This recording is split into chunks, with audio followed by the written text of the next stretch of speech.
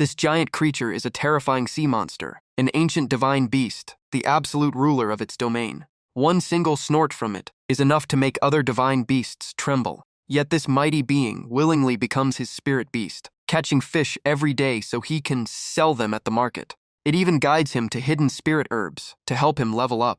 Under its protection, a shui slowly grows stronger and begins uncovering earth-shaking secrets of the cultivation world he transmigrated into. A shui was just a normal modern-day guy, until one accident sent him into this cultivation world, inside the body of a weak young man. The original host lost his mother young, and his father mysteriously disappeared 3 months ago. Only now does he realize the cruel truth. His once friendly uncle colluded with outsiders to harm them and seize the house and inheritance. The story opens on a peaceful landscape, endless mountains, and a quiet river like a perfect painting, and a voice calls out, "A shui." The voice grows louder, echoing through the vast forest. "A shui, what are you doing?" From behind, a long-haired teenage boy stands silently by the lakeside. A gentle breeze lifts a shui's hair as he stares into the distance, as if searching for someone. In front of him, a bearded man turns around and shouts, "Hey, idiot, why are you just standing there?" A shui tilts his head with confusion and asks softly, "Dad?" The man gently pats his head, a shui barely reaching his shoulder, and says warmly, "Silly boy, don't you recognize your father?" As usual, the father walks ahead cheerfully and calls out, "Hurry up, help me pull the net. Let's see Today's catch. I'll show you my skills." But something feels off. A shui watches his father's back with hesitant eyes, filled with sadness. Pushing those mixed emotions aside, he runs after him, coming, and the two head to the river to fish. The father shows off his skills, lifting the net packed with fish, leaving the boy completely stunned. The inexperienced son fumbles around, and even gets pinched by a crab, making his father burst into laughter. They roast fish to eat, but a shui chokes on a bone and flails around in panic. After eating, they play around, and a shui mischievously draws their silly faces on a tree trunk. The day slowly ends on the peaceful river, as the sunset paints the sky in lonely colors. After a long day of fishing, the father and son sit on the small boat, quietly watching the sunset together. Beneath the calm water, a carp suddenly pokes its head out and locks eyes with a shui. Startled, the carp flicks its tail to escape, and a shui blurts out, "A red carp." Splash! A shui jumps straight into the water to chase the rare fish, shouting, "Don't run," while his father is shocked out of his wits. He swims down, reaching out to grab it, but once underwater the fish is gone, and he mutters, "Huh, it disappeared." All he sees are rocks and weeds, not even a tiny fish in sight, and he wonders why the river is completely empty. Curious, a shui dives deeper, but suddenly his body stiffens and he whispers, "This is weird, why can't I move?" It gets worse, he can't move at all. Panic sets in as he struggles to breathe and he cries out, "Help, Dad, help me." By the time the sunset fades into a starry night, the small boat is still there, but his father is nowhere to be seen.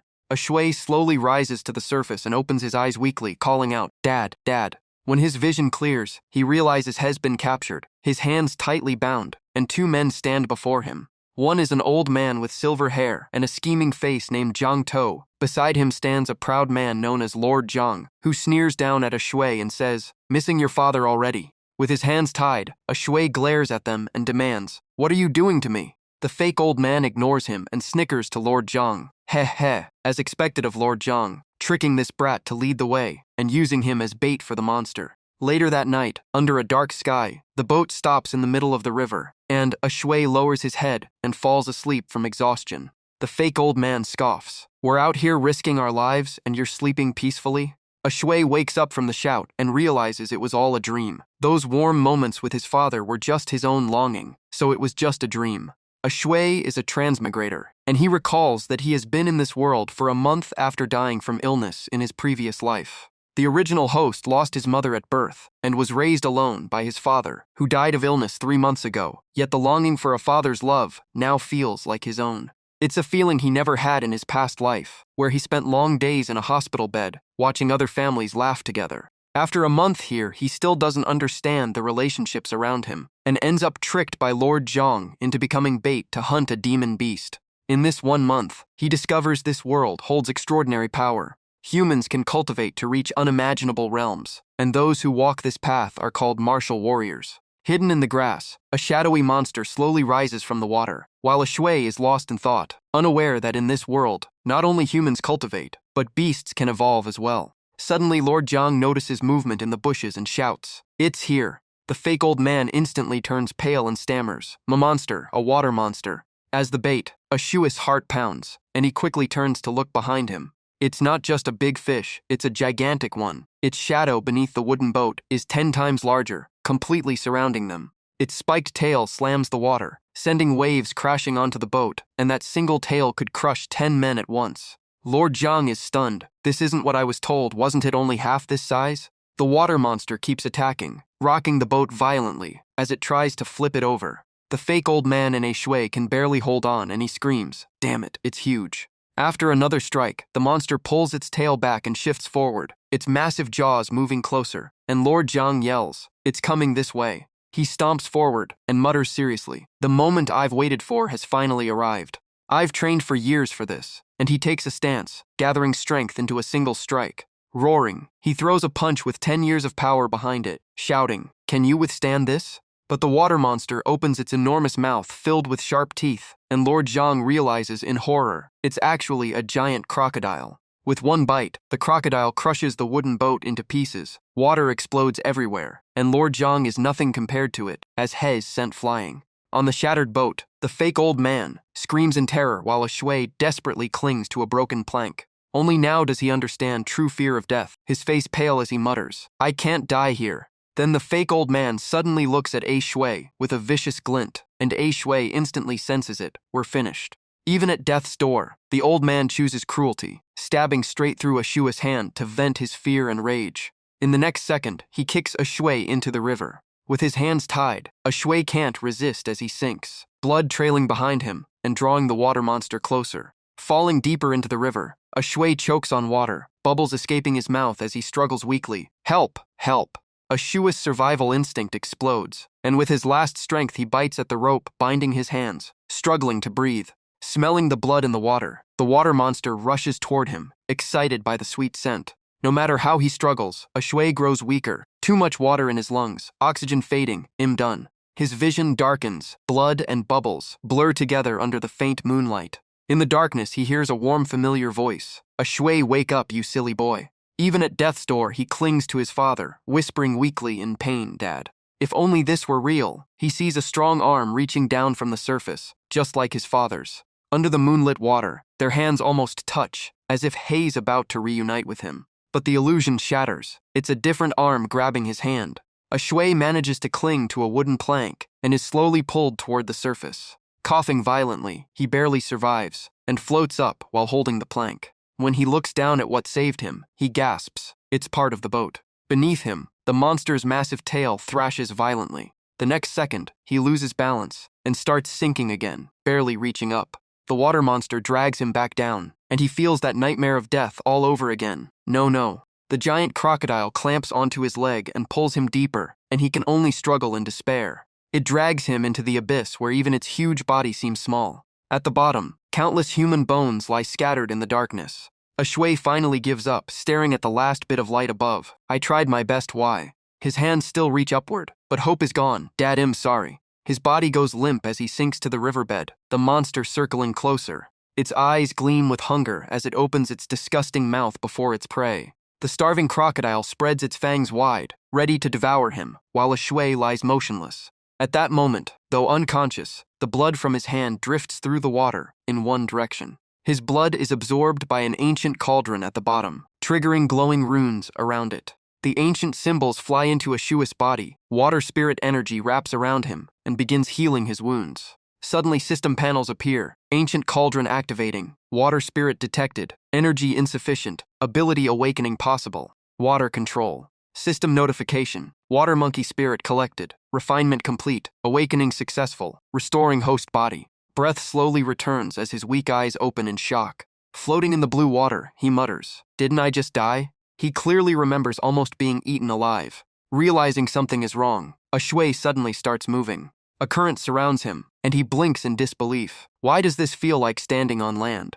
Looking at his hands, he hears the system, stamina consumed to control water. He scans his body in confusion, water control even breathing. When he inhales, he freezes in shock. I can breathe underwater. Checking his stabbed hand, Hez stunned to see the wound completely healed. Suddenly, behind him, the massive water monster approaches with glowing eyes. By the time he notices, its jaws are already wide open. Thinking it's over, a shui curls up, shuts his eyes, and screams. When he opens his eyes, his body is completely unharmed, and he freezes in shock.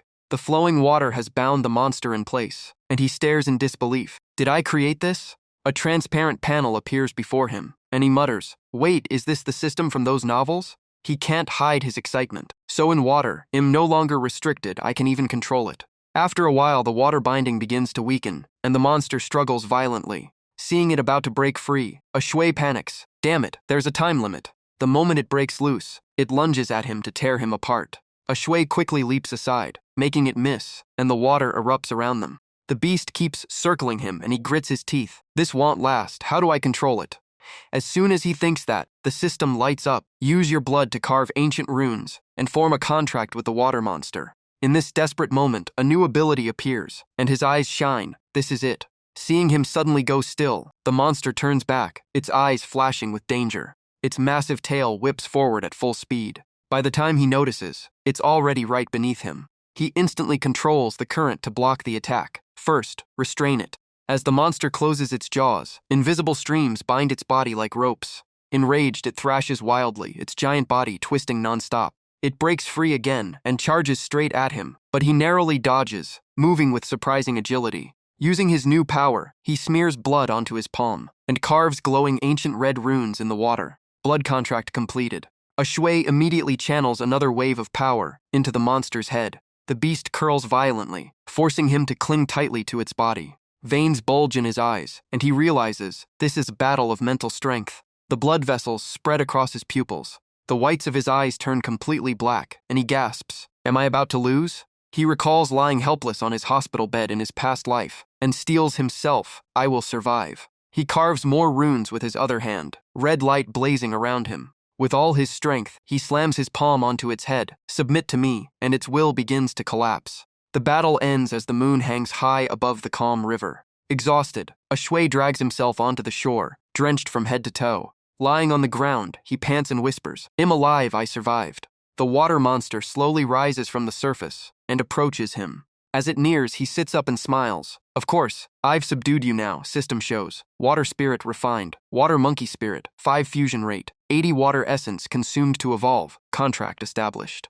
He taps its nose and says, "Stay here. I'll call you when I need you," thinking to himself that their spiritual link now lets them communicate anytime. The monster turns and swims back to its lair, disappearing beneath the water. When a shui stands up, his stomach growls, "I need to go home, eat something and rest." The peaceful night returns, and thanks to the merged memories and a mental map, he knows the way back isn't far. The monster slips quietly through the water plants, slowly returning to its cave. Surrounded by beautiful lotus ponds, it finally rests. Meanwhile, a group walking down the road draws attention. It's Steward Jung. Jang To smiles and guides him. "Steward Jung, this way please." The villagers whisper while working. "Who's that? Are they heading to Ashua's house? Did he cause trouble again?"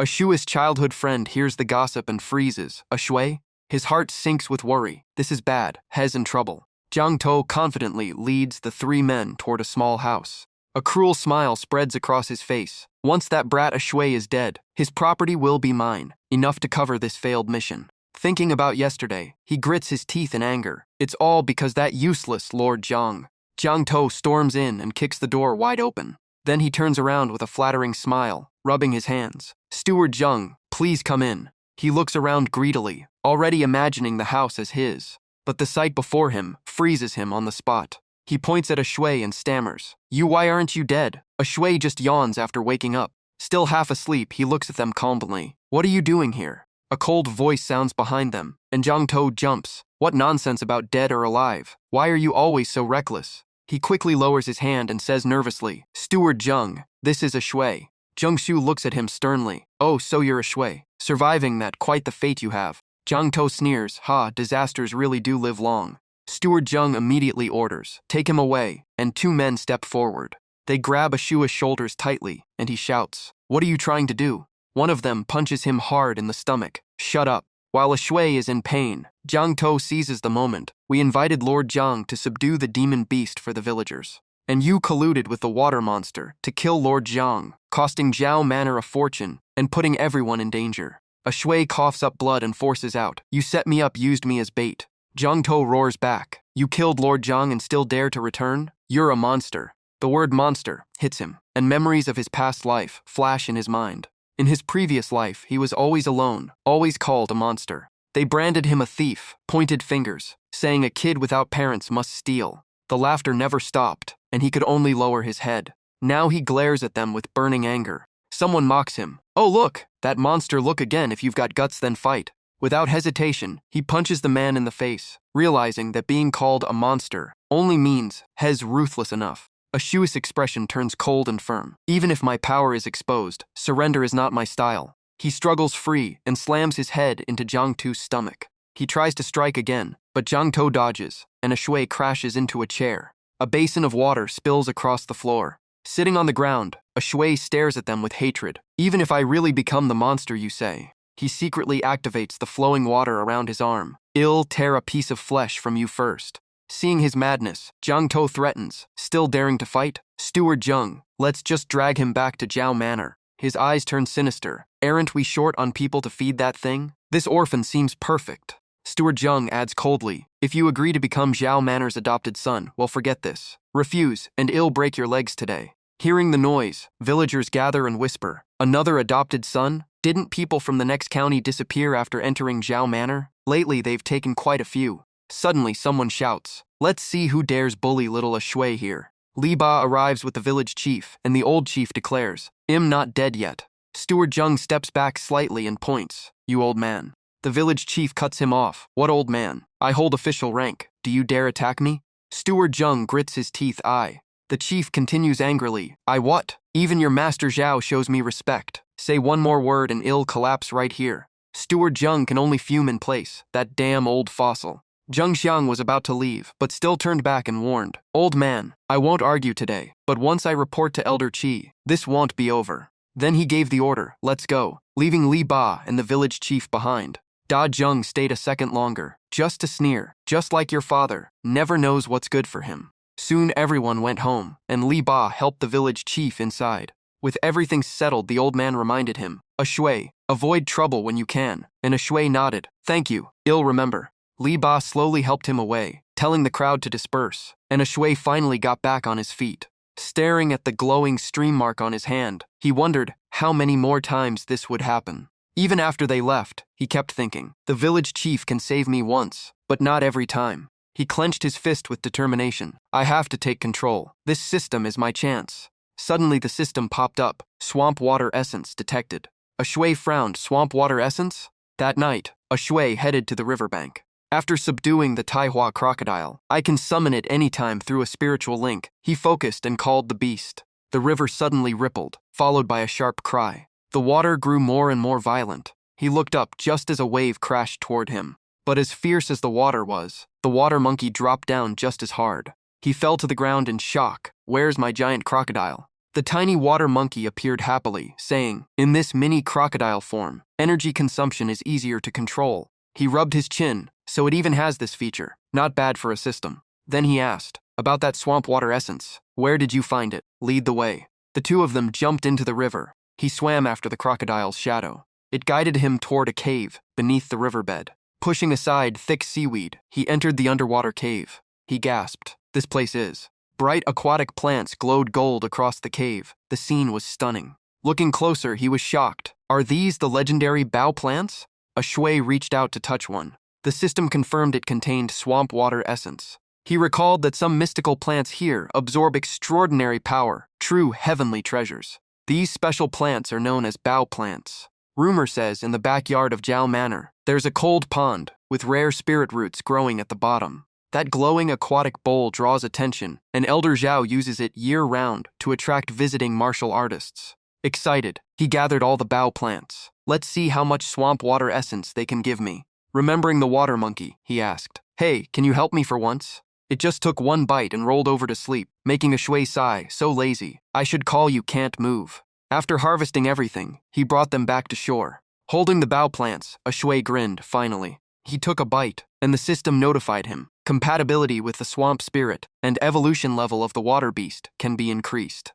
After swallowing, he blurted out, this tastes amazing. He kept eating one after another as the swamp water essence stats kept rising. After a while, he finished them all, and his stomach was completely full. The screen displayed spirit fusion rate, swamp water essence level, and water beast commander evolution. He studied the data carefully. Spirit fusion and beast evolution. I should upgrade myself first. Without hesitation, a shui pressed confirm. Instantly, a fierce beast soul appeared behind him. Power surged through his body, his strength rising fast. With this power, he could fight those guys head on. And with the river's force, the water monkey's fusion rate increased significantly. A shui summoned the flowing stream to his hand and sensed it. His water control had reached about 45 kilograms. He patted his belly regretfully. I'll need a few more days to accumulate more. I can't eat any more today. But one issue weighed on him. The real problem now is money. Winter is coming. Crocodiles slow down and enter hibernation. Fishing won't be reliable anymore. Just as he finished thinking, a fish suddenly appeared on the shore. It struggled violently, and a shui turned to see the water monkey, slowly climbing up with a smug sound. He burst into laughter and picked it up. Not bad at all. Looks like this economic crisis is solved. I just need to sell them at the market. Morning light slowly broke. He excitedly held a pouch of coins. One big golden fish sold for 80 yen. That's solid profit. Thinking about how he bargained at the market, he felt proud. These merchants can't compare to the aunties from my past life. They're way too easy to persuade. His face turned serious. Swamp water essence is settled. Next, I need to properly deal with Jiang To. The moment he thought of it, Jiang To's voice suddenly rang out behind him. Well, isn't this a shui? Jiang To patted his head warmly. We had a small misunderstanding before. I was just looking for you to apologize. What a coincidence. He picked up a fish and suggested, my boat is nearby. Let's have a nice meal and clear things up. Outwardly, he reassured him. Don't worry, just the two of us. But inside he sneered, just the two of us. Let's see where you can run. A shui wasn't fooled. A sly smile already curled on his lips. He had waited for this moment. Good, just the two of us. That makes me feel safe. The night before, old Zheng had 3 men drag Jiang To out and beat him. As Jiang To trembled for his life, Zheng Xiang spoke coldly. The manners experiments are facing problems lately. Many have died. We're short on alchemy materials. And a shui is an orphan with no backing, you understand, right? Old Zheng's sharp gaze cut through him. Jiang To swore desperately. I understand. A shui won't escape. Tomorrow I'll tie him up and deliver him. Old Zheng leaned in and whispered, if you do well, Elder Zhao will have those lords help you ascend. Jiang To asked in disbelief, really? Old Zheng nodded, of course. Hearing that, Jiang To trembled with excitement. I'm about to ascend. I'm about to. He tore open his shirt, revealing strange ancient patterns on his body. It's almost complete. Ha ha ha ha. His eyes rolled back as he laughed madly, veins crawling across the whites. I'm almost there. Back to the present. A shui and Jiang To were drifting on a small boat. Seeing a shui look away, Jiang To chatted cheerfully. Look around, beautiful view, no other boats nearby. He casually dropped poison into the pot while continuing, let's enjoy this meal and clear up all misunderstandings. A shui glanced over and asked casually, you're sure there are no other boats around? Jiang To assured him, of course, I checked carefully. Imagining a shui foaming at the mouth made him thrilled. Once you drink this fish soup, even if you scream your lungs out, no one will save you. Suddenly a shui stood up, power surging through his arms. Good, that's perfect. The overwhelming force rushed forward, leaving Jiang To speechless. A shui you. Before he could finish, the flowing water wrapped around him. All he could gasp was a broken cry. As air ran out, Jiang To's face twisted in horror. The last thing he saw before losing consciousness was a shui staring down at him coldly. Night fell, moonlight flickering across the river. Jiang To slowly woke up, coughing out a mouthful of river water. Regaining his senses, he realized he was tightly bound and unable to move. A shui had been waiting, tossing the pouch of coins in the air. Well, you slept pretty well. Jiang To trembled in fear. What do you want? Weighing the money in his hand, a shui smirked. Looks like sending me to Zhao Manor earned you quite a bit, at least 2 liang, right? Struggling desperately, Jiang To stammered. A shui, listen to me. But a shui cut him off. Look around. Does this place seem familiar? Jiang To froze as he recognized the river. Isn't this where we caught the water monster that night? The moment he said it, the water monkey suddenly rose from the river. A shui's face darkened. Huh?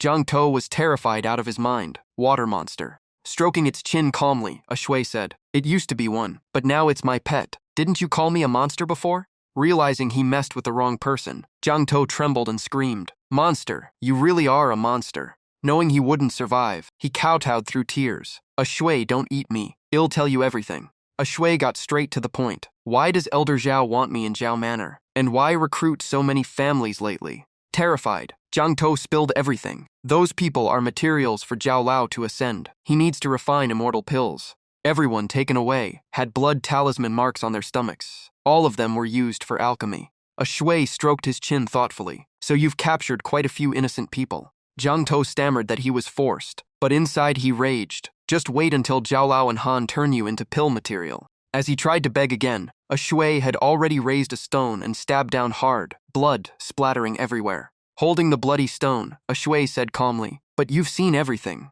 He finished coldly, "You've seen my monster side." The water monkey slowly dragged Jiang To's body into the river, and a Shui thought, "If I don't kill him, I'll be the one who dies." Under the moonlight, he sat alone on the boat. "I need a strong backing to buy time and grow stronger." The corpse slowly sank into the depths. Suddenly, the body twitched violently, as if something was inside. Morning light began to rise, and a bird flew over a Shui's boat. It had just landed to greet the sunrise. A hand suddenly grabbed the edge of the boat, startling it into flight. With a great harvest, a Shui smiled at the water monkey. He gathered power in his palm. Real strength is truly convenient. It's been 3 days since I killed Jiang To. Pouring out the fish, he calculated, to stay hidden. I've been acting like a normal fisherman, leaving early and returning late. I haven't gone near the Lotus Lake anymore. He recalled how he traded Jiang To's belongings for this boat, even cried in front of everyone claiming Jiang To bullied him, making the villagers curse Jiang To. Thinking of Zhao Manor's power worried him. They won't let this go easily. Jiang To's disappearance will eventually point back to me.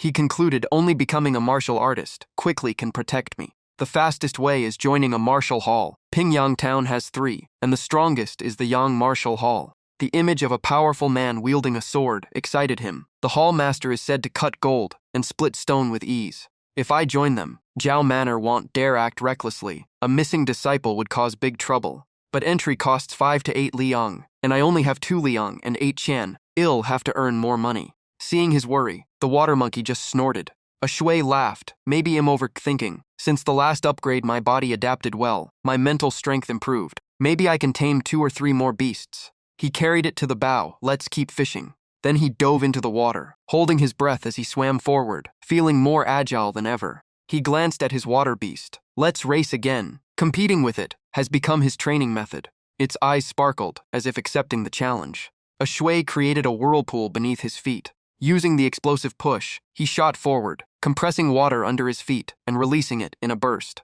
As he swam, he analyzed. The weakness is low endurance and fast stamina drain, but in short bursts, nothing can match this speed. Suddenly, a dark shadow shot forward, even faster than him. A Shui stared at it in shock. What is that? Looking closely at its shape and features, he realized it was a treasure fish. He quickly recalled what he knew about sea creatures in this world.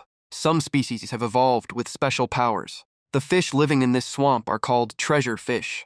And now, 2 more appeared in front of him. He couldn't hide his excitement. One is already rare, and today there are 2. In just a blink, they were already swimming away. A Shui pointed at the water monkey and ordered, "Can't move, you take that one." It obeyed and instantly reverted to its larger form. Then it chased after 1 treasure fish. On the other side, a Shui focused on the remaining one. He cursed under his breath. Shudv brought a fishing net. He used his new move, compressing water under his feet and blasting forward. As he closed in, he reached out and quietly activated water control. The treasure fish was trapped before it could react. He seized the chance and grabbed it tight. Holding it in his arms, he smiled. "Got you." Suddenly, behind him, a massive water monster with golden eyes appeared. A Shui happily placed the treasure fish into his basket. Today's profit will be huge. Out of nowhere, something wrapped around him and knocked the basket away. Before he could react, he was dragged off. Its eyes glowed red as its massive figure revealed itself. His back slammed into the riverbed. The impact made him cough up blood. The monster stood before him, huge like a rocky mountain, its glowing eyes freezing the water around them. A Shui was stunned. Is this the 6-bearded man-eating catfish from the Yi River? Forcing himself calm, he swam forward. A transparent water sphere formed at the monster's mouth, preparing another attack. A Shui quickly stretched out his hand and activated water control. Just as it gathered power, the water sphere burst apart. He exhaled in relief. That was close. But suddenly it whipped its tail at him. Damn, that was a feint. It ground its teeth and made a strange triple sound. Wait, is it laughing? While it was smirking proudly, a huge shadow appeared behind it. The water monkey slammed its tail hard. The catfish was sent spinning, mouth wide open. The water monkey kept chasing without pause. Its battle instinct flared as it bit down hard, making the catfish roar in pain. Good job, can't move. Using a sharp rock, a shui cut his palm and waited for the right moment. As the catfish rushed close, he thrust out his bleeding hand. If I don't win now, I die. He cast Blood Dominion Control on the catfish's head. I have enough mental power, I can tame it. Red warning alerts flashed, telling him to stop, but he endured through the danger. Determined, he poured all his strength in, his eyes blazing fiercely. His will flowed into the catfish through his gaze. The situation flipped, and the beast was completely subdued, letting out a dull sound. The river returned to calm as the boat drifted quietly. A shui climbed back onto the boat, exhausted. He collapsed and gasped. Finally back, that catfish's mental power was insane, almost blacked out. But then he smiled, however. In front of him, besides the sleeping water monkey, the six-bearded catfish stared obediently. System notification. Six-bearded catfish tamed successfully. Evolution points available. He sat up and said, "You're so fat, I'll call you a fae," and it happily surfaced. He checked the fish basket. Time to count the harvest. One treasure fish popped out. The water monkey opened its mouth and revealed another one. That's a baby treasure fish. A shui rubbed its head and praised, "Can't move. You're reliable," and a fae seemed pleased too. The boat was now piled with fish and 2 treasure fish. He lit a fire, tossed 1 treasure fish into the pot, and smiled. "Let's try the small one first and see if it boosts my strength." Soon he finished it completely, leaving only bones and a small horn. A shui happily picked up the tiny horn. This would be a nice souvenir, when suddenly the system popped up. He checked it and grinned. 18 points. That's equal to 18 swamp water essence. He calculated quickly. If the small one gives 18, the big one might give 54. My fusion rate is already 7.5%. With both fish, I can easily break 10%. But he forced himself to stay calm. Be patient. Tuition money comes first. Looking at the fish pile, this should be enough. So a shui hurried toward the bustling Nia town market. He looked around carefully. A crowded stall caught his eye. Last month's moon festival just passed. What are they celebrating now? Chen Jieshuang proudly held up a fish. This is a once-in-a-century treasure fish. 1 Jin 7 Song, 6 Hua. The crowd buzzed. Treasure fish. The Chen kid is impressive. A shui narrowed his eyes. Oh, he caught one too. He pushed through the crowd. Make way. Someone complained. Isn't that the Liang kid, in a hurry to reincarnate? Finally, he reached Jieshuang. A shui whispered, "Looks like the river god blessed us. I caught 2 treasure fish today." Someone mocked him. "Stop talking nonsense. The Chen boy only caught 1. A shui reached into his basket calmly. "The second one isn't his." He pulled out his premium treasure fish and smiled. "It's mine." The buyers laughed at its rough appearance. "That ugly thing is a treasure fish. You just grabbed any fish to scam us." Their ridicule made his face tense. Jieshuang glanced at the fish and smirked. Suddenly a familiar voice sounded. "Oh, isn't this Hong Xuelu?" A martial master stood before Jieshuang. The crowd gasped. "That's a master from Yang Martial Hall. What presents?" He asked calmly, "How much?" Jieshuang forced a smile. "Sir, whatever you think is fair." After checking the weight, 1 Jin 7 Liang 6 Hua, the master said, 3 Liang deal? Jieshuang beamed. 3 Liang sold. A shui quickly raised his own fish. "Sir, please look at mine." The crowd scolded him. "Shameless brat, don't offend the martial master, and drag us down." The master widened his eyes. "Oh, this is new Jiao fish." A shui blinked, "So that's its name. 1 Jin 5 Liang 2 Hua." After examining it, the master said, 6 Liang silver, sell? The market erupted. 6 Liang. Our whole family doesn't have that much. Jieshuang froze in shock. Someone in the crowd muttered, "Careful, you might earn it, but not live to spend it." A shui didn't hesitate, sold. Jieshuang quietly left with his basket. A shui cupped his hands respectfully. "Sir, why is mine worth double Hong Xuelis?" The master replied, "Its hard scales can be used for medicine, refined into blood essence pills to strengthen qi and break blood barriers. I happen to need this." As a shui packed up, he thought, "Good thing I kept the small fish's hard scale." The sun slowly began to set. He held the pouch and counted, 6, 7, 8. Suddenly, a shadow approached from behind, startling him. Li Ba grabbed his shoulder and gave a thumbs up. "Well done, kid. You've brought honor to our town." A shui shyly replied, "Are you that person? I never properly thanked you that day." The kid grinned and stretched out his hand. "Then give me 6 taels." Brother Zhu instantly refused. A shui tucked the silver into his robe and asked, "By the way, how much is the entry fee for the Yang Martial Hall?" Li Ba smirked proudly. "You're asking the right guy. My father plans to send me there." He explained everything. Old Yang charges 7 taels without lodging, 10 with housing and medicinal baths. Food costs extra. It's pricier than the others, but far more reputable. A shui quickly calculated in his head. 7 taels plus donations and Today's earnings. 9 taels and 2 sous. That's enough. He straightened up confidently. Then let's register together tomorrow. Li Ba punched his shoulder. So you're rich now? Then we're good. Suddenly a voice echoed in his mind, detecting treasure fish again. A shui felt something was off. At the Zhao residence. Underground, Zheng Xiang reported. We still don't know where that chapter leader is, but the trail points to a kid named a shui. The mysterious figure replied coldly. Don't bother me with trivial matters. Handle it yourself. Zheng Xiang said nothing, but his eyes turned dark with displeasure. That night, a shui returned to his boat. He carefully sliced the bamboo shoots, then dropped them into the steaming pot. As he lifted the lid, the water monkey moved closer. A pot of fresh sandfish soup was ready. He scooped a bowl and took a sip. The taste exploded in his mouth. Delicious. Even his 2 water beasts started drooling. A shui poured some soup into the river. Here, you two have some. As they ate below, a notification appeared. Plus 24 marsh essence. A shui clenched his fist in excitement. As expected of a treasure fish. So generous. His body strength surged again. He looked at his beasts. This was real luck. Afi had found another treasure fish. Afi paused, then realized. Time to level up. Last time bone tempering gave 18. Now plus 24. He opened the system panel and selected infusion. A phantom beast manifested behind him. Power flooded in. Water monkey fusion reached 11.7. He punched the air and sighed. If only someone were here to spar. He suddenly lifted Afi with his power. His water control had grown stronger, but Afi dropped back into the river. Just a few scraps weren't enough, and the required essence had decreased. Looking again, both water beasts needed 779 marsh essence to evolve. Afi examined the small item in his hand. It was strange. Was it man-made or born naturally? He recalled its magnified image. Once resembled Ying Long, the other a giant ape like Wu Jiqi, then human-headed serpent gods, and at the end a mysterious emperor in black robes. In the end he shook his head. If it's too hard, forget it. Thinking too much won't help. Water flowed around his palm. Tomorrow I enter the martial hall. I must grow stronger to face Zhao Lao. A fresh morning arrived. The two rode a carriage toward the martial hall. Li Ba shouted excitedly, "Let's go." A shui asked the driver, "How much longer until we arrive?" Before long, Li Ba kept shaking him. A shui looked. In Pingyang town, ancient buildings stretched across the city. A shui and Li Ba strolled along the street, greeting people warmly. They stopped at a bun shop. Li Ba bit into a steaming bun and yelped, "So hot."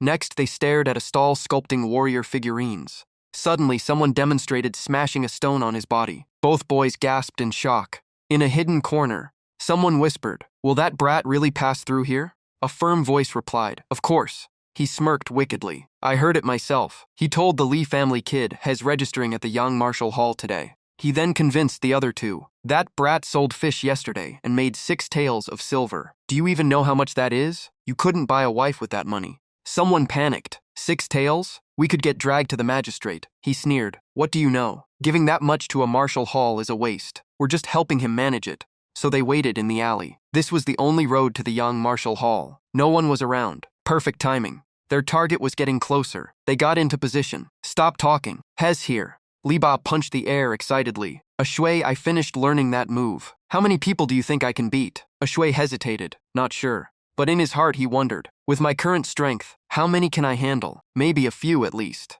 Suddenly someone jumped out and blocked their path. He shoved his companion aside and threatened, "Brat, we meet again. Hand over all your money." He pointed arrogantly. "Either give it up, or my brothers will leave you lying on the street." The group burst into laughter. A shui glanced at them with disdain. "Oh? Then I choose to leave you lying here instead." The thug raised his fist and shouted, "You're courting death." A shui didn't hesitate. One punch shattered his teeth. Another accomplice rushed from behind. "You little punk." A shui instantly slammed a wooden stick into his face. He grabbed the robber by the head, refusing to let go, then hurled him with full force at the last one charging in. Caught off guard, both of them crashed to the ground.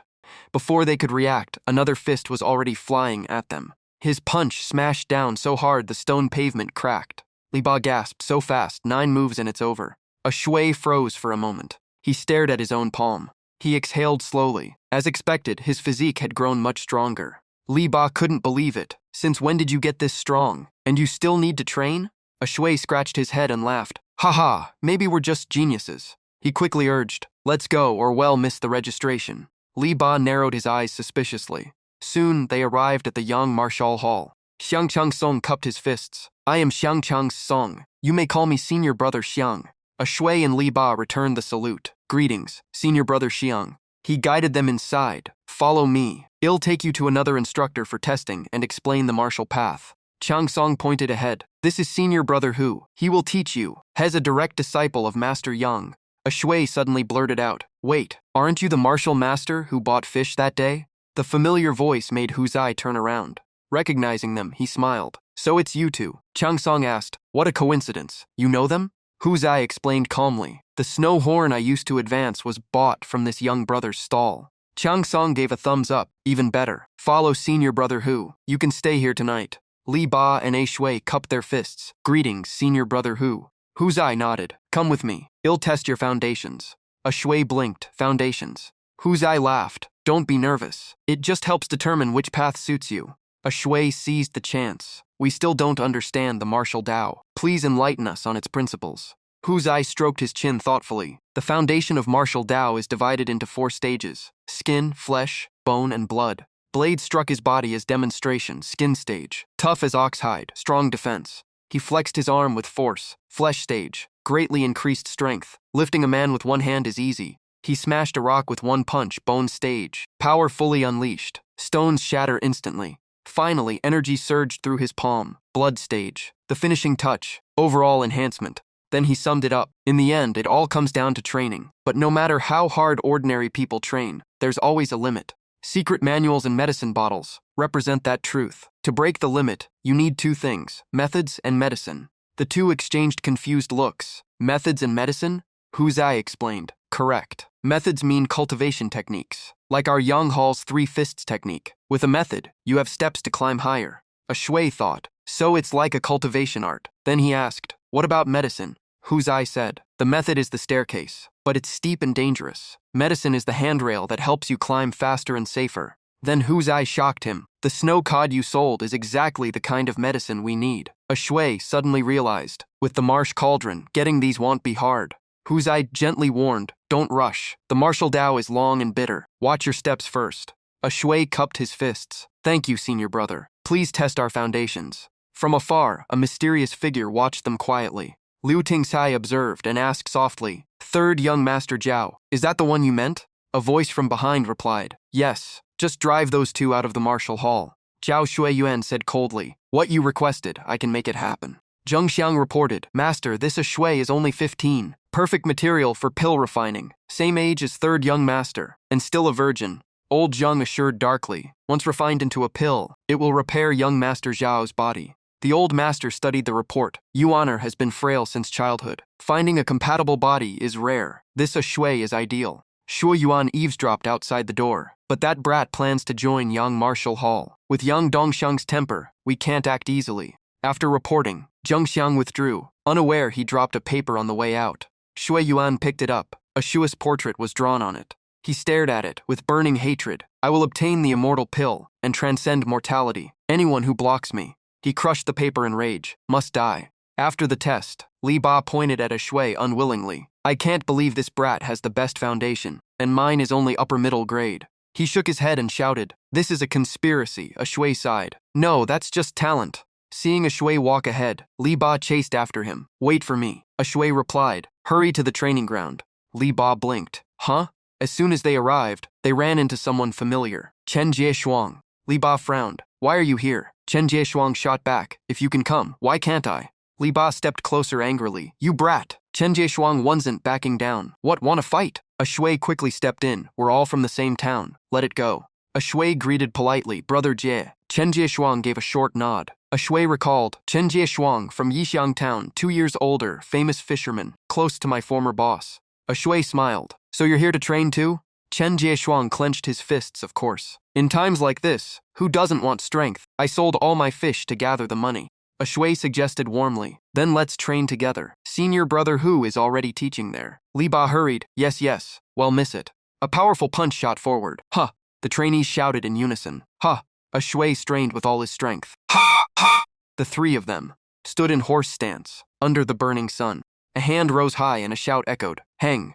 Hu Zai instructed, take a short break. In the afternoon, Instructor Liu will continue your training. The three boys collapsed under a tree. Li Ba groaned, I'm exhausted. I want to quit already. Chen Jie was tired too, but still muttered, weakling. While they rested, someone approached mockingly. Oh, I was wondering where that fishy smell came from. Luo Tingsai covered his nose in disgust. It stinks. Can you move farther away? Xie Dingyi added from behind. Yeah, were you three born inside a fish? He rubbed his fingers greedily. 2 tails each. Pay up, and we'll let you stay here. Li Ba almost charged forward. Luckily, Chen Jieshuang stopped him. Calm down. Don't cause trouble for senior brother Hu. A Shui stayed silent, thinking, with my current strength, I can't handle all 3. Yan Kai cracked his knuckles. What, want to trade moves? I'm about to break through skin stage. Perfect time to test it. A Shui broke into cold sweat. Skin stage if this were in the river, maybe. Li Ba gritted his teeth in frustration. Damn it. Suddenly a loud shout startled the bullies. Luo Yancai, what are you doing?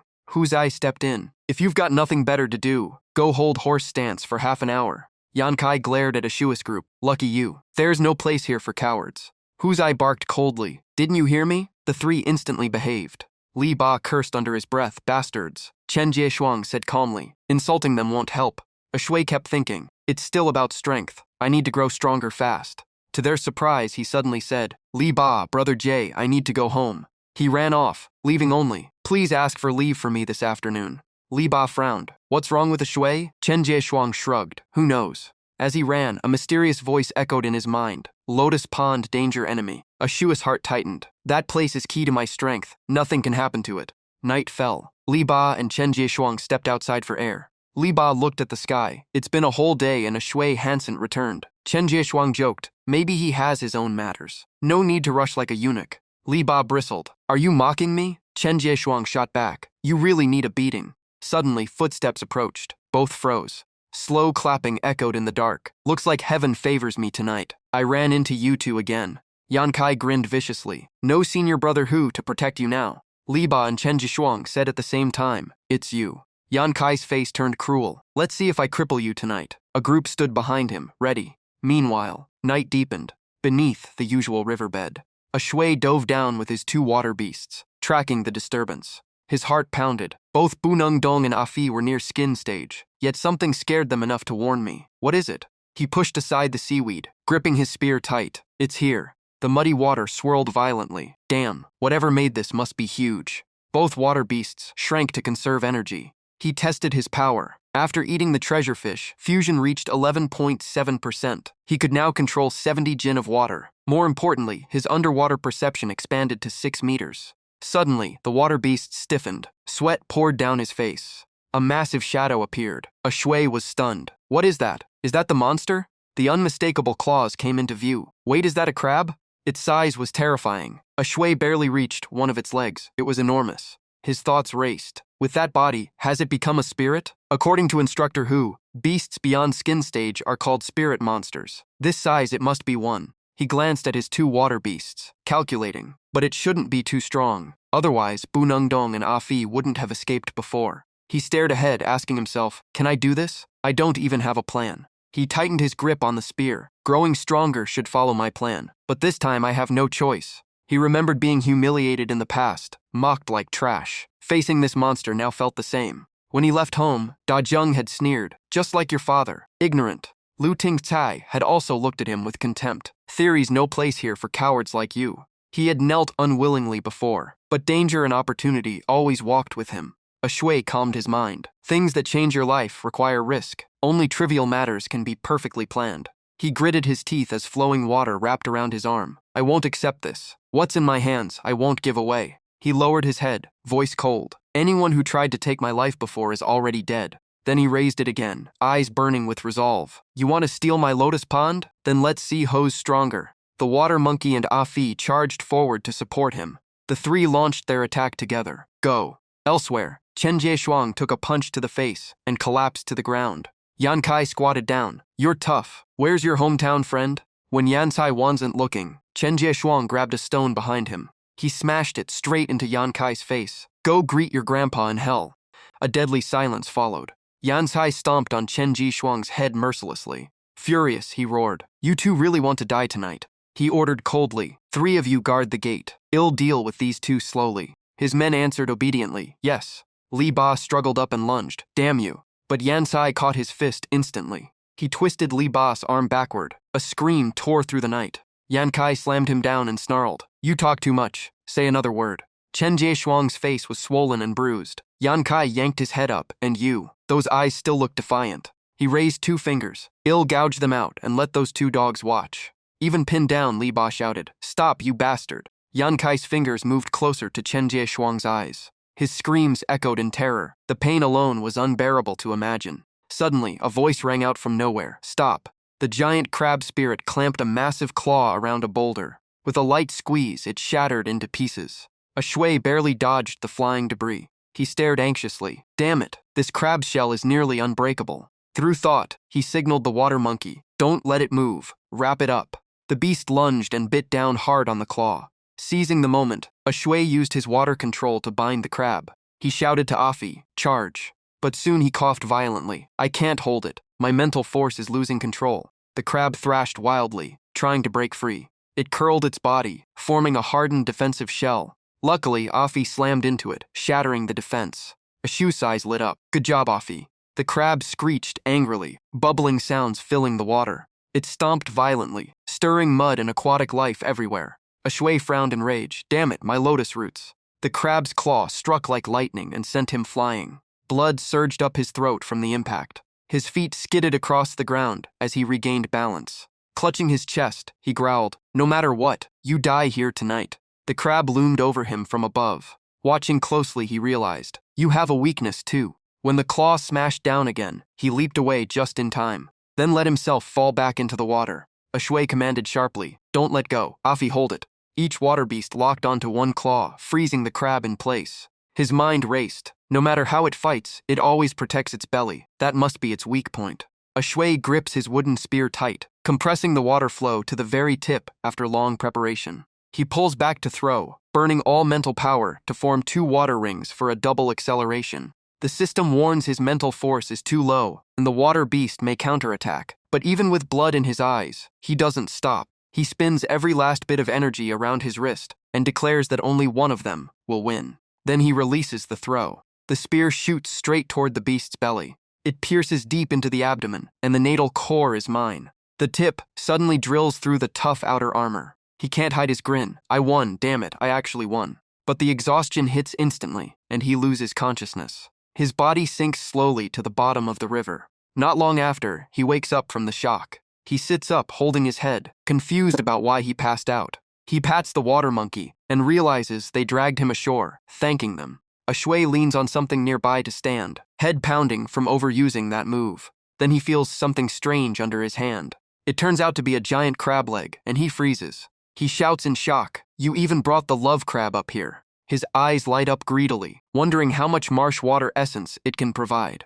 The water monkey points at the crab's belly, catching his attention.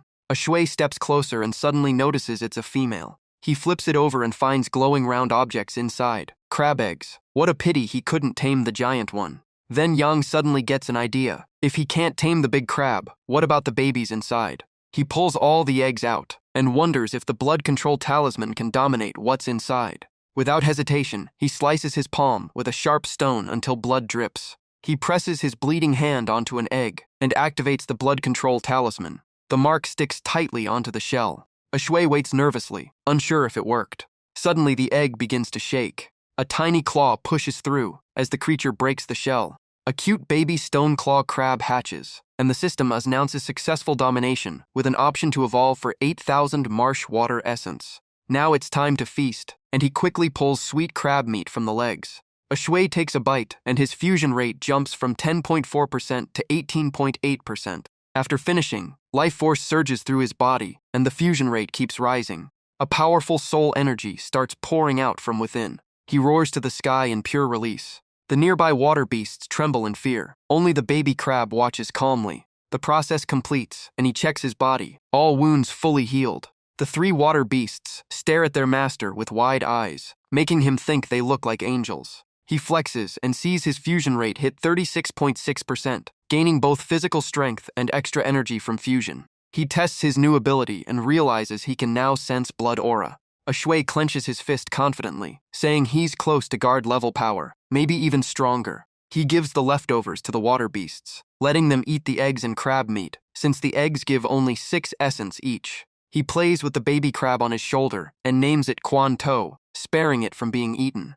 Images of his enemies flash through his mind as he vows to break into guard level within a month. Once he becomes a martial academy student, the Chung family won't threaten him again. With his resolve set, he decides to return to the martial hall for tomorrow's morning training. On the other side, Lian Kai is about to gouge Jie Shuang's eyes when a voice suddenly shouts, "Stop!" The newcomer scolds him for causing chaos. Liu Liansai, that's enough. Lu Xiaohui steps forward with a stern face, reminding him that the martial hall has its rules. Lian Sai isn't afraid and stands tall, saying he represents Xiao Sanshao, not himself. Those words make Lu Xiaohui's eyes widen in shock.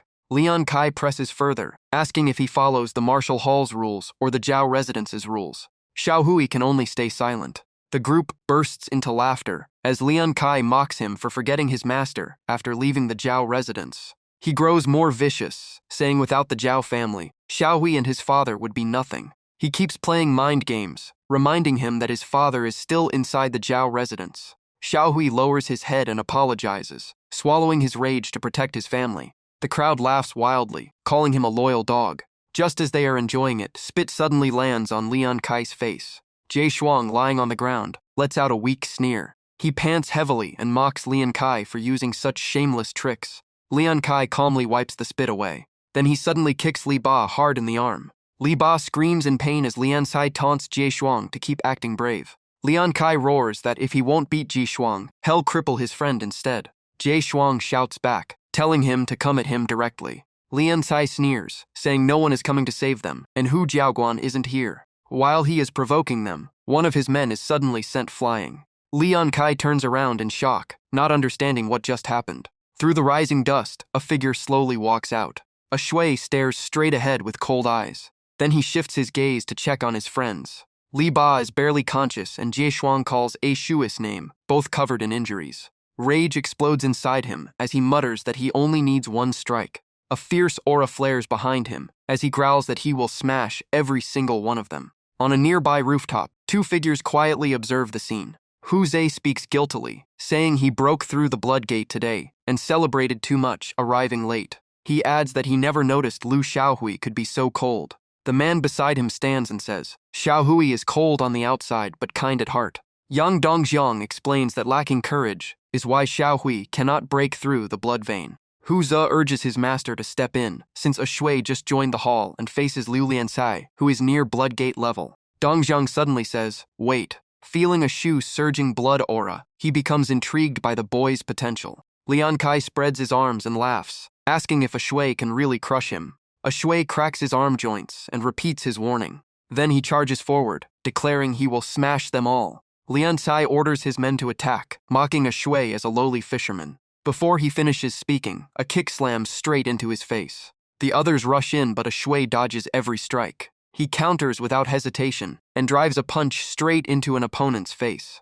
More of them rush in, and he sidesteps easily, telling them to take his kick. One of them snaps in anger, "You brat, stop messing around." Before he can finish, a Shui's heavy punch smashes into his face.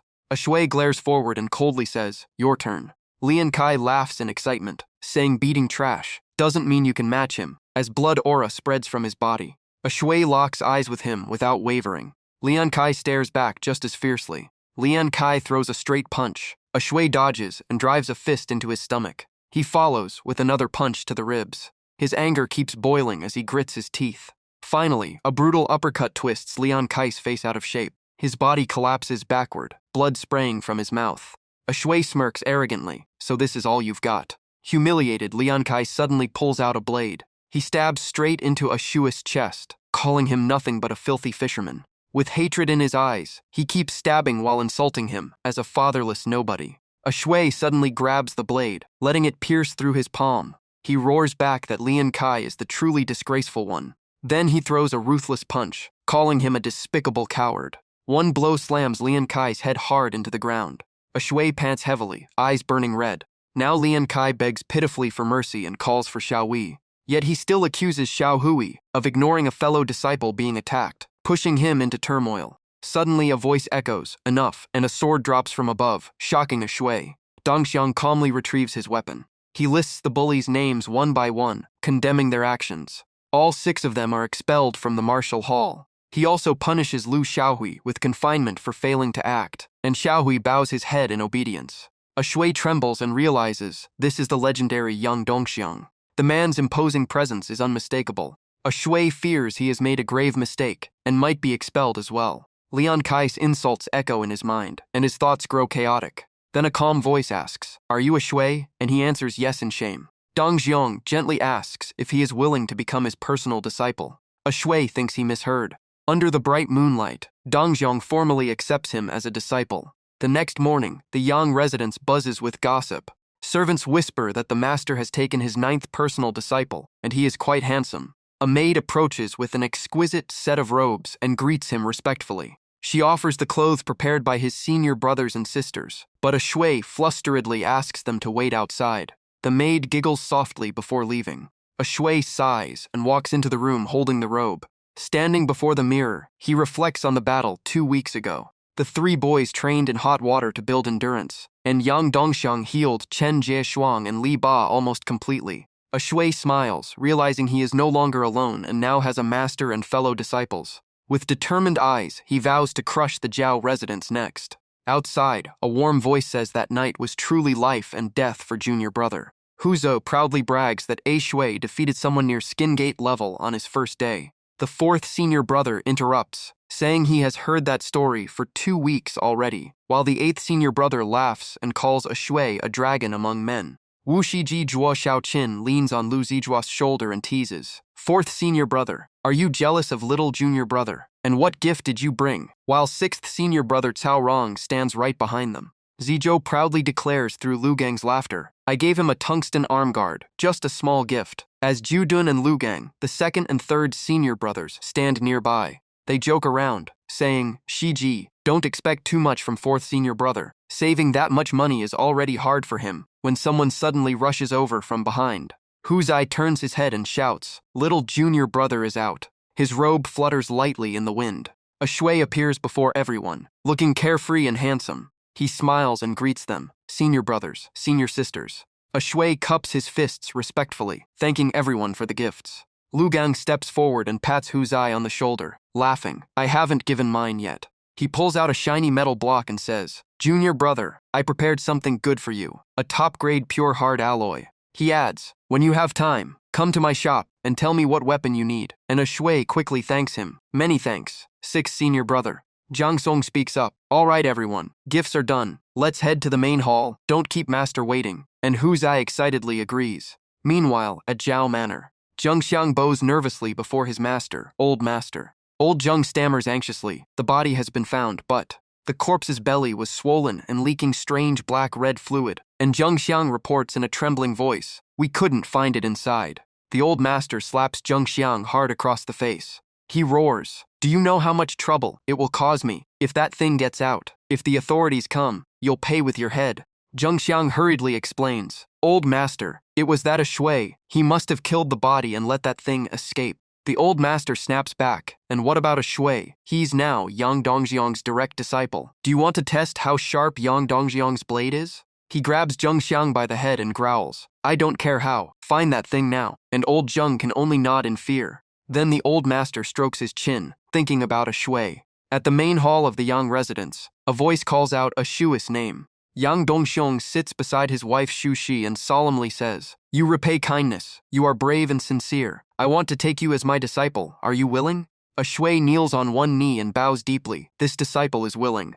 Huzai and Jiang Song watch with satisfied smiles as Yang Dongxiang instructs, "Under me you must stay humble, train diligently, respect your master, and honor your family." Zhuo Xiaoqin and Lu Gang listen quietly as he continues, "No killing fellow disciples, no disobedience, no evil deeds, no bullying the weak, do you remember?" A shui answers firmly, "This disciple understands." Yang Dongxiang declares loudly, "Good, after the tea ceremony, you will be my 9th direct disciple. From today no one can humiliate you. I am your backing, do you understand?"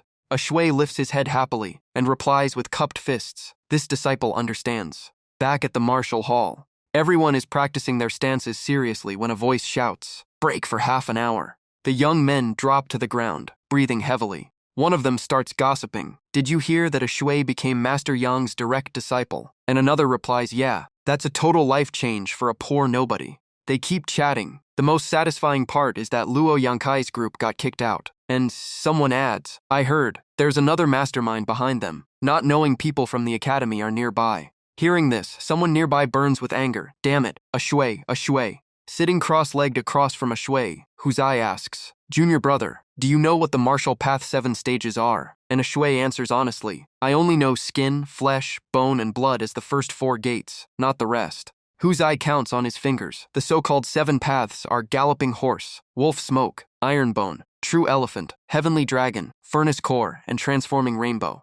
Huzai continues, at the Galloping Horse stage, at its peak, you can hold back dozens of charging horses without moving an inch. At the Wolf Smoke stage, your blood energy rises like smoke several meters high, and when you unleash it, people feel like they're surrounded by wolves. At the Fierce Tiger stage, your blood surges like a tidal wave, and when you erupt, ordinary people tremble like rabbits before a tiger. At the True Elephant stage, every move shakes the ground. You can split mountains and block rivers, and you could even become a great general. At the Heavenly Dragon stage, some can break free from the shackles of heaven and earth, leap 3,000 zhang, soar into the clouds, and stand as a nation's martial saint. Huzai rubs his chin. As for Furnace Core and Transforming Rainbow, I don't know much, only that those who reach it can grow full wings and ascend. Hearing this, a shui thinks, martial power in this world is that terrifying. If I can ascend, could I return to my old world? He looks up and asks, what stage has Master reached? Huzai slowly stands and asks instead, Junior brother, do you know how many martial halls there are in Pingyang Town? A shui hesitates, maybe 3. Huzai turns his back and explains calmly, the other 2 stay because they barely survive here, but Master Yang stays because this is his hometown. His voice turns firm. Our hall has ranked first for years, because Yang Dongxiang is the only martial artist in Pingyang Town who reached the Fierce Tiger stage. A shui is shocked. Fierce Tiger, with my system, I can reach that level fast. Huzai laughs. That's it for today, junior brother. Don't rush your realm. Steady steps lead to real progress, and a shui bows in thanks. A shui smiles to himself. This lowers the pressure from Zhao Manor. Next, I need to catch the treasure fish and break through the skin gate. A shui takes a boat onto the great river. He checks the cabin and sees it packed with fish. He can't even move. It's too full. Maybe it's time for a bigger boat. He stands there, stroking his chin. Too bad I haven't found the treasure fish. Who knows when I will. He opens the system to check. Fusion rate is at 37%. If I catch it, I might break through the skin gate. Host a shui, refining swamp spirit, water monkey white, fusion rate 37%, swamp essence unavailable. Suddenly, he notices a feather drifting nearby. The river surface begins to churn, rocking the boat. A wave slams into him, and he raises his arms to block. What's going on? A shui stares in disbelief. What is that? In the middle of the river, 2 demon beasts are fighting. Their aura darkens the sky with thunder and lightning, as waves explode around them. Even a shui and his boat nearby are caught in the shock waves. He squints. Is that a giant toad biting a massive bird? The green toad lashes out its long tongue to bind the red giant bird. Suddenly, the green toad is blasted away and crashes back into the river. Seeing the towering splash, a shui's heart sinks. This is bad. A huge wave smashes into his boat, and he shouts as his catch is swept away, my fish. The boat shatters under the impact, and the fish escape.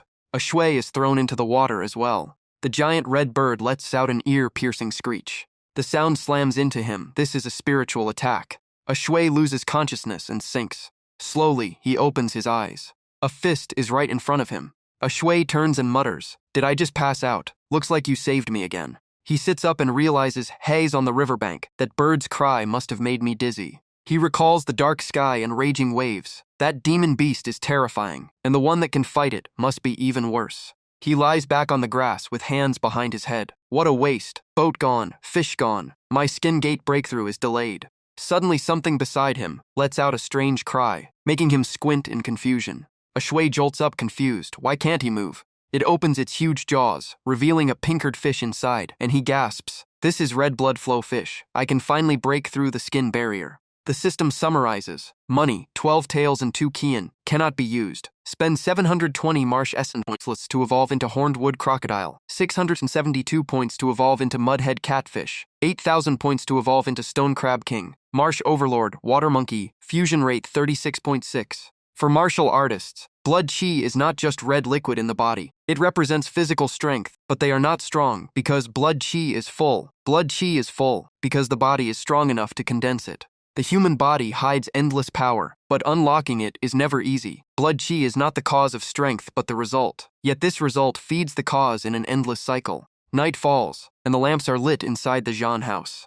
Someone sticks a stick of incense into the burner, smoke slowly rising. A shui sits cross-legged and trains in silence, eyes shut tight, sweat pouring down as heat rises from the pot before him and the incense on the table. The smoke drifts around a shui, but he stays completely focused. He recalls Hu Zai carefully lifting the wooden box and saying, "This is spirit-calming incense. It helps martial artists break through." A shui's body burns like fire as Hu Zai's calm voice echoes in his mind. To break the skin barrier, you must refine the blood qi in your chest. Following Hu Zai's advice, a shui eats a piece of fish. After each blood qi training, you must replenish with fish meat. He grits his teeth in frustration. This is the 38th attempt, just a little more. He remembers Hu Zai's warning. The key to breaking the skin barrier is using internal blood qi to stimulate the muscle membrane and activate full body refinement. With eyes closed, a shui circulates his power. A bright red stream flows in his chest as Hu Zai's words repeat. Blood qi is the energy formed while training, the essence of the human body, the root of life.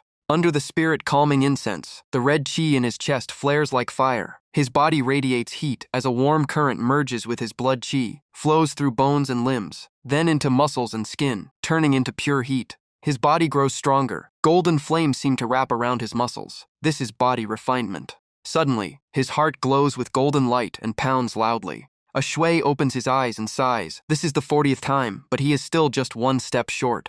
The system notifies, Peak Master a shui, Refining Spirit Seed, Water Monkey White Grade, Fusion Rate 49, Marsh Essence none. He stares at the system panel and mutters, 49, yet the skin barrier still won't break. A shui clenches his fists, full of confidence. Once it reaches 50, there must be a huge change.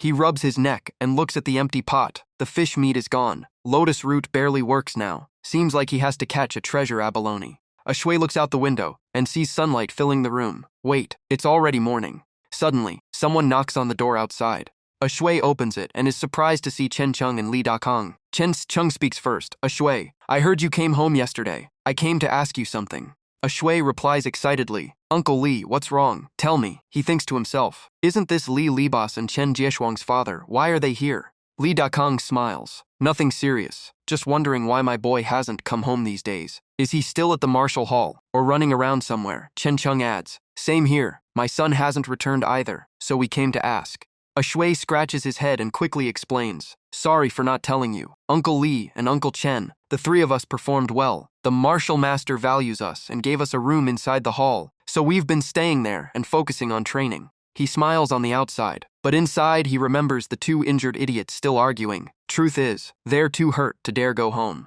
Hearing this, both men burst out laughing. Li Dakong beams with pride. Not bad. Our Yixing town finally has young martial artists. Chen Cheng agrees. These three grew up together. I knew they'd have a bright future. Then Li Dakong notices a shui still standing at the door and remembers something important. Oh right, a shui, I came to remind you about something.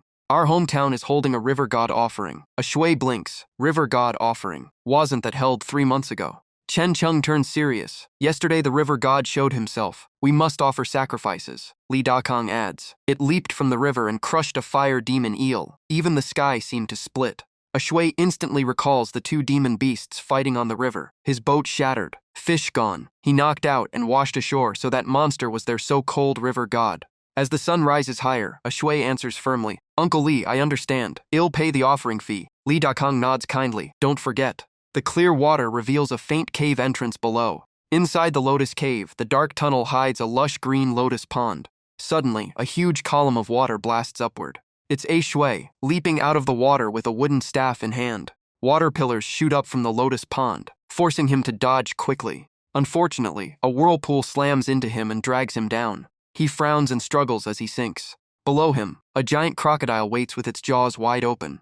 A shui reacts instantly, stomps on its head, and uses the force to launch himself upward. Gripping the wooden staff, he calculates. The current can push about 300 jin, compress it into 10 liters. That's 30 jin per liter. He swings the staff and unleashes Water Blade, borrowing the force of water with every strike. The Water Blade forms a bright blue arc, slashing toward the crocodile and catfish. But before the attack can land, they vanish. Analyzing himself, his underwater strength has already surpassed the skin barrier. He could probably handle 4 flowing realm fighters with ease. The system notifies, Peak Master Ashui, Refining Spirit Seed Water Monkey, White Grade, Fusion Rate 49, Marsh Essence None, Evaluation, Water Monkey Spirit from Lord Huaiwa, Awakening Incomplete, Host is small and weak. Ashui glances at the wooden staff with regret. If only he had a proper weapon for Water Blade. He recalls the Super Blades, third senior brother mentioned. In this world, there are spirit weapons that can heal themselves and level up. But such weapons require rare heavenly treasures as cores. He imagines a jet-black sword glowing with golden light. Clutching the wooden staff, Ashui lowers his head and sighs. When will I ever get a weapon like that? Suddenly, he feels something, hot, burning. He notices the fish swimming away and frowns. What's going on? It stops before a pile of faintly glowing rocks. Ashui swims closer. Is it under these stones? Beneath them lies a glowing red feather from the giant firebird. That day this must have fallen from that huge beast. It looks special. The system summarizes. Money 3 Tails 2, Water Monkey. Spend 718 Marsh Essence points to evolve into Hornwood Crocodile. 668 to evolve into Mudhead Catfish. 920 to evolve into Stone Crab King. Marsh Overlord, Water Monkey. Fusion Rate 49. Ashua's eyes widen. This is the red feather from yesterday. Even underwater, he looks stunned. Judging by its aura, this must be some kind of heavenly treasure. He decides to take it. He's heading to Liu Gang's forge later to check on weapons anyway. Might as well ask about it too. In Pingyang County, harsh sunlight pours over the buildings. Ashui walks alone against the crowd. While thinking about third senior brother's forge, something catches the corner of his eye. A thick column of smoke rises into the sky. That's near Pingyang. Il asks senior brother about it. He finally arrives at the Liu forge. The sound of hammer striking iron echoes loudly. Liu Gang wipes his sweat and spots him. Junior brother Liang, you're here. Ashui smiles and hands over the item. Senior brother Liu, I caught something strange while fishing this morning. Came to ask you about it. The moment he sees the flaming feather, third senior brother shouts, Red Flame Eagle Feather. He stares at it in shock. This is good stuff. Ashui lights up, so it really is valuable, then asks, Senior brother, do you know what it is? Liu Gang smiles. Junior brother, do you know where this dark red feather comes from? He describes a firebird like a phoenix. This feather comes from a demon beast called Red Flame Eagle. When facing death, it pours all its life essence into a single feather. Among those feathers, one holds the most life essence. That one is called the Red Flame Golden Feather. The Red Flame Eagle then becomes a bald firebird, using that feather to be reborn, like a lizard shedding its tail, except it sacrifices its entire body. Ashui gets excited. That powerful. So is mine the golden feather? Liu Gang squints and pours cold water on him. Of course not. If it were, we wouldn't even be able to get close. Ashui deflates instantly. Then third senior brother suggests, I advise you to forge it into a spirit weapon instead of just absorbing it. Have you decided what weapon you want? Ashui answers calmly, I've thought it through. Remembering his fights with the crab monsters, underwater combat favors long-handled weapons that pair well with his self-created skill. His eyes turn firm. I want a long spear. Third senior brother raises a brow. A spear. That's rare in our hall. It has reach, but it's harder to control. Ashui looks at the feather. I've decided. Please forge it into the weapon, he thinks. I want a weapon with spirit. Liu Gang nods. Fine. I'll send someone to call you when it's done. Ashui bows respectfully. Thank you, senior brother. Then he asks about the smoke. Senior brother Liu, what's that thick smoke outside? Liu Gang's face darkens, crushing the table. That place. He looks up with tension in his eyes. That's Manhwa Temple. It caught fire this morning, and something that shouldn't exist appeared. The temple tower is engulfed in flames, white smoke rising non-stop. Ashui feels a chill, something that shouldn't exist. A humanoid monster crawls out of the ashes as Liu Gang says the name, Mountain Ghost. System summary, Money 3 Tails 2 Qian. Water Monkey needs 718 points to evolve into Hornwood Crocodile. A Fey needs 668 to evolve into Tigerhead Catfish. Fisthead needs 7,920 to evolve into Crab King. Marsh Overlord Fusion Rate 49. Back when Manhwa Temple was still peaceful under the sun, rustling sounds echo through the forest. A pair of legs runs desperately forward. A woman gasps for breath, but keeps running without stopping. Hualan clutches her pregnant belly. Save me, save me. She finally spots a young monk sweeping the yard. Her cry catches Ji Ming's attention. Help. She barely manages a few more words. Little master, save. Then she collapses as the boy panics. Benefactor. The last thing she sees before fainting is Ju Ming rushing toward her. Sometime later, Ju Ming sits by the bed calling, Benefactor, miss. When Hualan slowly opens her eyes, he shouts, Master, she's awake. The abbot smiles kindly. Amitabha, you have finally awakened. She sits up holding her head. Abbot, where am I? He answers calmly. This is Fahua Temple. What happened to you? Panic fills Hualan's face. She says she's from Huazhou County and came to visit Pingyang 3 months ago, but never expected this. She recalls being stopped on a rainy night by a group of mysterious bandits. They dragged her away blindfolded to some unknown place. Only when they stopped did they remove the cloth. In front of her were skinny people with abnormally swollen bellies. That place was hell. Everyone there was turning into evil puppets. The abbot grows tense. Did they tie you up for money? Hualan's face turns pale. No, they said. A terrifying voice echoes in her ears. We are refining pill vessels, as a man screams nearby. The strange group presses their hands against glowing symbols, or on their swollen bellies. Then the envoy takes out a knife, with a handle that looks like human flesh. He raises it high, and slams it down as the man screams in agony. They pull out his insides, which finally condense into a red lump of flesh. When it's done, the envoy lifts his bloody hand in delight. He receives the red flesh pill as everyone watches. A Xia wipes his sweat and asks, Incredible, Brother Lan, what are those swollen bellies? Lan Guidong snorts. This is the calf embryo pill made by the envoy. He explains calmly, they're forced to drink broth made from mountain ghost meat, man or woman. Their bellies swell and form flesh embryos. After 3 months, the embryos solidify into Tai pills, many refined into calf embryo pills, rumored to grant immortality. A Xia frowns. 3 months to form. What if it passes 3 months? Guidong breaks into a cold sweat. If not removed after 3 months, it will hatch. Hatch? Hatch into what? His face tightens in fear. You don't want to know. Back at Fahua Temple, the abbot says, Ji Ming, your senior brother has gone to report to the authorities. Bring vegetarian food to the benefactor. The boy nods. Yes, master. He carries the tray to Hua Lan's room. He opens the door. Benefactor, are you there? No answer comes. The bed is slightly raised. Is she asleep? Suddenly, Ji Ming notices something. A pool of fresh red blood at his feet. What is this? The door behind him creaks slowly. A pair of bloody legs appears. More precisely, only the lower half of Hualan's body. Ji Ming turns pale. He stammers, Benefactor. Then he looks toward the bed. Only Hualan's face remains, eyes bulging in agony.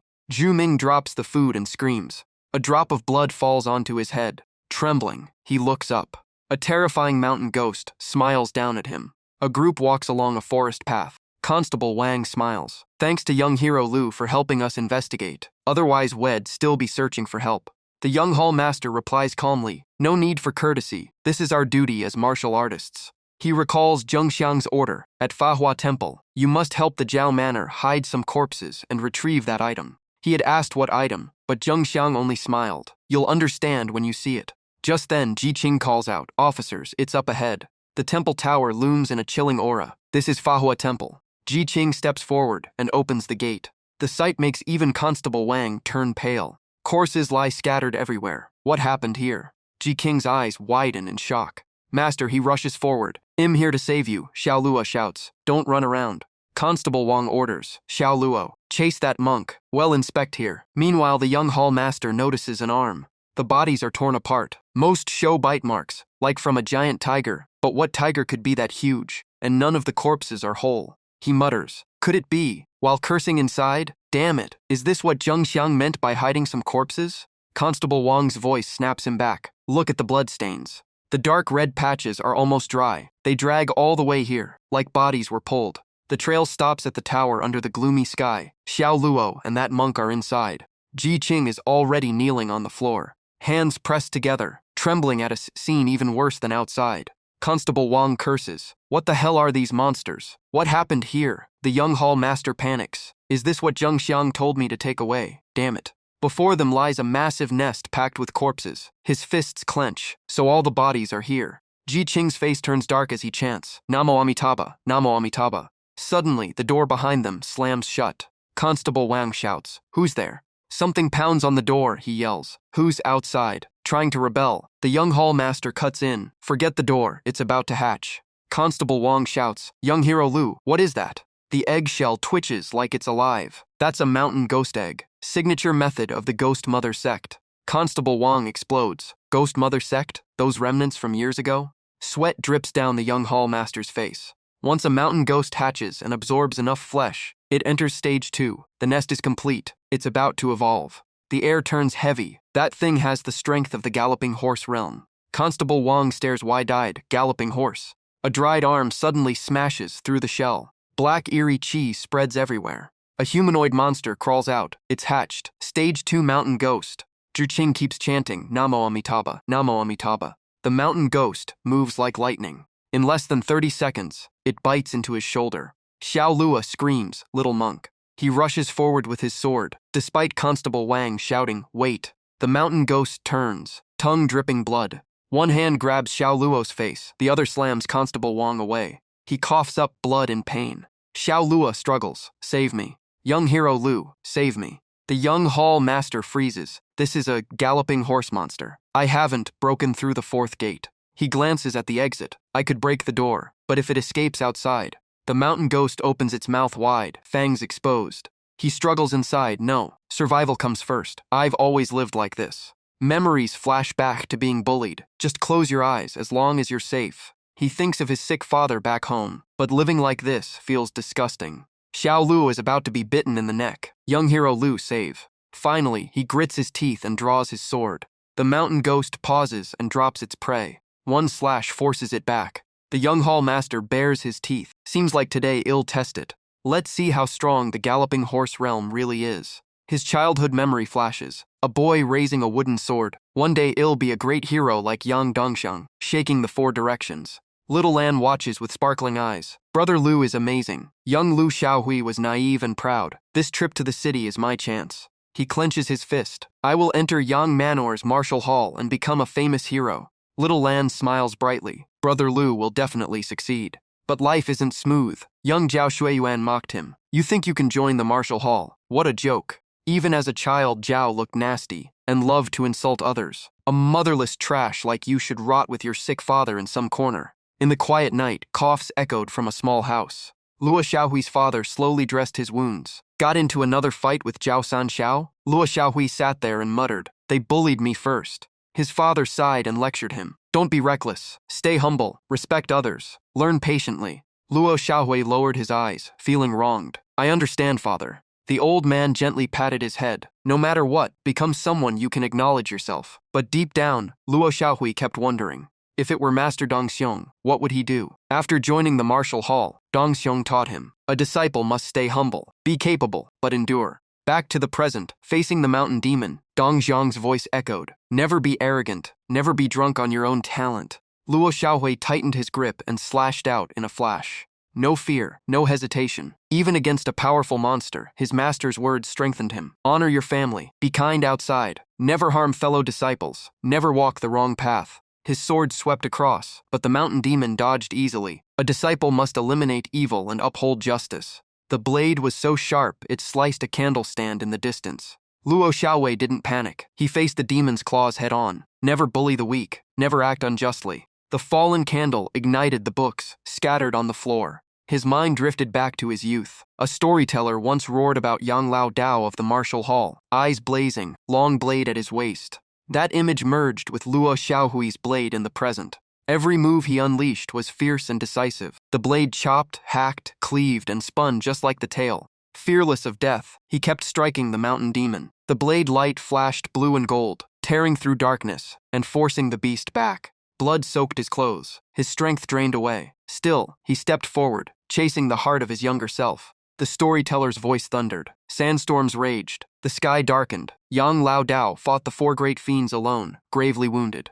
In reality, the mountain demon clamped onto Luo Xiaohui's right arm. With his left, he grabbed his sword. He leapt high into the air, pain piercing to the bone. The storyteller slammed the wood block. Want to know what happens next? Stay tuned for the next chapter. Luo Xiaohui pinned the mountain demon to the ground with his blade. I'm sorry, I can't let it go. There is no saving anyone now. The blood on his body had long dried. This is all I can do. Luckily, it's not a true rampage beast. Chun Kuei still trembled and growled. Xiao Luo, though young, spoke with righteousness. It's okay, Luo Xiaoxia. We're doing good. You are a true hero. Luo Xiaohui gave a bitter laugh. A hero, me?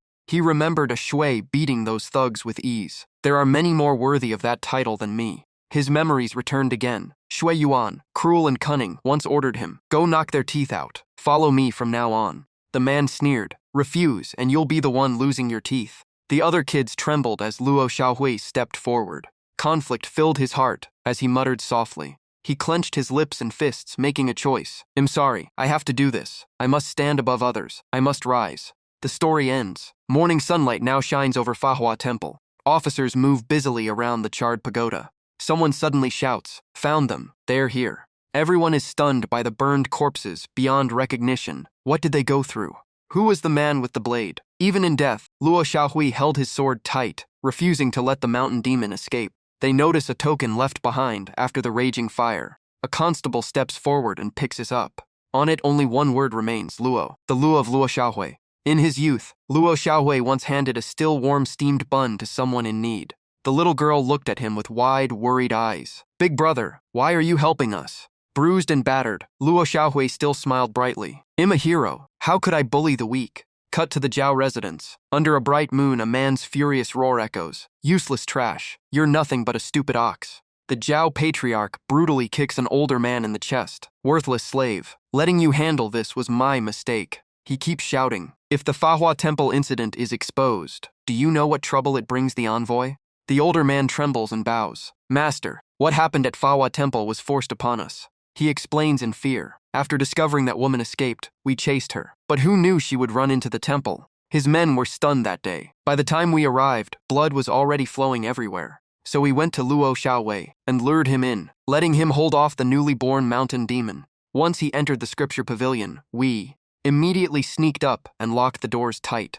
Then we set the place on fire, planning to burn the bodies and silence everything. The patriarch flies into a rage, twisting the servant's ear. "Idiot, fire takes 3 days to burn everything to ashes. Do we have that kind of time?"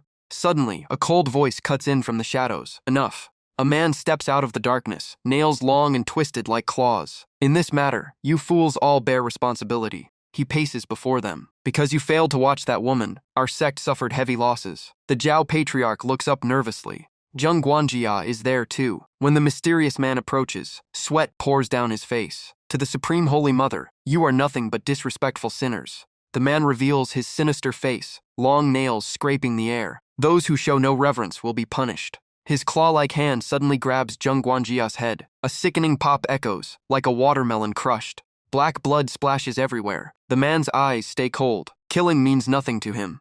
Zheng Guanjia's body collapses to the floor. Blood and brain scatter across the room. The two others are too terrified to speak. The man then turns to the Zhao patriarch. "You have contributed greatly to our sect. The Supreme Holy Mother will bless you." He calmly wipes the blood from his hand. "But don't forget, Zhao Laoi, we are on the same boat." Staring at the corpse, the Zhao patriarch stammers in fear. "Envoy, rest assured, I will personally finish this matter." The envoy sneers and looks down at the servant. "And you, Zheng Guanjia, do you really not care about the son? You're hiding?" Hearing this, Zheng Guanjia kowtows repeatedly. "Envoy, please rest easy. It will never happen again." The envoy turns to leave, then glances back. "Sorry for the disturbance, Zhao Laoi, Zheng Guanjia. Ha ha ha." The two men watch him leave in silence. Their lives are completely in his hands. Once he is gone, Zhao Laoi finally exhales and sinks into a chair. Looking at Zheng Guanjia's corpse, someone mutters, "That man is openly threatening us." The Zhao patriarch grits his teeth. "What choice do I have? If not for my family legacy, I would never have invited that old monster. Luckily, we played it smart. We let the mountain demon grow inside that woman and slaughtered the entire temple to feed it. Otherwise, such a chance would never come." The old man grows uneasy. "If Today's plan succeeds, we must prepare an escape. The imperial court has already made a move." Zhao Laoi strokes his beard, eyes gleaming. "Once the Manhwa Temple matter settles, we flee to Huangzhou. I have property there. We can still live like immortals." He gets even more excited. Zhao Er's ox fetus pill can continue cultivation there, and no dongxiong to meddle. The two keep plotting. "If we don't want to be purged by the Great Shun, we must minimize all losses." Cut to the entrance of Yixing village. A shui walks through, troubled after hearing about Luo Xiaowei. He never thought Luo Xiaowei would end up like that. According to Li Ba, that day Luo Xiaohui even tried to uphold justice. He wasn't a bad man. As he walks, a shui mutters, "But why was he at Manhwa Temple?" Senior brother Liu said the martial hall never received help from the authorities. Rubbing his neck, a shui sighs. Mountain demon, this world is too hard to survive in. I hope those monsters die out there. Suddenly, someone calls out, "Hey, isn't that a shui?" He immediately glances over. It's a villager, Chen Qingjiang, a poor man carrying water. "A shui, you're back?" Seeing his troubled face, a shui asks, "Uncle Chen, what happened?" Chen Qingjiang hurriedly says, "Go home and check. There are many people gathered at your door." From above, we see a shui standing before his house. Nearby, a huge centipede crawls outside. On a rock, a pale hand with sharp nails grabs the centipede. A low growl echoes, "Become immortal." It's a mountain demon. It stuffs the live centipede into its jagged mouth. Its skeletal body twitches, glowing eyes fixed on a shui. Before reaching home, a shui hears a man shouting angrily, "Miserable, absolutely miserable." The noise echoes through the yard. "This is too much. This is unbearable." In a shui's courtyard, Shui Chengquan stands with a cane, yelling at the sky, "Damn it, this is outrageous." Below him, Shui Dingyi kneels, sweating and terrified. "Father, please. I've been kneeling for half an hour." Even while punished, the boy talks back. "Is that fisherman worth this?" He lies there with a stubborn face. Smack! Shui Chengquan slaps him hard. Furious, he shouts, "You unfilial brat! How did I raise such an idiot?" Shui Dingyi cries, "Father, stop. I don't want to be beaten to death." The louder he cries, the harder the beating. "I'll beat you to death," Shui Chengquan roars. And just like that, the boy gets beaten again and again.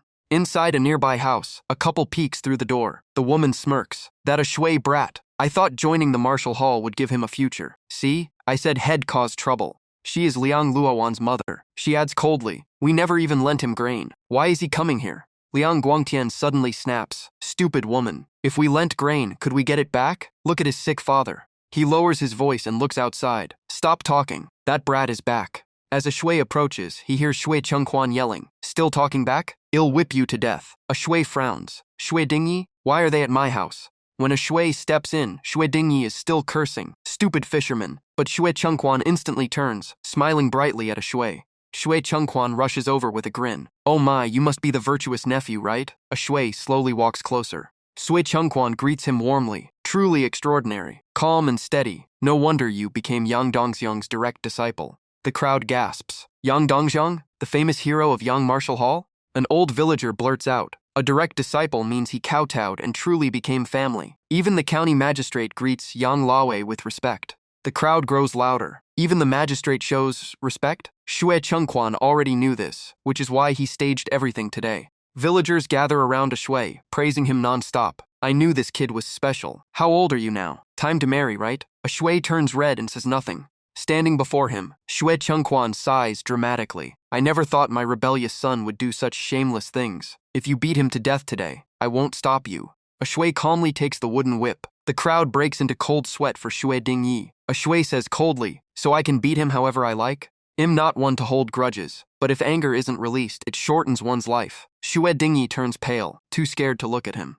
A shui steps closer with the whip. "Everyone wants to live long, right? Speak." Shui Dingyi breaks down crying. "Brother Liang, please forgive me. I know I was wrong. I'll serve you like a horse or ox. Just spare me this once." Seeing his sincere fear, a shui lowers the whip. "Fine, we'll let this go." He turns away. "The punishment you got is enough. Besides, you weren't the mastermind." Shui Dingyi nearly cries in relief. As the shui is about to leave, Shui Chengquan shouts, "Wait." Shui Dingyi panics inside. "Father, am I not your real son?"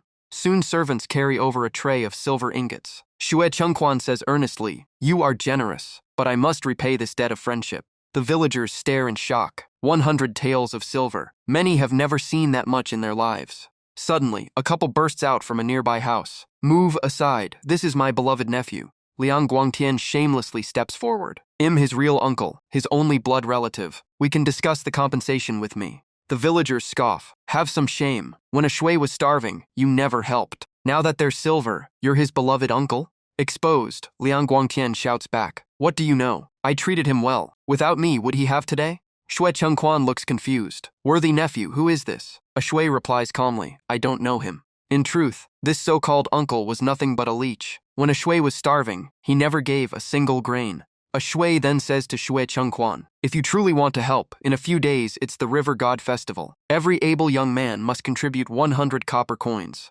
After saying that, a shui ignores the silver and walks inside. If Shui Lai truly means it, use the money for the River God Festival. Let the villagers save for New Year. Set up porridge stalls for the poor. There are more beggars these days. The crowd erupts in praise. Truly righteous. Thank you, a shui. What a good young man. Leaving the noise behind, Shui shuts the door and exhales. Finally, that's over. Stretching his shoulders, he thinks back to training at the martial hall. His skin had reached its limit, no longer tight but slightly swollen. Rubbing his neck, he mutters, "If I'm not wrong, today I can break through the skin barrier." Soon, the tub is filled with water. Shui removes his outer robe, revealing solid muscles. This final breakthrough will release far more heat than before. One mistake and my brain could burn. I must cool down physically. He steps into the water. Golden energy bursts from his body. Eyes closed, focused. Now break through. Time passes. The mist slowly fades. Shui sits still in the water, the room silent.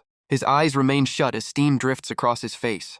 Feeling the change inside his body, he frowns slightly and gathers strength. Suddenly, golden light explodes from him, swirling around his body. His muscles glow faintly. Inner force surges. Even his eyes shine with spirit light. He clenches his fists and stands. I finally broke the skin barrier. He forms a glowing water sphere in his palm. It vibrates and ripples outward. My water control is around 500 jin now, much stronger than before. After dressing, he murmurs, "But my fusion with the system hasn't improved."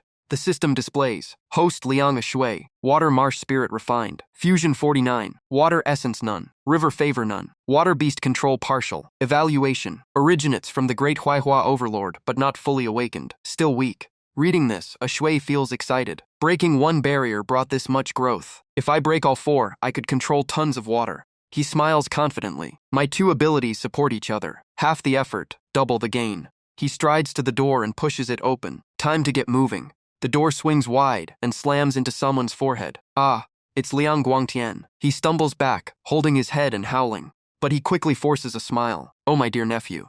Shui stares at him. "Liang Guangtian, what do you want?" The man lowers his fox-like eyes and lifts a sack of rice. "I was worried I'd starve, couldn't sleep, so I brought you rice."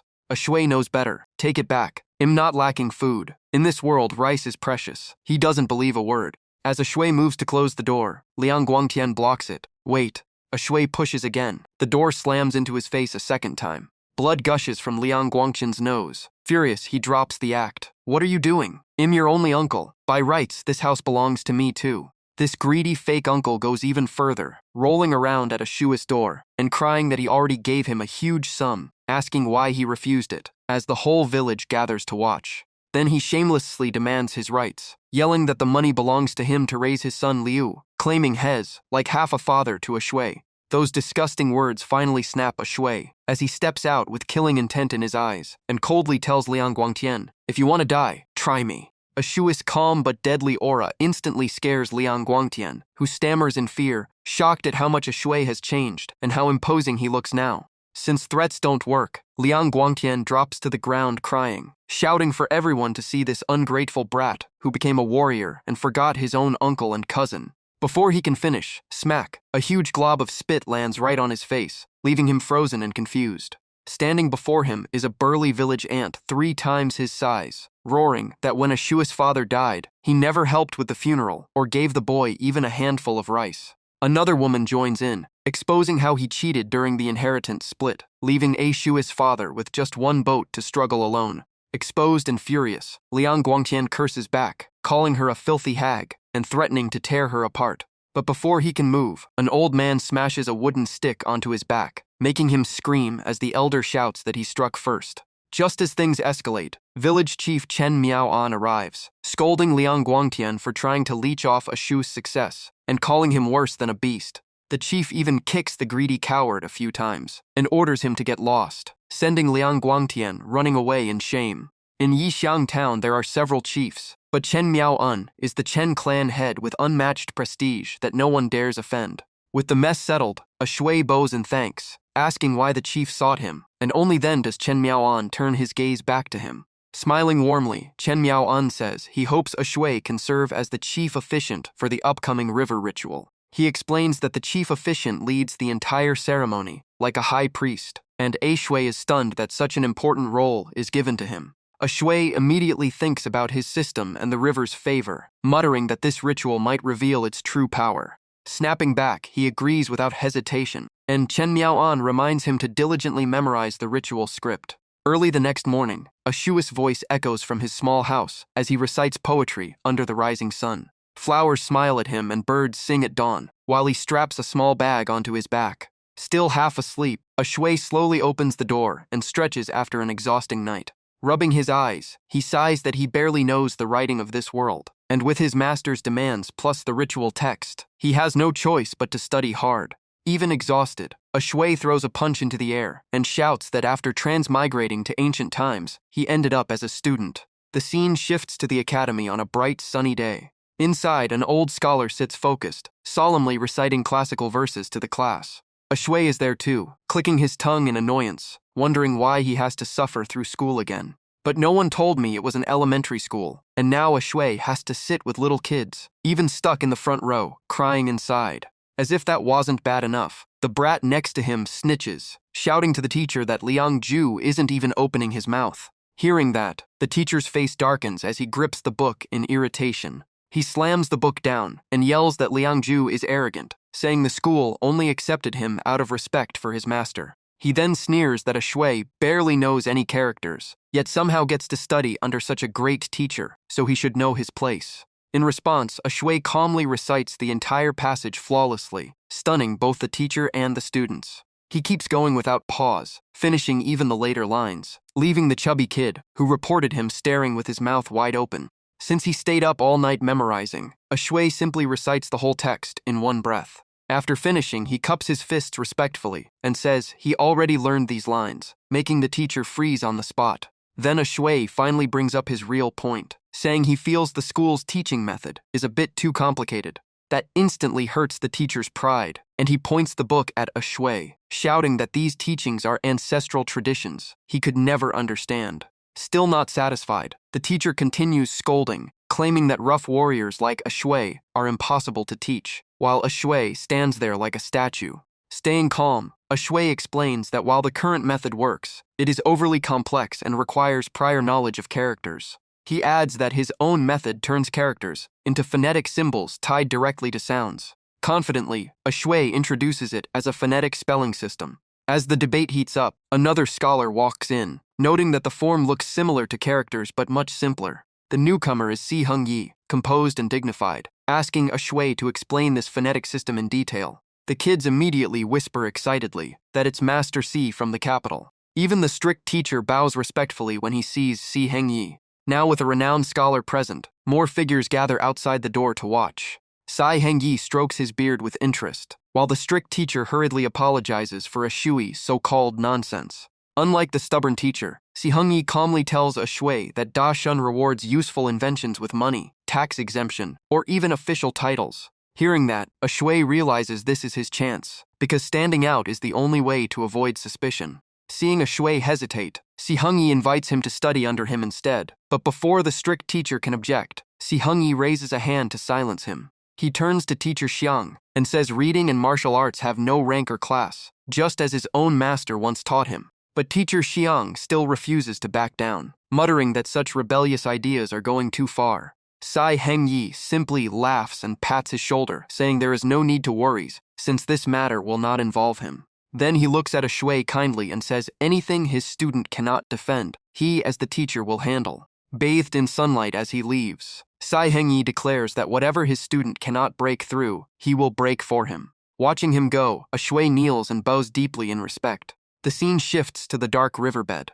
The water monkey is busy playing underwater ball, eyes locked in focus. One throws while the other catches, as the river crab snatches the ball with perfect timing during their little game. Suddenly, the catfish swims over making noise, and the river crab stops to look. Turns out the catfish is teasing him, wagging its tail like a challenge to throw harder. Holding the ball in its claw, the river crab puts all its strength into one massive throw. The spinning ball slams straight into the catfish's belly, making it scream in pain. The force sends the catfish flying into the riverbed, kicking up bubbles and mud. A clear imprint of the ball is left on its stomach, and the surrounding area is wrecked. The rock wall it crashes into cracks open, revealing a glowing hole. The light grows brighter through the water, and both the water monkey and river crab swim closer in shock. That night, after reporting everything, the water monkey leads a shui down to the riverbed. It grins widely, eager to show off the hole and the battered catfish. A shui laughs and praises it for the good work, and the little beast beams proudly. They arrive at the site where the catfish and river crab are waiting, and a shui asks if this tunnel was dug by them. The water monkey bursts out laughing and points at the river crab, while the catfish looks offended. Seeing their reactions, Shui finally understands and just sighs in disbelief. He swims inside and gasps as he realizes how wide the cave really is. Deeper in the darkness, glowing vines light the path, and he whispers that the light source must be these vines, meaning there is space above. He grabs one vine and is surprised by its strange soft texture. Not convinced, Shui bites down on it with all his strength, but he cannot leave even a mark. He swims back out and calls his companions to follow him inside. Further in, the cave rises above the water, forcing Shui to climb across rocks as he realizes there is actual air inside. In front of him is a dense network of those glowing vines, and he mutters that they all seem to grow from here. While he is distracted, a small multi-legged creature creeps up behind him. It suddenly shoots forward like a bullet toward his neck, but Shui dodges at the last second. Missing its target, the creature smashes into the rock wall, shattering stone and shaking the vines. The attacker looks like a large centipede, and as Shui steps closer, he calmly says he noticed it long ago, while the river crab on his shoulder clicks its claws proudly. Shui shouts that this is a water centipede, and the creature slowly uncurls, clacking its massive jaws. It plants its strong tail on the ground and coils up for another strike. Then it shoots toward Shui again, determined to take him down, but Shui stands there calmly, because he does not need to move, as the river crab blocks the attack and clamps the centipede's head in its claw. Shui praises it loudly, saying Quanto has grown stronger, and the crab clicks its claws proudly after forcing the centipede back. The centipede refuses to give up and lunges again with savage persistence, but it cannot break through the crab's crushing clamp and ends up trapped, writhing helplessly. Quanto lifts it high like a wrestling champion, and Shui cheers as the centipede twists in pain.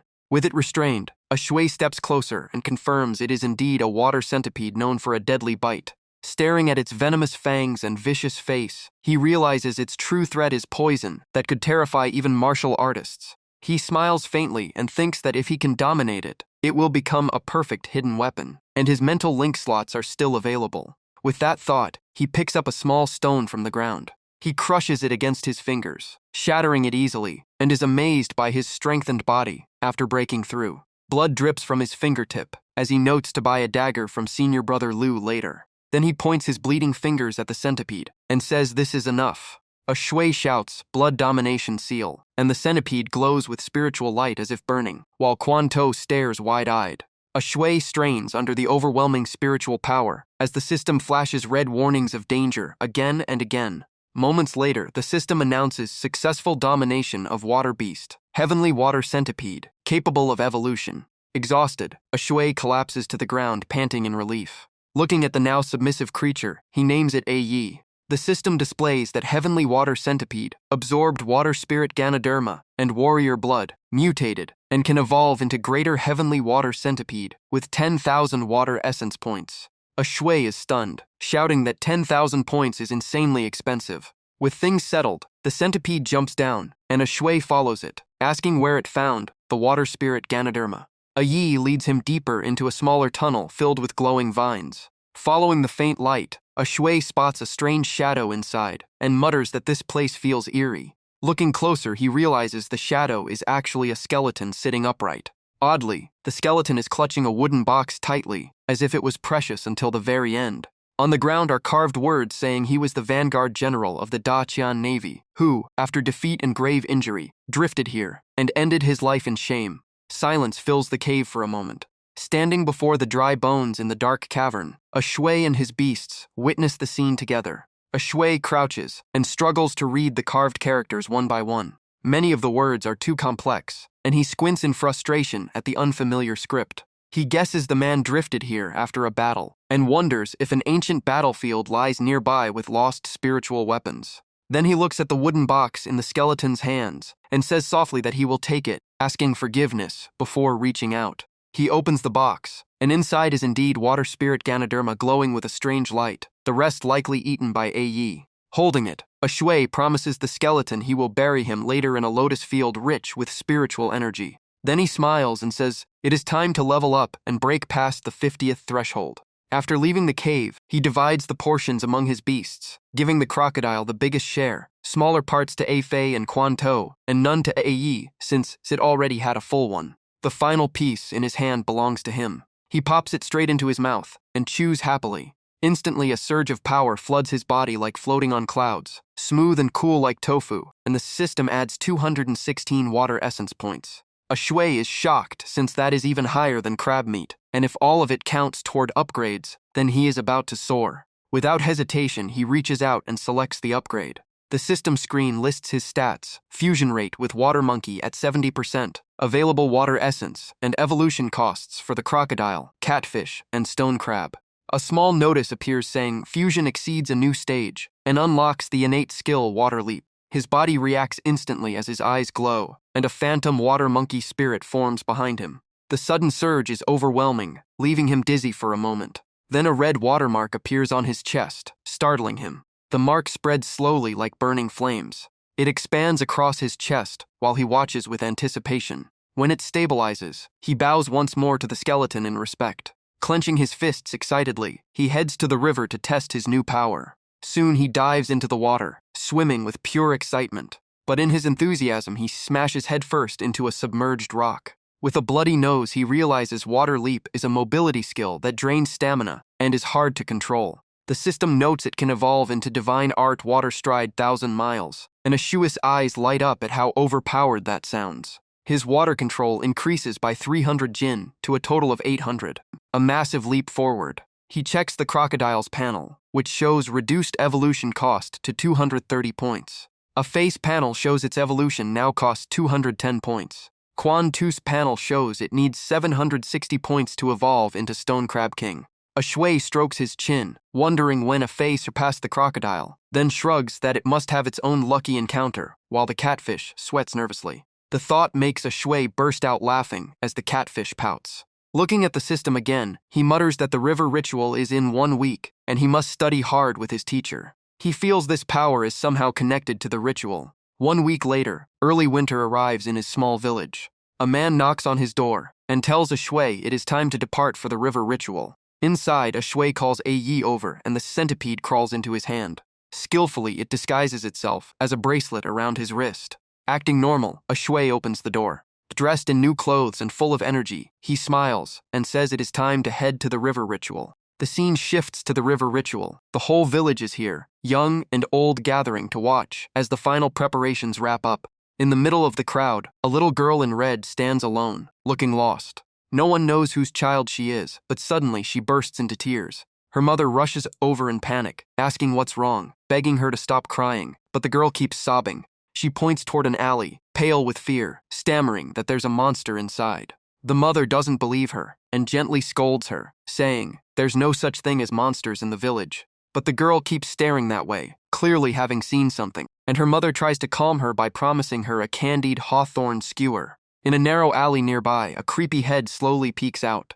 It's a mountain ghoul. This disgusting creature has been hunting a shui for days, drool dripping from its fangs as its red eyes glow, and it mutters about becoming immortal. Soon, the river ritual begins. Young men in matching outfits beat the drums as the sound echoes loudly. The crowd watches as the offerings are carried out, a large ox head and a huge pig head, while everyone shouts in unison. Walking beside them is a man in a demon mask, holding burning incense and chanting loudly. His role is to recite the incantations while performing the ritual, and he calls out for the ceremony to proceed. A shui leads as the main representative, the offerings placed on a table between 2 large incense burners, and he slowly walks up the steps. At the top, surrounded by thick incense smoke, a shui stands before the altar as the villagers watch closely below. A scroll lies on the table, and the masked man raises his hand and declares that the ritual begins. A shui picks up the scroll and reads the sacrificial text in a steady voice, offering respect to the river god on behalf of the people.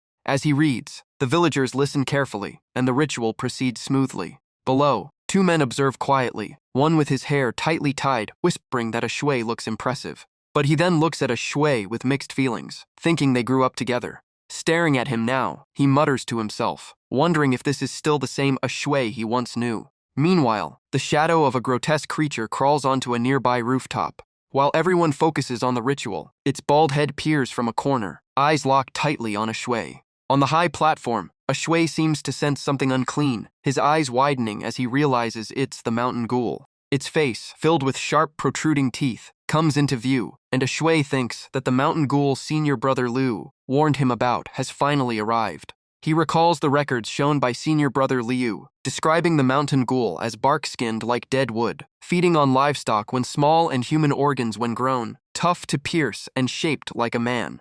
The little girl in red spots the mountain ghoul again and looks up from below. Its horrifying appearance scares her badly, and clutching her candied skewer, she screams that the monster is back. Instantly, the villagers notice the creature on the roof, as it makes strange guttural sounds, and panic spreads through the crowd.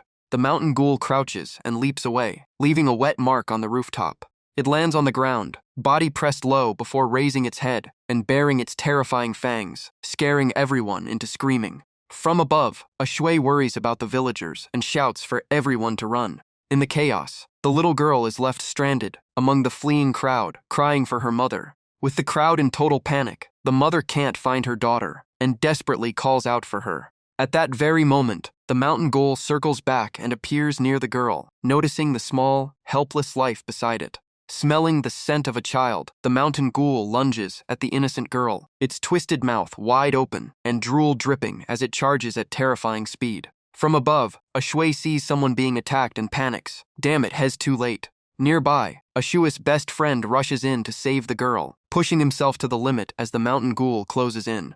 The mother also charges forward, terrified of the monster, but even more afraid for her daughter. At the critical moment, Jie Shuang jumps in and grabs the girl, barely dodging the mountain ghoul's strike and throwing it off balance. Holding the girl tightly, he crashes hard onto the ground from the full-speed impact, groaning in pain. Missing its target, the mountain ghoul screeches in rage and leaps again, now facing both of them with its mouth wide open, making strange gurgling sounds. A shui's friend quickly pulls out a hidden weapon and shouts, "Damn it, Chen Jiaxiang, hang in there." Gathering all his strength, he hurls a throwing dart straight at the monster, yelling that he didn't waste his training all these years. The mountain ghoul senses the attack, ducks instantly, and dodges the dart with shocking speed, clearly no ordinary creature. After missing, a shui's friend stares in horror as the mountain ghoul charges again, cursing that Hez too late. In that split second, the monster is about to strike, and death hangs over the girl and Jie Shuang. The mountain ghoul's mouth stretches wide to its ears, its eyes glowing with excitement. With no other choice, a shui's friend screams toward the platform, "A shui, if you've got any power, use it now." Just as the ghoul's black-clawed hand is inches from Jie Shuang's face, streams of condensed water suddenly block it. A shui finally makes his move, first holding it back, then rushing forward with his fist clenched. In the next second, a shui manipulates spirit water and smashes the mountain ghoul's head, suspending it mid-air within swirling waves. He follows with a brutal punch, slamming the creature into the ground as rocks explode everywhere, and he grits his teeth. As the dust settles, a shui stands above the pinned mountain ghoul and exhales. He made it in time. Moments earlier from above, he had already seen the monster attacking his friend. He felt a surge of panic and blamed himself for almost being too late again. Then he noticed the ritual water beside him and realized his power needs water as a medium. Without hesitation, he thrust his hand into the basins, water splashing everywhere as he shouts, "Rise." With sheer force, he flings the water out, forming it into a moving wave. Using his ability, he sends the water surging past his stunned friend. A shui merges into the flowing wave and in a blink appears before the mountain ghoul, throwing a water fist right as it attacks. Boom! The punch crushes the monster into the ground, limbs flailing as the earth beneath shatters. A shui presses down with all his strength to restrain it and shouts for his friend to move. His friend, shaken by this overwhelming power, stammers a shui "you." Still holding the monster down, a shui says firmly, "Jie, take the girl and leave. I'll handle this." Jie obeys immediately, carrying the girl away and promising to return and help. After ensuring their safety, a shui looks toward the dust where the mountain ghoul fell, wondering why such a creature appeared here. As the smoke clears, the spot is empty, and the mountain ghoul is gone, leaving a shui stunned. But in just a few breaths, the mountain ghoul suddenly appears beside him and slashes with its sharp claws. Sensing the sneak attack, a shui turns and blocks with both arms, muttering that this is bad as the ghoul's eyes glow. Even a shui is shocked by its raw strength as it bares its jagged teeth in a vicious grin. It unleashes a flurry of attacks, clawing high, low, and at his waist, but a shui narrowly dodges them all. After the combo ends, a shui steps back and tightens his fist. Now's the moment. As the mountain ghoul lunges again, a shui pivots and drives a heavy punch straight into its face, shouting for it to die. While it's being suppressed, his two friends rush over, yelling that they're here. Both are ready to fight the grotesque creature. A shui grips one of the ghoul's arms, blood staining his body as he thinks he must restrain it first. He shouts for his friends to aim at its ribs and not to slash wildly. Following his lead, they stab their blades into both sides of the mountain ghoul's ribs as it still tries to bite a shui's face. The pain hits instantly. That spot is its fatal weakness, and it lets out a shrill scream. A shui grits his teeth and says if it wants his life, that's not enough. Taking advantage of its weakness, he delivers a brutal kick that twists its face sideways. The kick sends it flying, its bony body crashing across the ground. Not giving it a chance to recover, a shui shouts for a wu, and the snake he tamed shoots out from his sleeve. A wu bites straight into the mountain ghoul's throat, injecting venom and forcing it to collapse in agony. A shui knows a wu's poison is no joke, enough to make anyone suffer. After taking hit after hit, the mountain ghoul struggles to stand as curious villagers inch closer. It grows weaker and less ferocious than before, while onlookers watch nervously. Smelling the humans nearby, it suddenly snarls, scaring the men into backing away. A shui grabs a thick wooden log and swings it down hard. With fierce strength, he lifts the heavy log. Then he hurls it like a spear, straight at the mountain ghoul. The log strikes a knife handle and drives the blade deeper into the ghoul's thin body, black blood splattering out. Still not satisfied, a shui leaps high and stomps the log down with crushing force, making the creature scream in misery. Only then does he stop, standing before the ghoul pinned to the ground, yet it still mutters about becoming immortal. The villagers whisper in fear, asking what it's saying, and whether the river god is punishing them.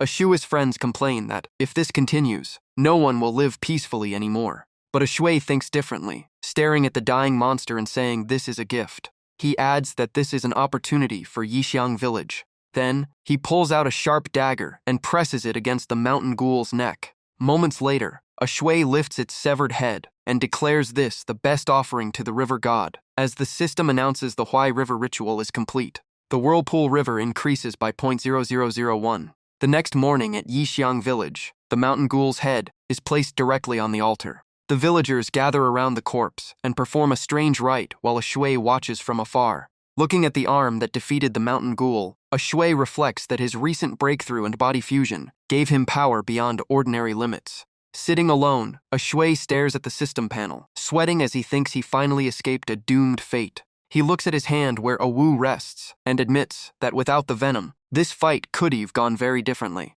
The system shows that water surge art can evolve into divine ability. Water walk 1,000 miles, once river flow contribution increases, and he realizes he now has the key to upgrade it, though the amount is still tiny. Just then, the village chief arrives with another man and says the doctor is here. During the fight, a shui was scratched by the mountain ghoul, and as the doctor examines him, he praises his strong physique. Embarrassed, a shui urges him to focus on the wound, and the doctor quickly gets back to work. While bandaging him, the doctor wonders what material his coat and robe are made of to be so durable. A shui explains that the coat was a gift from senior brother, made from black bear hide, and the inner robe contains heavenly silkworm thread. Hearing this, the doctor concludes that even so, the shallow wound proves a shui has already broken through the skin barrier stage. The crowd gasps at the mention of skin barrier, even startling a shui. Standing before everyone, he shyly admits it's true, and the villagers praise him for bringing honor to Yixiang village. His friend says a shui truly became a cultivator in just a few months. But a jay shows a hint of jealousy, thinking he still can't catch up. In the crowd, the stingy uncle from next door looks terrified, worried a shui might come after him. The village chief asks what that monster really was, and others say everyone is anxious. Facing the headless corpse, a shui explains it's called a mountain ghoul, drawn here by the thick scent of blood from the gathering. He adds that he can't guarantee there aren't more, and since 3 appeared at once, there might be something bigger behind it. Hearing this, the villagers grow even more fearful for themselves and their children. Suddenly, a man points at the severed head on the altar and asks if it looks familiar. They realize it resembles Madman Zhang, and whispers spread about how that thug became such a creature. A shui feels a chill. Madman Zhang? Thoughts of alchemy, Zhao Manor, mountain ghouls, Lu Xiaoyi, Madman Zhang, and Fa Hua Temple connect in his mind. The pieces click together, and he grits his teeth, realizing raising mountain ghouls was the real goal all along. He tells the village chief this is serious, and that he must go to Pingyang County to inform his master, suspecting the ghoul was once Madman Zhang. His expression turns grave as he vows to confront those responsible. A few days later, at Dayang Manor, a beautiful woman greets him with a smile, teasing that he rarely visits. A shui bows respectfully and says he has urgent matters to report to master. Soon he is led into the main study. There, he recounts everything and explains why he suspects Jiao Manor is involved. Xinjiang calmly covers her lips with a smile, praising his sharp mind and saying master values him, for good reason. A shui insists this is no small matter and wonders if Xinjiang already knew, but she only smiles faintly. She closes her eyes and says calmly that he's in a hurry, but he shouldn't forget who his master is. Covering her lips with a small smile, she says his master is Yang Dongxiang, the fiercest tiger in Pingyang,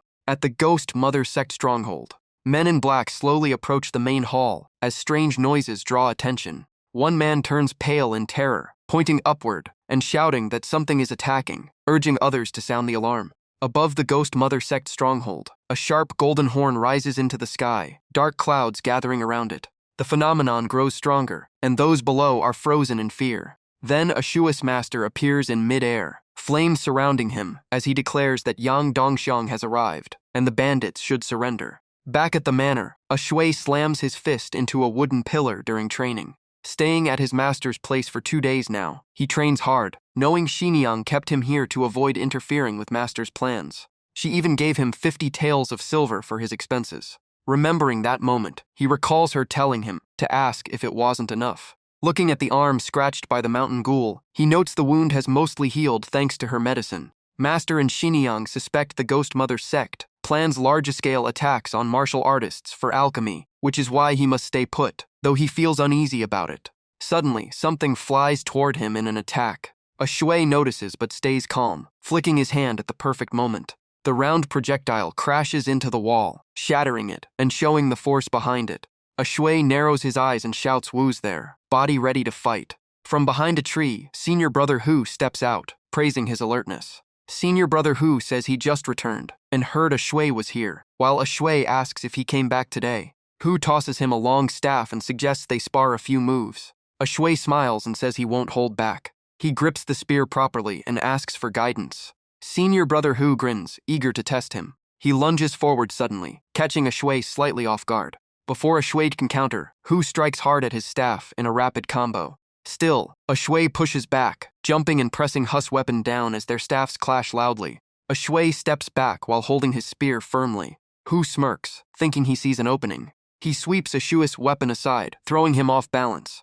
A shui nearly loses his grip, but he quickly plants his foot onto Hu's staff. Using it as leverage, he leaps up with a clenched fist, shouting as he attacks, while Hu laughs confidently. Hu slams his weapon down. Both fall to the ground, and the spar ends as Hu admits a shui has broken through the skin barrier and praises his talent. A shui frowns and asks what he means by destiny. Hu explains that when a shui checks his fate soon, master will clarify everything, then urges him to continue training. A shui shakes his hand and agrees to go on. They keep training relentlessly in the courtyard, pushing each other not to give up. After a while, a shui collapses to the ground, panting heavily. The senior brother beside him spoke calmly, saying what you found about the Jiao mansion matches my investigation, but everything feels a bit too deliberate, and a shui was still catching his breath. Hearing that, he stood up and asked, too deliberate, and Hu Shixiang stroked his chin. Yeah, it's like someone left those clues on purpose. Then Hu Shixiang paused and added, maybe I'm just overthinking it. He suddenly remembered something and said, right, junior brother, you just broke through. This manual should suit you. It's called the Bow Force Method, and a shui glanced at the book in his hand.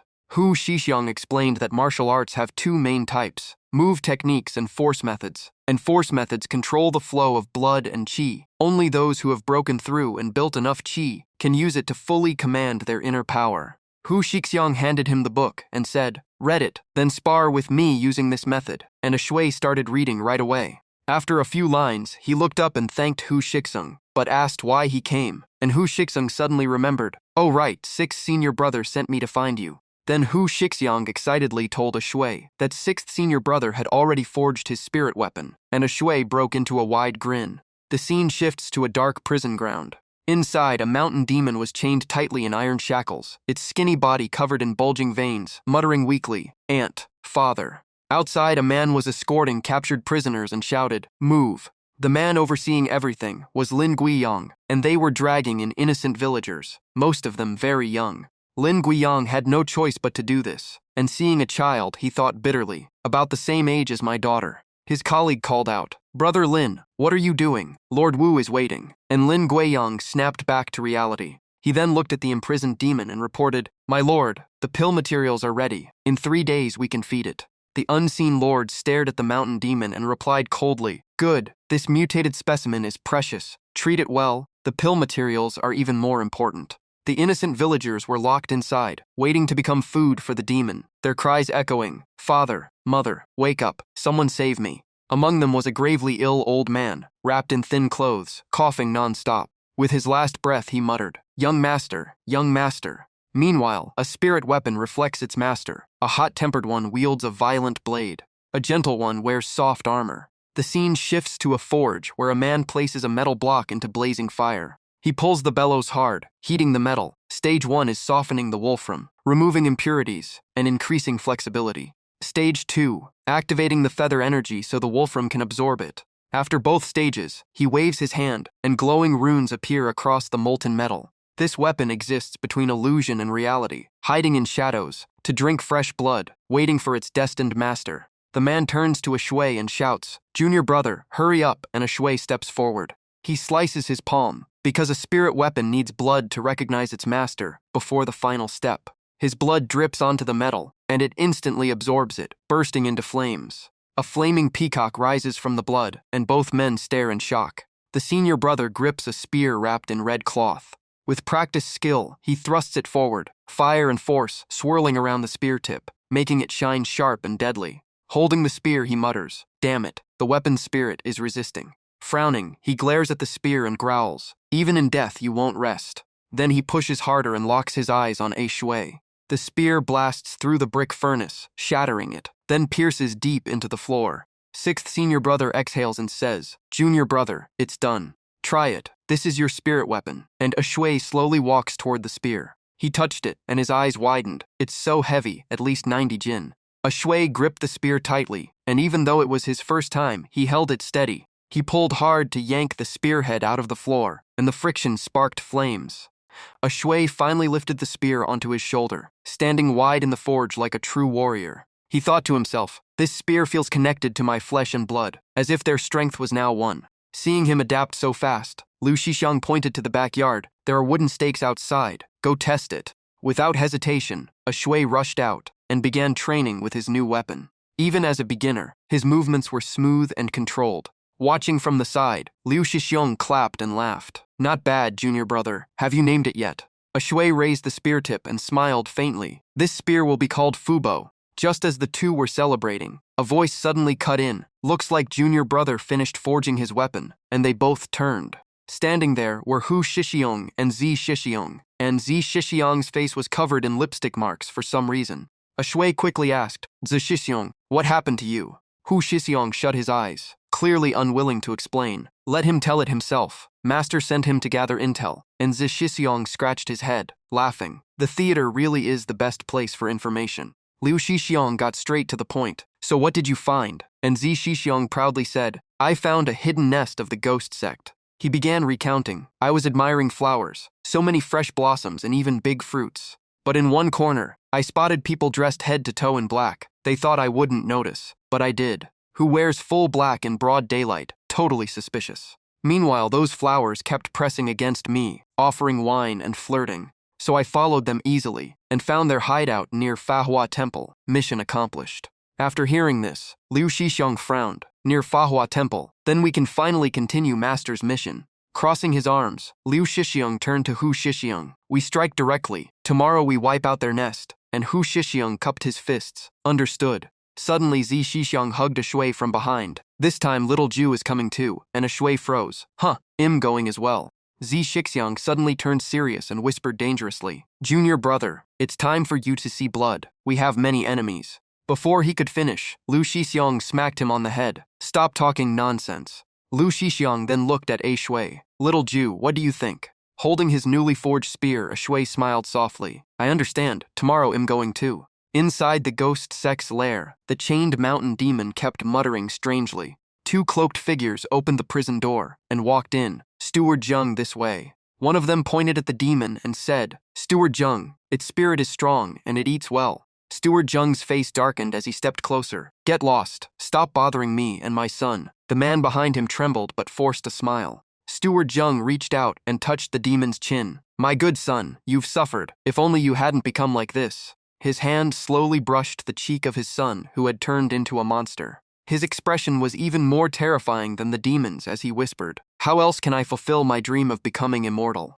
Early winter night, on a mountain not far from Manhwa Temple, the ghost sect members brought innocent villagers there, all dressed in black and standing guard. One man stared at a captured village girl and grinned greedily. "Wow, Today's batch has something special." Another scolded him, "Here we go again. Can't you control yourself?" He rubbed his hands and begged, "Just a little, just a little." The leader cursed, "Hurry up. If you ruin His Majesty's plan, you'll be the next offering."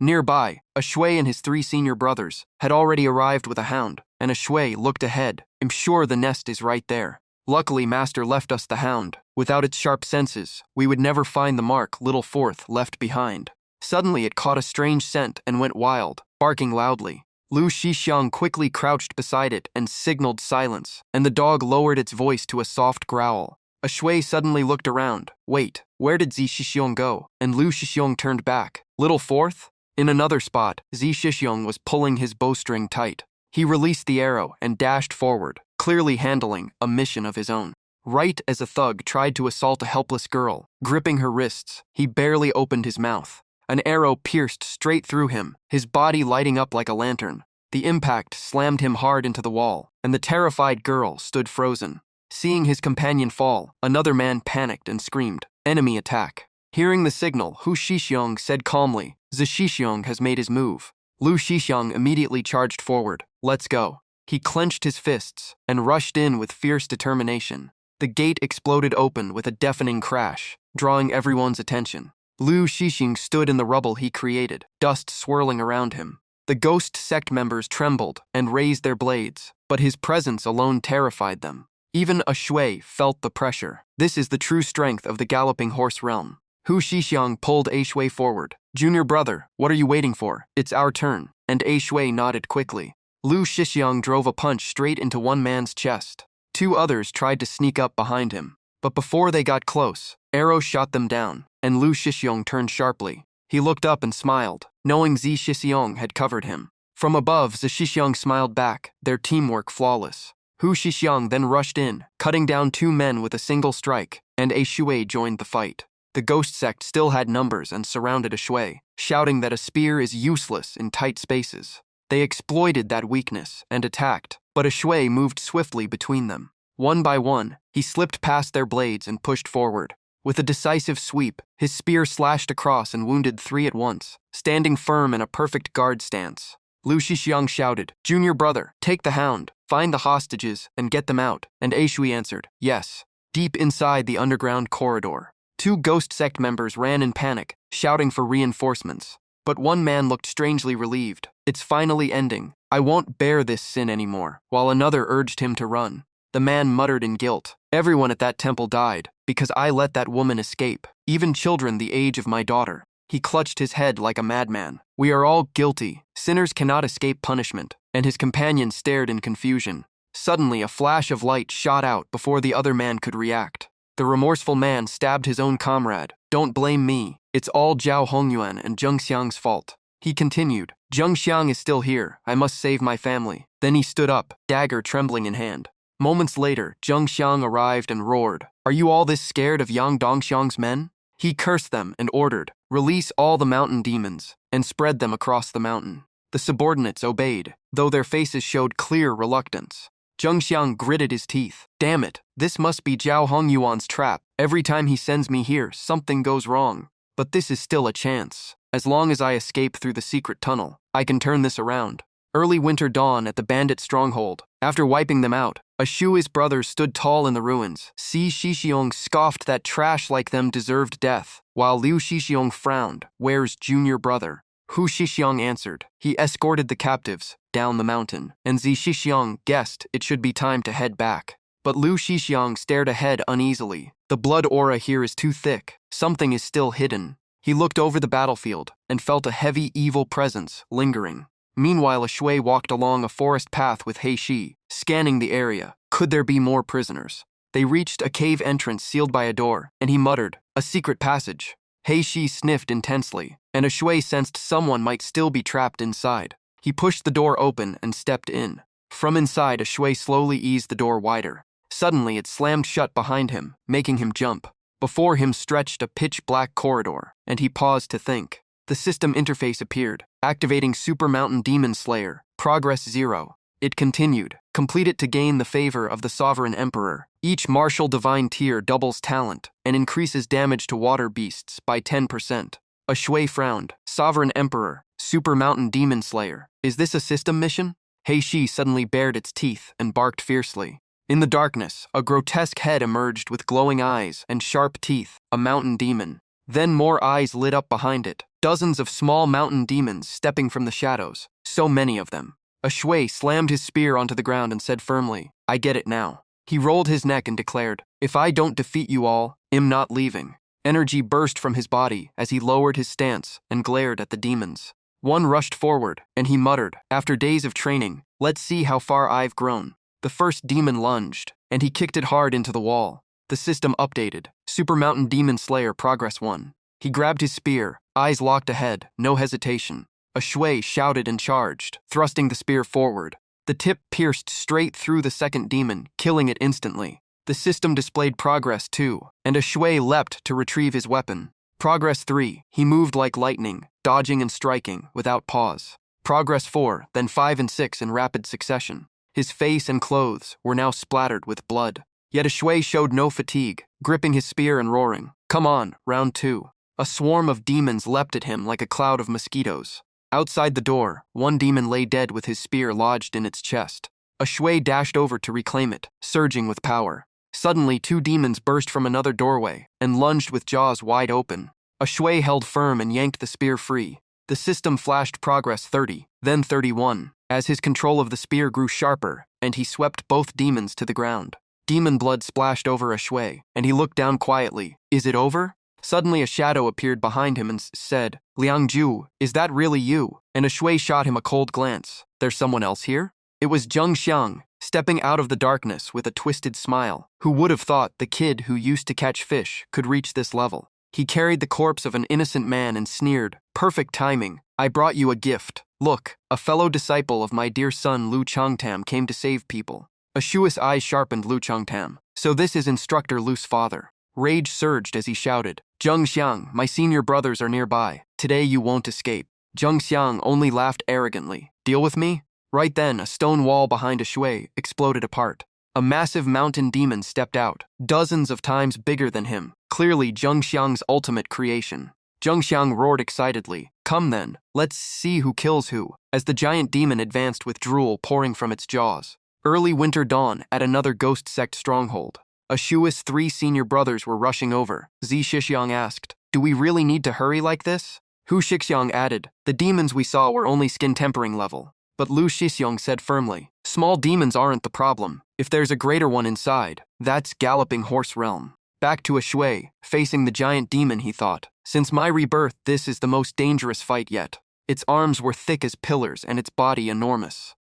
No doubt this demon was close to the Galloping Horse Realm, but he refused to stand there and wait for death. A shui steadied his breathing. "I struggled to gain this new life. How can I give it up now?" He gripped his spear and prepared to fight. The demon attacked first, jaws wide and eyes blazing, but a shui did not flinch. He remembered his sickly past life and all the hardship he endured. "If that didn't break me, this won't either." He raised his spear high. With a lean back, he dodged a crushing strike. The demon kept attacking, and a shui kept evading. At one point, he was knocked down, the giant arm pinning him, and he braced it with his spear. Gathering strength, he shoved the demon back. It stepped back, then charged again with a devastating punch. A shui leapt up just in time, the punch shattering the stone wall behind him. Zheng Xiang watched in disbelief. This kid has only trained for half a year? A shui and the demon charged at each other, both intent on ending it.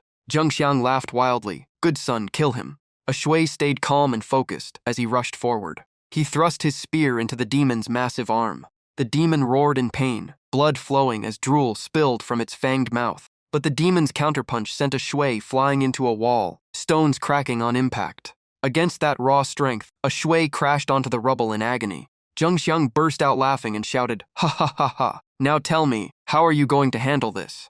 A shui collapsed onto the rubble, looked up at his opponent, and thought, "The gap in power is way too big, damn it." Right then, a shui's system popped up. "The demon hunt mission has ended, calculating rewards." A shui was confused. "What is this?" The system continued. "Demon hunt progress is 32%. Compatibility reached 3rd layer. You gained 1 recognition from Traverser Lord.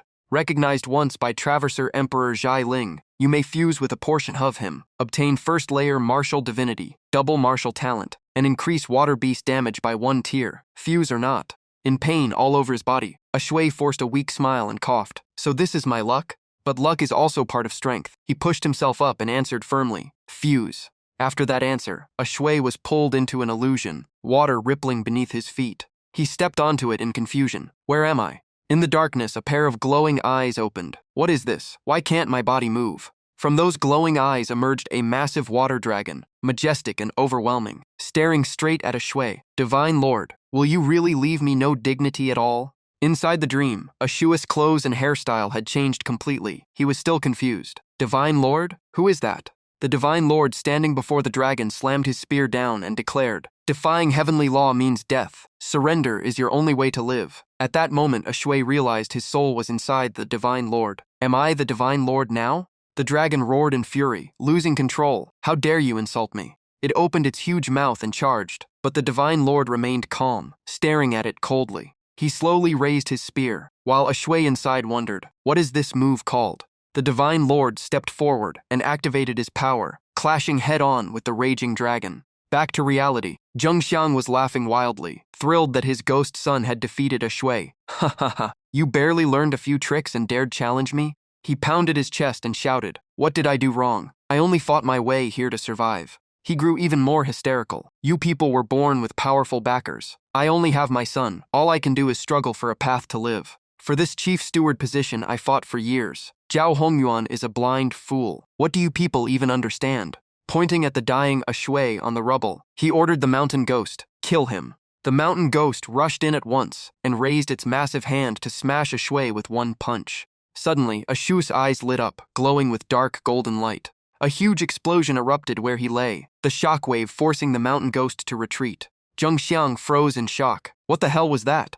Even the mountain ghost narrowed its eyes to look carefully. From the dust, a shui stepped out, hair flowing wildly like the Divine Lord himself. His eyes still burned with golden light. As he stared at the monster, his presence alone was terrifying. Though still wearing his own clothes, his posture mirrored the Divine Lord, hands forming a seals as he gripped a spear with overwhelming aura. Winter fades, dawn rises. A shui once asked his master, "Master, how strong are the Furnace Realm and Dragon Transformation Realm in the legends?" His master replied, "No one has truly seen it, so it's hard to say. But one name sums it up," he said in a deep voice, "the realm of divine beings." Back in the cave, a shui stood tall, killing intent surging, facing Zheng Xiang like a god of war. He raised 2 fingers, dark smoke swirling around the tips. From his fingertips burst a wave of energy, expanding outward in a growing sphere. "Eyes locked tight," he said. "Dragon slash." A shui dragged everything into the illusion, including Zheng Xiang and the hostage he used as leverage. Zheng Xiang stood on rippling water with a vortex beneath his feet, completely panicked. What is this thing? Lu Changsan was pulled in too, staring at the shifting water below, lips trembling in fear. What is this? Zheng Xiang grew even more furious, pointed forward and shouted at the mountain ghost, "Stop pretending and kill him now." The mountain ghost obeyed, raised its massive fist and charged, drool hanging from its fanged mouth, while a shui did not move at all. With a cold expression and glowing eyes, he calmly spun the spear in his hand. The giant mountain ghost lunged at him, but a shui only flicked his spear lightly to the side. Suddenly, the mountain ghost froze, its body weakening. It stammered in fear, What's happening?" Zheng Xiang was still laughing, thinking he had the upper hand, ha ha ha ha, just bluffing as expected. But the next second his face changed. He looked ahead, sweat pouring down. He screamed in horror. The mountain ghost he created was dissolving, its arms slowly fading away. Even the creature did not understand what was happening. It turned toward its father, growling in pain as its arm nearly vanished. Zheng Xiang cried out, my son, my son." As its body scattered into mist, the mountain ghost rushed toward him, eyes filled with despair. Father." Just before its grotesque hand could touch him, the body completely disappeared, leaving Zheng Xiang frozen in agony. When his son vanished without a trace, Zheng Xiang collapsed to his knees, falling into endless despair. No, today I. He broke down completely, face drained of hope, as if he had lost everything in this world. At that same moment, a shui also collapsed, his face hitting the ground, the spear slipping from his hand. Looking closely, he showed no movement at all, his body totally drained. Filled with hatred and rage, Zheng Xiang grabbed a large stone, gritted his teeth. It's all because of you. I just need to kill you. Before he could act, a loud explosion blasted from the cave entrance, rocks scattering everywhere. Zheng Xiang turned in shock. Someone's here. Right on time, Six's senior brother arrived with 2 others. He stepped forward and said, "There really is a hidden chamber here." The 3 quickly spotted a shui. "That's junior brother. What happened here?" Sixth senior brother lifted a shui up, and the others could tell at a glance. A fierce battle must have happened. Seeing reinforcements arrive, Zheng Xiang slipped into a corner and clenched his teeth. "Damn it, I can only run now if I want another chance." Sixth senior brother said, "Take junior brother out first. We'll deal with this place later." Hearing that, Zheng Xiang peeked out and thought, "They're leaving. This is my chance." Zheng Xiang immediately stepped out, trying to escape. Suddenly a shadow blocked his path. A cloaked figure shouted, "Zheng Xiang!" The old man froze. It was Lin Guidong from the Mu sect. He demanded urgently, "Where is my family, my daughter, my wife, where are they?" Annoyed, Zheng Xiang glared at him. "Damn it, so it's you, Lin Guidong. Watch your tone. I'm the chief steward now." Lin Guidong was losing control, more worried about his family than anything. He grabbed Zheng Xiang's collar. "Where are they? Speak." Zheng Xiang struggled and snapped, "How would I know? Everything's chaos. Who knows where they are?" He even sneered recklessly. Maybe the mountain ghost already ate them. That sentence shattered Lin Guidong completely, rage exploding in his eyes. A sharp blade was raised. Without another word, the blade sliced across Zheng Xiang's throat. Moments ago he dreamed of escape. Now he had no chance left.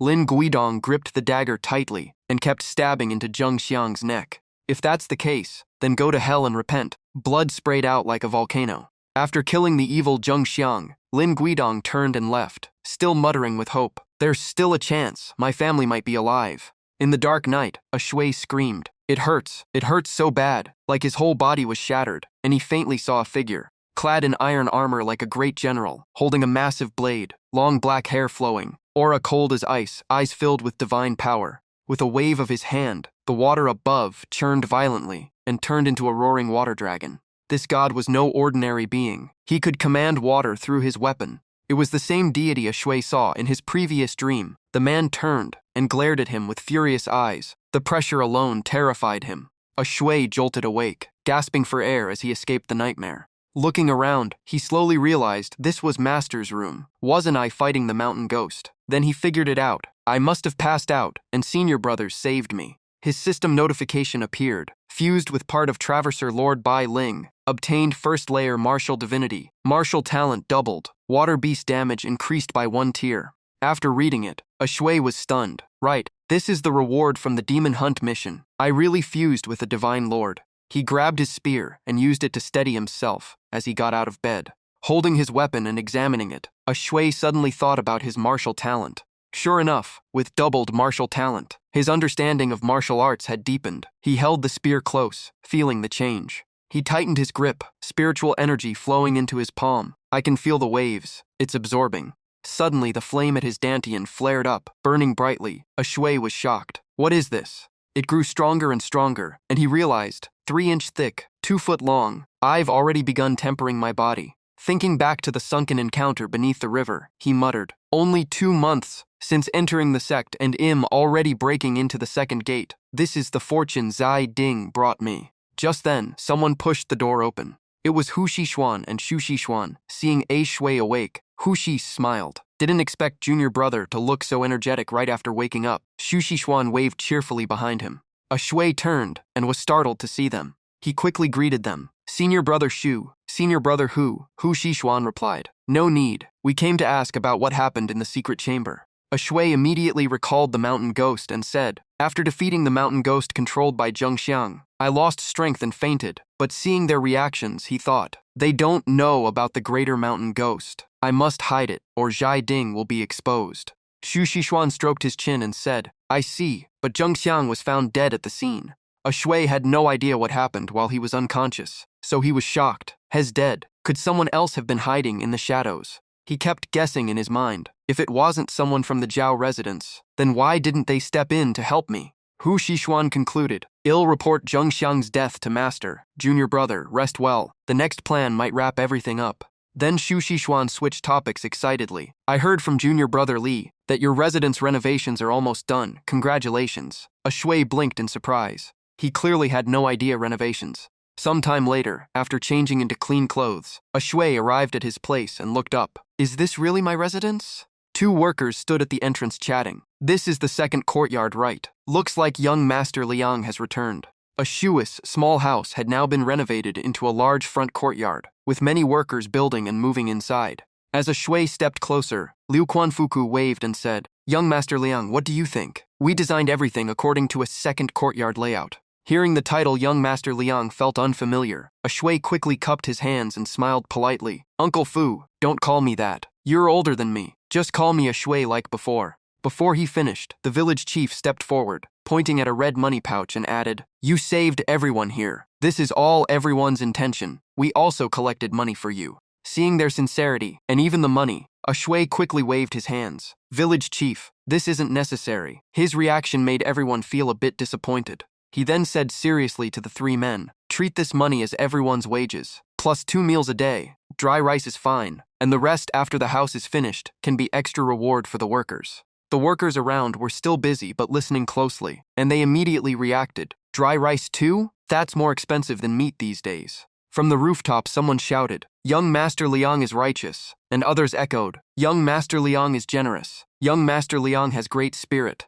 The more they praised him, the more embarrassed a shui became as laughter spread, and everyone kept calling, Young Master Liang, Young Master Liang. Then he remembered something and asked the village chief, Right, how is the nearby checkpoint? The village chief honestly replied, Thanks to your help, the Zhao family sent 2 third-grade guards to protect us. He pointed toward 2 burly men standing in the distance, looking a bit fierce, and a shui just clicked his tongue. Guards from noble families. That's normal. After that, there was nothing more to say. A shui quietly looked at his transformed home, thinking, if the original owner and his father could see this, they would probably be happy. He then recalled memories of his father and smiled faintly. I will keep living on. Back to the old river at night. A shui stood by the river with his 2 spirit beasts, staring down and muttering. Last time the boat was destroyed. I'll need to buy a new one to fish again. He stepped forward, and the water beneath him began to glow and ripple. Since awakening, I've been waiting for this day. He remembered the divine techniques from his dream of the divine lord. Once thought it was impossible, but controlling water has reached this level. Even deep currents can now be avoided and shaped. Now a shui had fully mastered water control. He walked effortlessly on the surface with confidence and smiled. This feels incredible. Cut to Zhao estate. In the study, the old Master Zhao was bowing before an envoy. Lord Envoy, what should we do now? The old man clutched his robe and cried, The grand ceremony has been destroyed. Even my most trusted chief steward Zheng Xiang is dead inside. He then choked out that a Shuis group had killed over 100 of their mountain ghosts. The envoy grew furious, kicked the old master away and shouted, crying all day, useless. Hearing their forces were wiped out, the envoy gritted his teeth. The plan was almost complete. How did it get exposed? He scanned the surroundings suspiciously. So many of our strongholds have fallen. How many are still left? Then he ordered coldly, Prepare a boat. We return to the cult immediately. The old master quickly stood up and replied nervously, No problem. I will prepare a good ship by tomorrow morning. After the envoy left, the old master and his son bowed repeatedly, thanking him over and over. Once the envoy was gone, the son finally asked Father. But instead of answering, the old master looked at the apple tree in the corner of the yard and said, I planted that tree 5 years ago, but that apple tree has never borne fruit, and his son still didn't understand his meaning. Old Master Zhao looked up thoughtfully and asked, Do you know why I keep this apple tree? His son stammered, No, I don't. He stared at the withered apple tree in the corner and said, Because even a fruitless tree still has value. It can still attract birds and beasts for us to use as food. His expression darkened in the night, turning dangerous. Zheng Xiang, Lin Guidong, Lu Xiaohui, all of them are just like those birds and beasts, raised and eaten by us since the beginning. Then he concluded coldly, This is natural selection. Everything his son thought were accidents were actually all planned by this old man. The young master stammered in fear. Zheng Xiang also. He suddenly realized in shock, even Zhengxiang and the hidden strongholds were all part of it. Everything was. The old master revealed his true ruthless nature, saying, "Trees will rot, sooner or later. Nothing is trustworthy. Even that rotten cult must fall eventually." Then he took out an ancient box and handed it to his son. "Deliver this to that Liang boy." Holding the box, father and son quietly watched the tree as he continued, "Tonight we leave by ship to Huangzhou. Let those messy matters be the Marquis problem." The next morning at Yangtuo sect, voices filled with excitement. It's senior brother Liang, so handsome. As soon as a shui appeared, everyone gathered around him with excited faces. They whispered loudly, "I heard he killed dozens of mountain ghosts alone. No, maybe over 100. A shui heard all the rumors, and immediately realized it had spread far beyond control. He guessed the source. Definitely senior brother Shu. Suddenly a shui widened his eyes in surprise. He didn't expect his senior brothers to be here too. Senior brothers. Seeing him, Xu Xishuan waved and said, "Junior brother Liang is here." Hu Xishuan pointed and said, "Junior brother, come see what the Zhao estate sent you." A shui was startled. "Zhao estate? Something for me?" He opened the wooden box and said aloud, "These are land deeds and letters?" He recalled old Master Zhao's smiling but calculating face. When handing it over, "These shop deeds are worth 2,300 taels of silver. Consider it compensation. Everything else is a gift as goodwill. Fate will bring us together again." Sixth senior brother examined the deed and muttered, "This old Zhao is not simple. It clearly includes roots, timing of the cult operations, and even their contacts." Hu Xishuan turned to Xu Xishuan and said, "Maybe the location leak was intentional." Xu Xishuan frowned and thought, "So the Zhao family." Sixth senior brother said seriously, "I will seek master's orders for the next step. We will not leave them any escape route." Flashback, 1 month earlier. In a village, a man sat facing his wife as he prepared firewood. He greeted an old friend. "Old Lu, bringing food for your wife again?" Old Lu smiled. "Yes, I'm afraid she'll go hungry by the river." His wife complained irritably, watching him grow more frustrated. "What a useless man, not even comparable to him. Hurry up and cook." Old Lu happily walked on, carrying food for his beloved wife, thinking, "I must hurry, or she and Chu will go hungry." The road was empty, lined with wild reeds, and he walked alone through the wilderness. Near the riverbank, he saw his wife and child waiting, and cheered himself on. Almost there, almost there. He smiled softly at his son in the distance, Chu. A shadow appeared right behind Lao Liu. An assassin holding a dark blade moved in for the kill, while he still had no idea what was coming. Blood splattered everywhere as Lao Liu collapsed, dropping the lunchbox he had prepared all morning for the mother and child. His last words were, "The meal for my wife." A moment later, a clean and strong hand picked up the lunchbox, now stained with Lao Lia's blood. Shockingly, a man wearing Lao Lia's appearance smiled unnaturally and said, while looking ahead, "Time to deliver the food." The fake Lao Liu walked toward the mother and child's boat, while a discarded body below was stripped of its outer layer. At a small shack on the quiet Jing River, the mother and child were fishing together. Lao Liu arrived to deliver food, and after they ate, he carried a water bucket and walked outside. But he was no longer Lao Liu. A dark force had taken over him, and he muttered that today was the final day of the Imperial Envoy's mission. Looking at the mother and child, he decided coldly, it was time to eliminate both of them. Suddenly, a sinister voice echoed inside his mind, laughing mockingly. The voice kept urging him in a twisted tone, offering to take over and act for him. He tried to resist, washing his face in panic, and muttering, "What are you saying? Get away from me." Looking at his reflection in the calm river, the voice laughed again, saying he could not escape. They were one and the same. A shui and Zi Shixiang arrived, and Zi Shixiang asked if he was still delivering goods today. Zi Shixiang then asked him to help take them across the river in the next 2 days, while a shui observed quietly. The fake Lao Liu happily put on his hat and said, "Let's go," as all three headed to the boat. The wife and child waved goodbye from shore, calling out for him to be careful, and he smiled back at them. On the boat, a shui looked toward the mother and child, and thought they must not be touched. They were likely nearby. He then looked at fake Lao Liu and planned his move, realizing he was a demon from the ghost nursery. Zi Shixiang narrowed his eyes and asked cautiously if those two were his wife and child. The fake Lao Liu smiled calmly and replied yes. Zi Shixiang could not hold back and said it was disgusting to use innocent people like that. Exposed, the man still acted confused and said, "Sir, what are you talking about? I don't understand." As the boat sailed smoothly, he suddenly stopped moving and stood still. Zi Shixiang drew his twin blades and said it was time to peel off that disguise and get the truth. The exposed man gritted his teeth in rage, saying he only needed 1 more day. He screamed repeatedly in madness, completely losing control. He turned back angrily, saying that after today, he would no longer need to hide.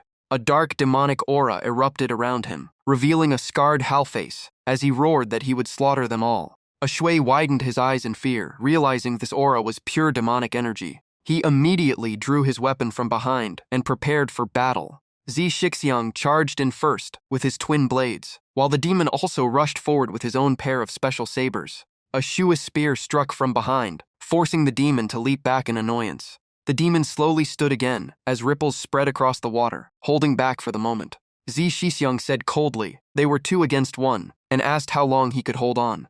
But the demon only laughed arrogantly, showing no fear at all. Then another figure suddenly burst out from beneath the water, arms wrapped in iron chains, launching a surprise attack. The man had a face full of wrinkles and scars, and he grinned eerily as sharp claws extended from his hands, laughing that it was better to call him out earlier. A chain above him swung down with 2 sickles aimed at Shui, and Shui barely processed what was happening, realizing there was another attacker. The chain wrapped tightly around Shua's arm and yanked hard, pulling his body upward violently. The hidden attacker dragged Shui straight into the water while Zi Shixiang turned in shock. At the same time, the demon in human skin leapt onto the boat to attack Zi Shixiang, like 2 shadows working in perfect sync. He swung his twin blades while Zi Shixiang blocked instantly, and the enemy sneered, saying his assassin excelled in underwater kills. If Shui didn't die within 5 minutes, then Zi Shixiang would be next. Underwater, Shui was fully bound as the ghost shadow guard dragged him deeper, confident this was his domain. Suddenly, his arm was yanked back violently, and the assassin turned in confusion. Before he could react, he was slammed into an underwater rock, shattering it on impact. Pain shot through him as he looked forward in disbelief, wondering what just happened. It was Shui who smiled and said that after reaching 70% fusion, he had been curious about his underwater limits. Now Shui was in control, gripping the chains tightly and thanking him for bringing him here. The assassin could no longer pull him, and instead he was the one being dragged, shocked by Shua's overwhelming strength. In the water, Shui held his spear and forced the chains back with pure power, declaring this was his domain.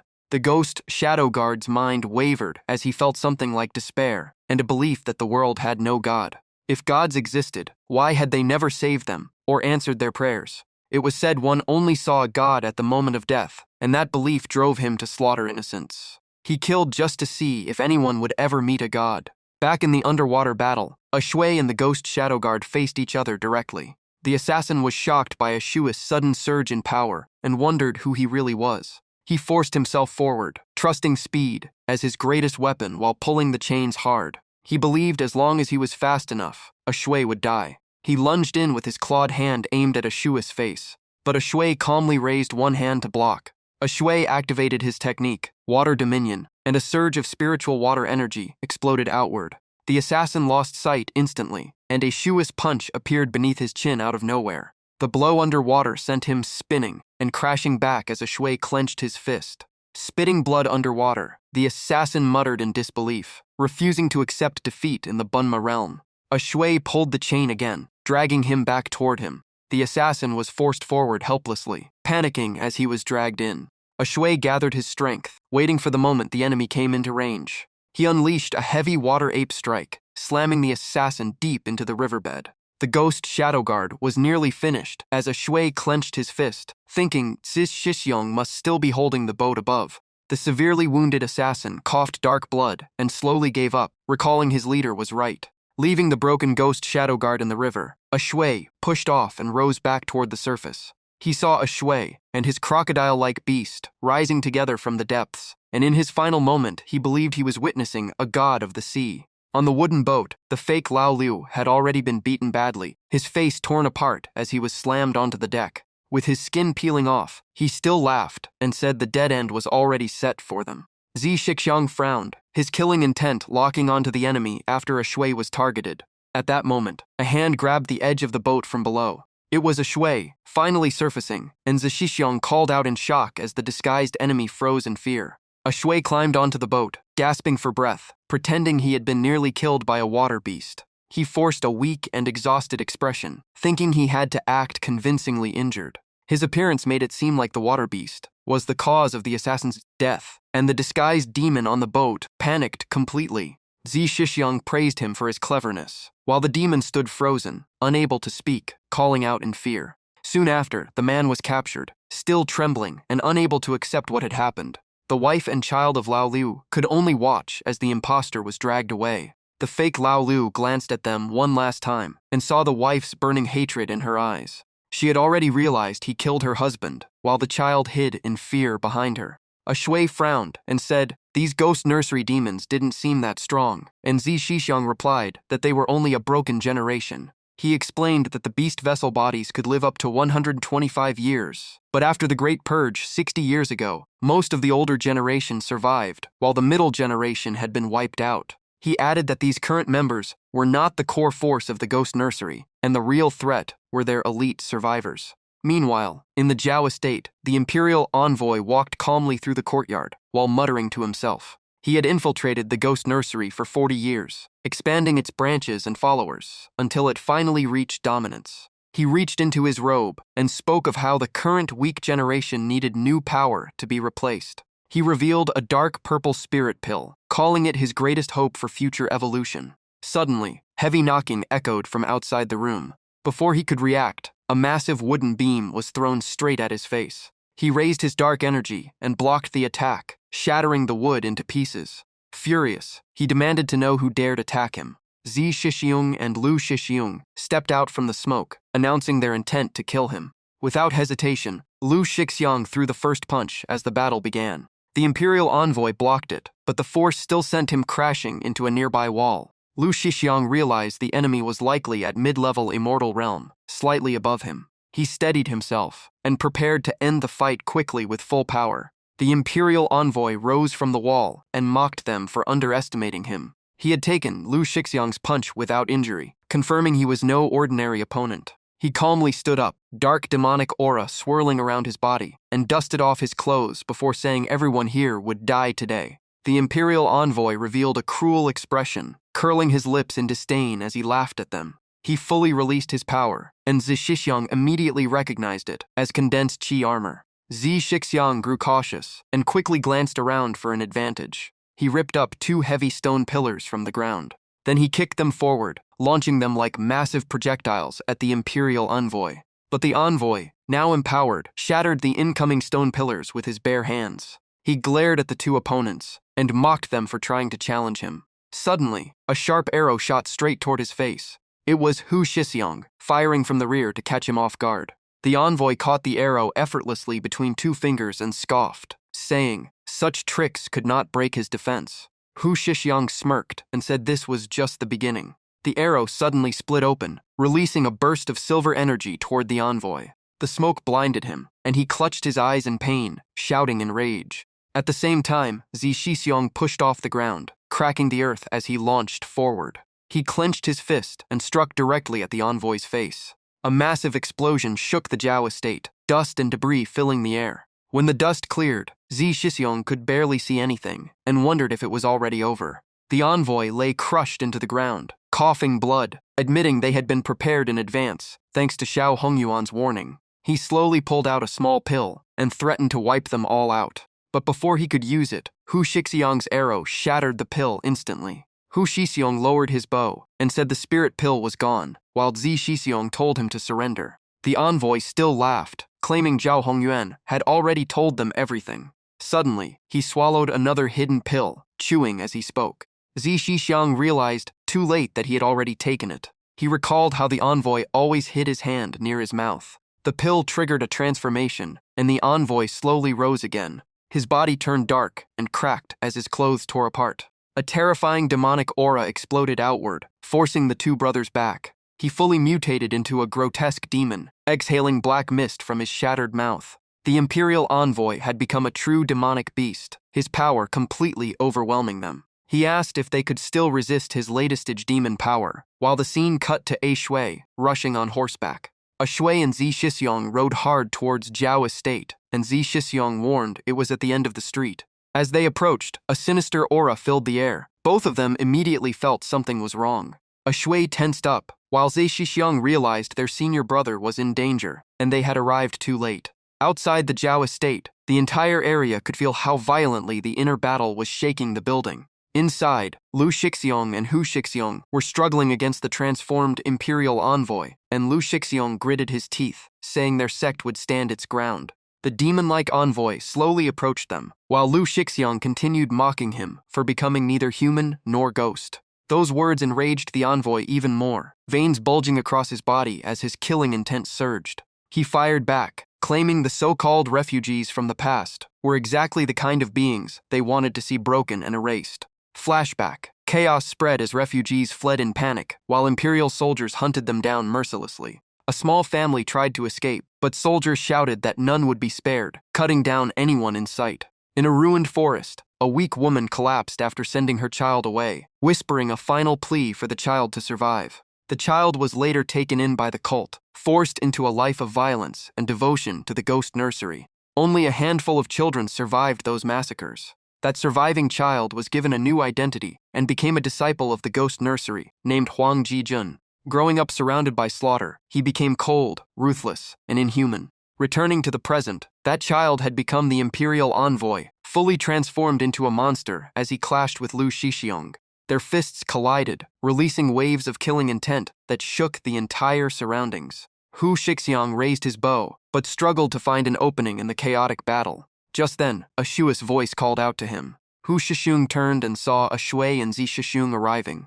Hu Shixiong immediately asked for help, and Zi Shixiong agreed without hesitation. Zi Shixiong confidently took the bow, saying he would handle the shot. He drew the string tight, locking onto the demon, while a Shui watched in awe at the coordination. The intensity of the duel made even a Shui feel impressed by their power. He followed every exchange closely, as Lu Shixiong realized he could not hold out much longer and needed a finishing opening. While dodging relentless attacks, Lu Shixiong focused on the demon's heart, planning to create an opening for his junior. At the right moment, the two brothers coordinated perfectly, and Zi Shixiong released a piercing arrow. The arrow shot straight toward the demon's chest, catching him off guard. But Lu Shixiong quickly noticed something wrong. The arrow's power felt off, not matching Zi Shixiong's true strength. The arrow was split apart before impact, failing to harm the envoy at all, who laughed and claimed even their strongest shots could not break his chi armor. Lu Shixiong clenched his fist, realizing the enemy was manipulating the battlefield.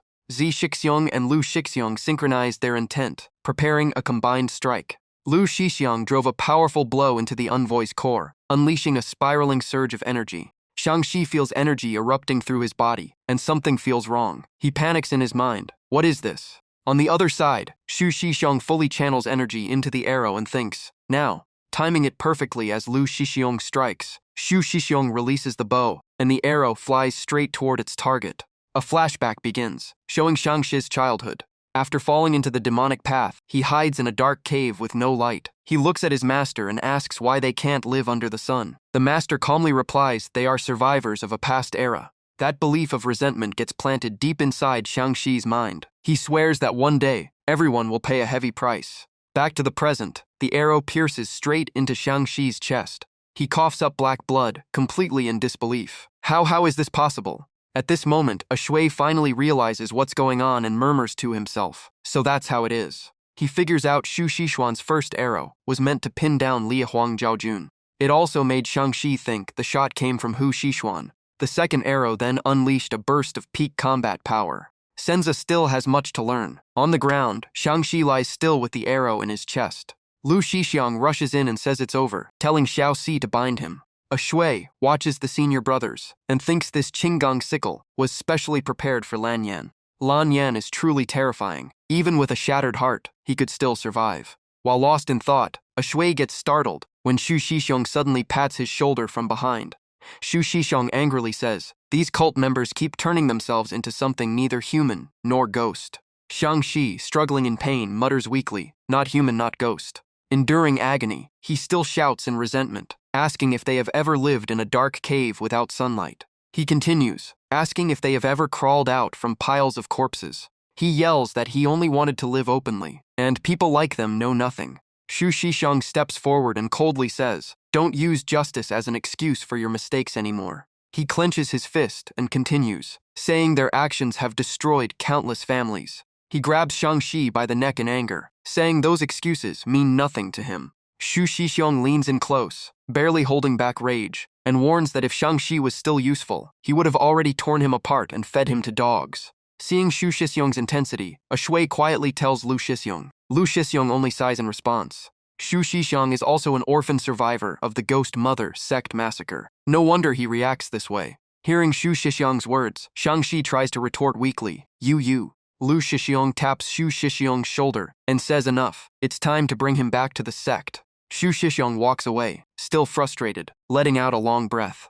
Knowing Xu Shixiong is upset, Lu Shixiong runs over and hugs him from behind, jokingly inviting him out for drinks. Hu Xixuan also runs in and says, wait, let him handle this one more time. The two brothers grab Xu Xixuan's shoulders tightly, and Lu Xixuan jokes that they're about to crush him to death. A shui watches the three brothers joking around and feels a warm happiness, thinking to himself about this feeling. He remembers his past life, going to work alone every day, with no close friends, and no one to talk to, never knowing this kind of feeling. Lu Shixiong notices a shui standing there and calls him over, telling him to come along. A shui is surprised to realize the senior brothers actually care about him too. He smiles happily and agrees yes, he'll come. The scene shifts to the training ground inside the estate, where a shui is alone. He trains until completely exhausted, sweat pouring down his body, and mutters that he still can't calm his mind. A few days earlier, after dealing with Zhao Xiniang helped the brothers convert seized land deeds into pure silver.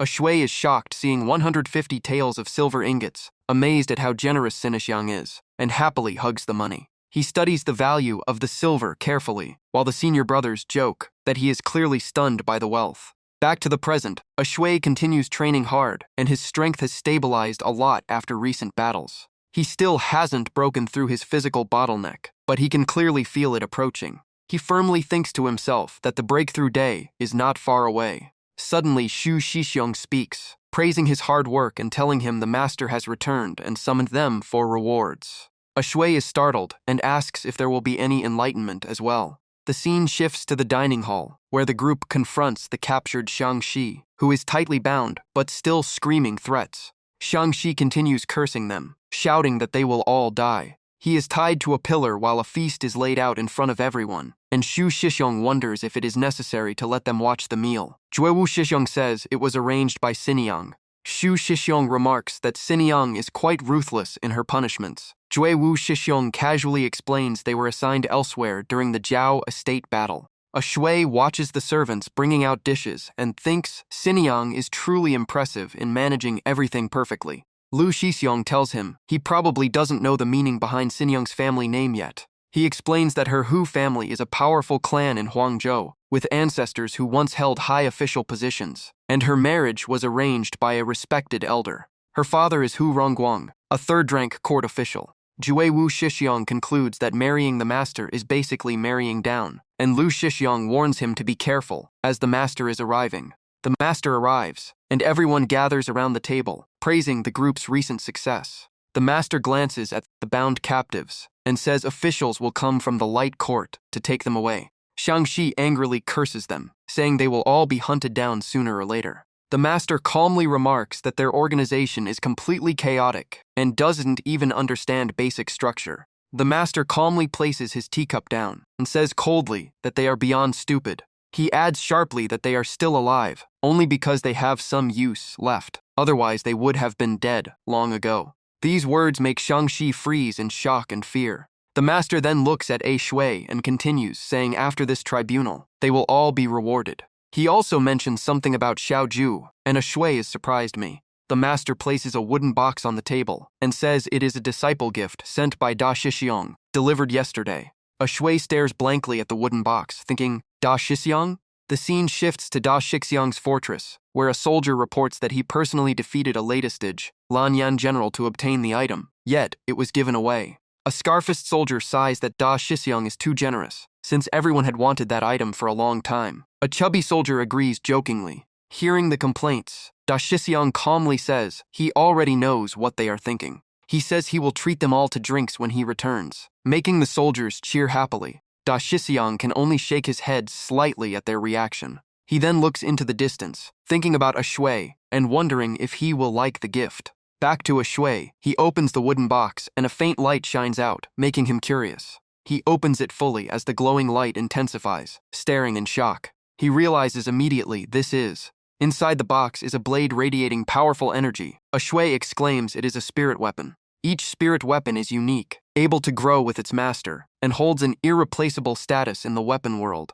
Because the materials are rare, spirit weapon forging is extremely difficult. A shui then realizes he now has 2 spirit weapons of this level. He stares closely at the blade inside the box. He pulls it out and reads the inscription, realizing its name is Qing Lan. He thinks this will cover his weakness in close combat and remove future battlefield limitations. The scene shifts to a Shui's room. He leaves quickly, realizing he has missed several days of study due to the mountain ghost incident, and heads to the library. On the way, he hears strange hesitant sounds coming from a study room. He leans in curiously and mutters that it sounds like phonetic transcription practice. Suddenly someone calls his name, and a shui turns in surprise. It is Si Hengyi, who greets him and says he has finally come. A shui scratches his head apologetically, but Si Hengyi smiles and says he has heard about his recent actions. Si Hengyi leads him forward to meet the dean, explaining they have improved the phonetic system. A shui asks what a dean is, and it is explained as the head of the library, similar to a modern principal.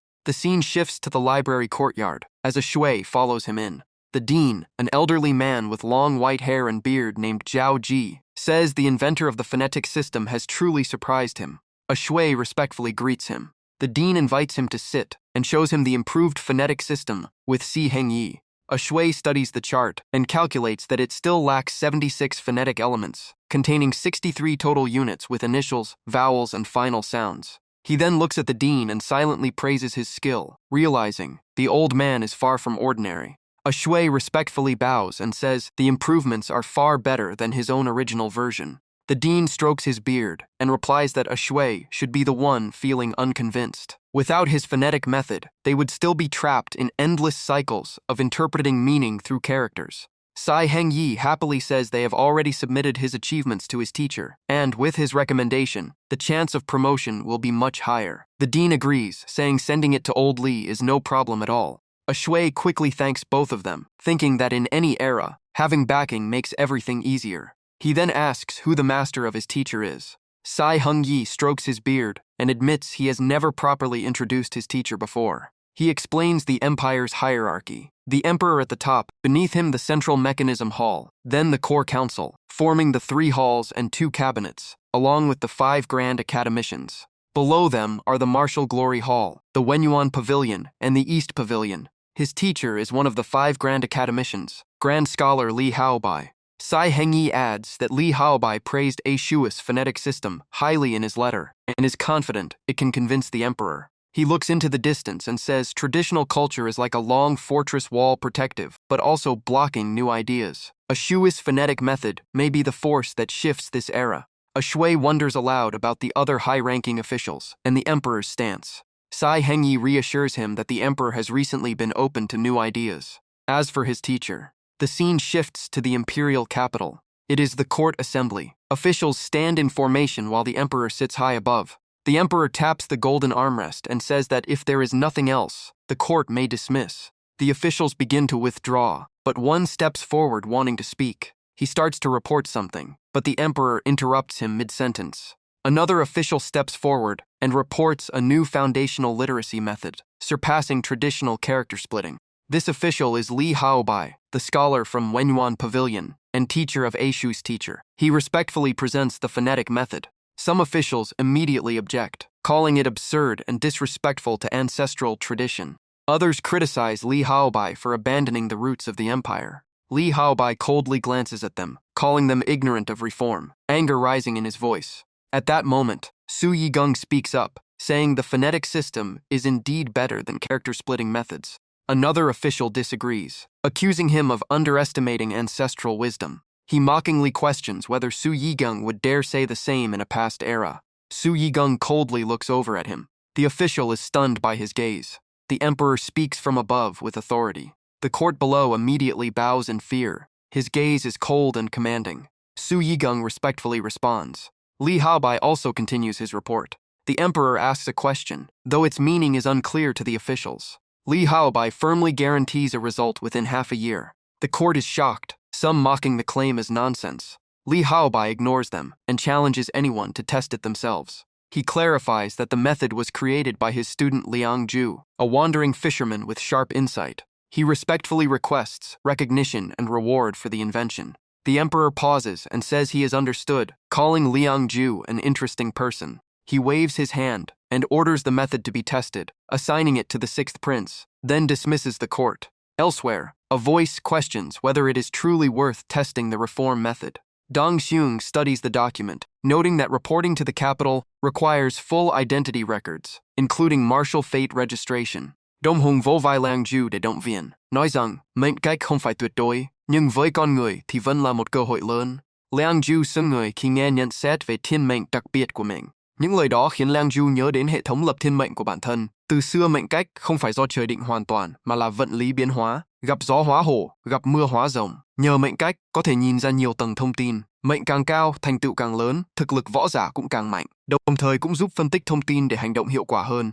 Tuy nhiên mỗi mệnh cách lại đi kèm thử thách khác nhau. Người có mệnh cách cao thường mang cả ấn chính và ấn phụ, như võ thánh Zhang Longxiang thời trẻ, sở hữu ấn chính Great Pillar Divine Mountain và ấn phụ Divine Seizing đầy nguy hiểm. Dù có thiên phú vượt trội, hắn vẫn phải trải qua đại kiếp nạn để thành danh. Sau 13 năm, Zhang Longxiang đến Bắc Hoàng, một mình chiến 3 cường giả chân viên cảnh, giết 2 và trọng thương 1, chứng minh sức mạnh võ thánh.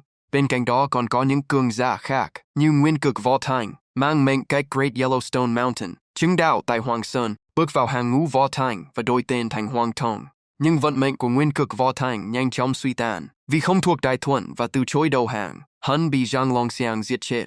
Máu nhuộm đỏ bầu trời, trận chiến giữa hai võ thánh khiến đại địa thấm máu, sinh linh nơi đó bị ảnh hưởng và dần biến dị thành tinh quái. Từ một con chuột nhỏ cũng có thể hóa thành quái thú khổng lồ đầy hung tinh. Dong Hùng nghiêm túc nhắc Liang Ju rằng mệnh cách không phải bất biến, mà giữa người với người luôn có sự ảnh hưởng qua lại. Liang Ju chỉ quan tâm một điều, hỏi thầy cách kiểm tra mệnh cách. Dong Hùng giải thích rằng yếu tố quan trọng nhất là tàn hương, phải dùng hương mệnh văn sau khi đốt xong. Hương càng thịnh, thời gian càng lâu thì hiệu quả càng chuẩn. Mọi thứ đã được chuẩn bị gần xong. Ông nói đã có hương mệnh văn ủ 5 năm, nhưng vẫn thiếu máu của Bảo Ngư 5 tuổi. Liang Ju nghe đến nguyên liệu cuối thì giật mình, máu Bảo Ngư. Dong Hùng giải thích rằng vạn vật sinh ra đều mang khí vận, và máu là nơi chứa vận số, không thể thiếu trong việc kiểm tra mệnh cách. Cuối cùng, Dong Hùng nói đã nhờ người đi tìm, còn lại chỉ có thể dựa vào vận may. Sự quan tâm của ông khiến Liang Ju rất cảm kích. Sau khi tiến Dong Hùng, Liang Ju bắt đầu tính toán, những thứ khác có thể thiếu, nhưng tìm Bảo Ngư thì hắn có cách. Tuy nhiên, trước tiên cần một con thuyền phù hợp, vì chuyến đi lần này không đơn giản. Trên bến thuyền, hoạt động đánh bắt diễn ra nhộn nhịp. Liang Ju vừa đi vừa nghĩ, con thuyền cũ của hắn đã bị phá hủy sau trận chiến với 2 đại tinh quái. Hắn dừng lại trước một cửa hàng, ngước nhìn bảng hiệu và xác nhận mục tiêu đã đến. Hắn nhớ lại lý do tìm đến đây. Thời đại này, việc đóng và bán thuyền chủ yếu do ngư land quản lý. Ngư dân nghèo thường phải thuê thuyền để ra khơi. Một người đàn ông ngồi nghỉ, thấy hắn liền hỏi, "Tiểu huynh đệ muốn xem thuyền à?" Lão nhân bắt đầu chào hàng, khoe rằng thuyền đều là hàng mới, lớp sơn còn rất tốt. Cách mời chào của ông ta chẳng khác gì bán hàng đa cấp, rẻ, đẹp, thuê 3 tháng không cần lại. Liang Ju âm thầm đánh giá những con thuyền phía sau, nhìn thì ổn, nhưng nhiều chỗ đã vá lại, rõ ràng là thuyền cũ đem cho thuê. Đột nhiên một giọng nói lạ vang lên, gọi tên Liang Ju. Lin Shi dẫn theo nhóm người tiến tới chào hỏi, bên cạnh là hai đứa trẻ Lin Thong Bao và Lin Phu Yun. Lin Shi đến đây với mục đích riêng. Ông nói muốn nhờ Liang Ju giúp đỡ ngư land của mình và đề nghị chia 20 lợi nhuận, thậm chí 30 cũng được, kèm một con thuyền tốt nhất. Liang Ju lạnh giọng nói, không được. Lin Shi sững người hỏi lại, Lương công tử vì sao? Liang Ju calmly pointed out the issue, saying he understood the situation and the logic of the world where the strong prey on the weak, but there was something the other sides still failed to grasp. From all his past experiences, he deeply understood this nature, and he himself was also a fisherman. Seeing the fishermen's excited harvesting scenes made Liang Ju even more determined. Reputation can bring benefits, but only if you have the strength to back it up. He could secure gains for the fishermen, but what comes after that? Once they get used to low fees, joining the fish farm later would only make them resentful. What would his master think then? In this world, he couldn't take care of the bigger picture. Maybe he was a good person, but not that good. Knowing he couldn't persuade him further, Lin Shi quickly changed his request. All right, but I still hope young Master Liang agrees to one more thing. After this, I will also gift you a fine ship. Hearing this made Liang Ju even more curious about what exactly they wanted from him. Lin Shi softly explained the situation. Recently, there have been rumors of a spirit beast, appearing at the border between our land and Shuifu County. So on behalf of the Lin family fish farm, I would like to invite young Master Liang. His face was full of sincerity as he asked Liang Ju to help them eliminate it. The Jianghua estate holds countless treasures, but also hides countless dangers. The water region is divided into deep waters and shallow waters. Deep waters are dangerous on all sides but rich in resources. Shallow waters are limited in resources and are where humans usually operate. Normally, intelligent great beasts that want to enter shallow waters must report to the river god. Otherwise, they will be purged by Da Shun enforcement, lightly expelled or heavily killed. For example, Quan To Jung's mother once entered shallow waters to survive and stabilize herself. The decisive battle between two great spirit beasts that day took place in the deep water zone. Now Liang Ju stood at the bow of the ship looking out at the sea. Linda had said the spirit beast often appears at the boundary between deep and shallow waters, where creatures easily get lost and drift into shallow waters. Clenching his fist, Liang Ju lowered his head in thought. He had secretly sent out agents and A-Fei to clear the areas around Pingyang Town and Yixiang City. Except for overly powerful beings, most had already been driven out of the shallow water region. In an instant, a faint energy appeared in his hand. Liang Ju judged that if a spirit beast wandered in by accident, its strength would not be too high. But that was not important, because he was no longer someone who could only survive in shallow waters like before. Lifting the energy sphere in his hand, Liang Ju frowned and evaluated it. Fusion rate 70%, close to the strength of breaking flesh realm. Looking down at the clear sea where large fish swam freely, he thought that he was confident he could find more opportunities. Century-old treasure fish only appear in deep waters. Then he smiled and muttered, "Let's begin." Suddenly, a massive wave erupted from the sea surface. While diving into the deep sea, Liang Ju sighed inwardly. As expected of deep waters, materials rarely seen in shallow waters could be found everywhere here. He frowned in frustration, searching for hours but still not finding the target. Looking at the purple plants growing on the seabed, Liang Ju assessed them as water-breathing grass, something ordinary people could hold in their mouth to survive underwater for over half an hour. He then glanced at glowing stones nearby, his expression turning greedy. Could this be meteor stone clam, a premium ingredient only nobles could afford? He then looked up and shook his head firmly. Unfortunately, none of these are my target today. Suddenly, a Fei beside him was startled. Liang Ju widened his eyes in shock as a Fei reacted, its entire body suddenly glowing behind it. It quickly hid inside a patch of green underwater plants, and Liang Ju followed its movement, wondering if it had entered a hydrostasis zone. Then a Fei panicked and rushed back out again. The scene ahead made Liang Ju freeze as he shouted in shock. In front of him was a gigantic serpent. Liang Ju shouted out, "It's a 7-star python." Lightning crackled around the 7-star python, freezing Liang Ju in place, as he thought that spirit beasts could not be judged by appearance. Generally, beings at or below the Longyan level are considered spirit beasts because they are rarely ever discovered. Truly powerful great beasts all have their own logic. They do not enter shallow waters, partly due to fear of Da Shun enforcement, or because the benefit is not worth it. For them, ordinary humans are nothing more than coarse grain, not worth their attention. Facing the serpent-like spirit beast, Liang Ju fell into thought. Some naturally grown treasurefish could also possess terrifying strength. Then it lunged forward, forcing him to leap aside to dodge. While adjusting his stance mid-air, Liang Ju sneered inwardly. For me, its strength is still not enough. He flipped up and slammed his palm onto the beast's body, making it roar in intense pain. As he struck, he also analyzed the flow of power, water control. He could now manipulate nearly 900 jin of water nearby. Suddenly, Liang Ju froze as the monster stopped moving. He wondered if it couldn't escape. At that moment, a dark shadow shot past behind Liang Ju. It kept attacking him relentlessly. He shouted inwardly in shock, "My fish." A Fei and Liang Ju both turned sharply, disbelief rising in his mind. Could it be? Before them was a monstrous figure with an elongated, terrifying mouth. Liang Ju guessed, "Is this the spirit beast Lin Di mentioned?" He clenched his fist. "No matter what you are, you touched my fish." Killing intent flashed in his eyes. "I'll trade your life for it." Liang Ju calculated inwardly. "Every time my fusion rate increases, my body undergoes a qualitative leap." He frowned and looked forward. "That's why I always look forward to the changes brought by Zai Ling's breakthrough." Studying the massive creature ahead, Liang Ju sighed. Losing the treasure fish is a pity, but this giant creature offers a far greater opportunity. He had a feeling that if he wanted Zai Ling to fully evolve or even break through, this was it. He grinned. "Then I just have to eat it." His foot slammed into the ground, sending water ripples outward. He dashed straight at the monster. The creature was not weak either, its eyes gleaming. Moments later, it charged back at him. As its long beak swept past him, Liangju shouted, "First strike!" Aonuo reacted instantly, raising his spear. The spear shot upward.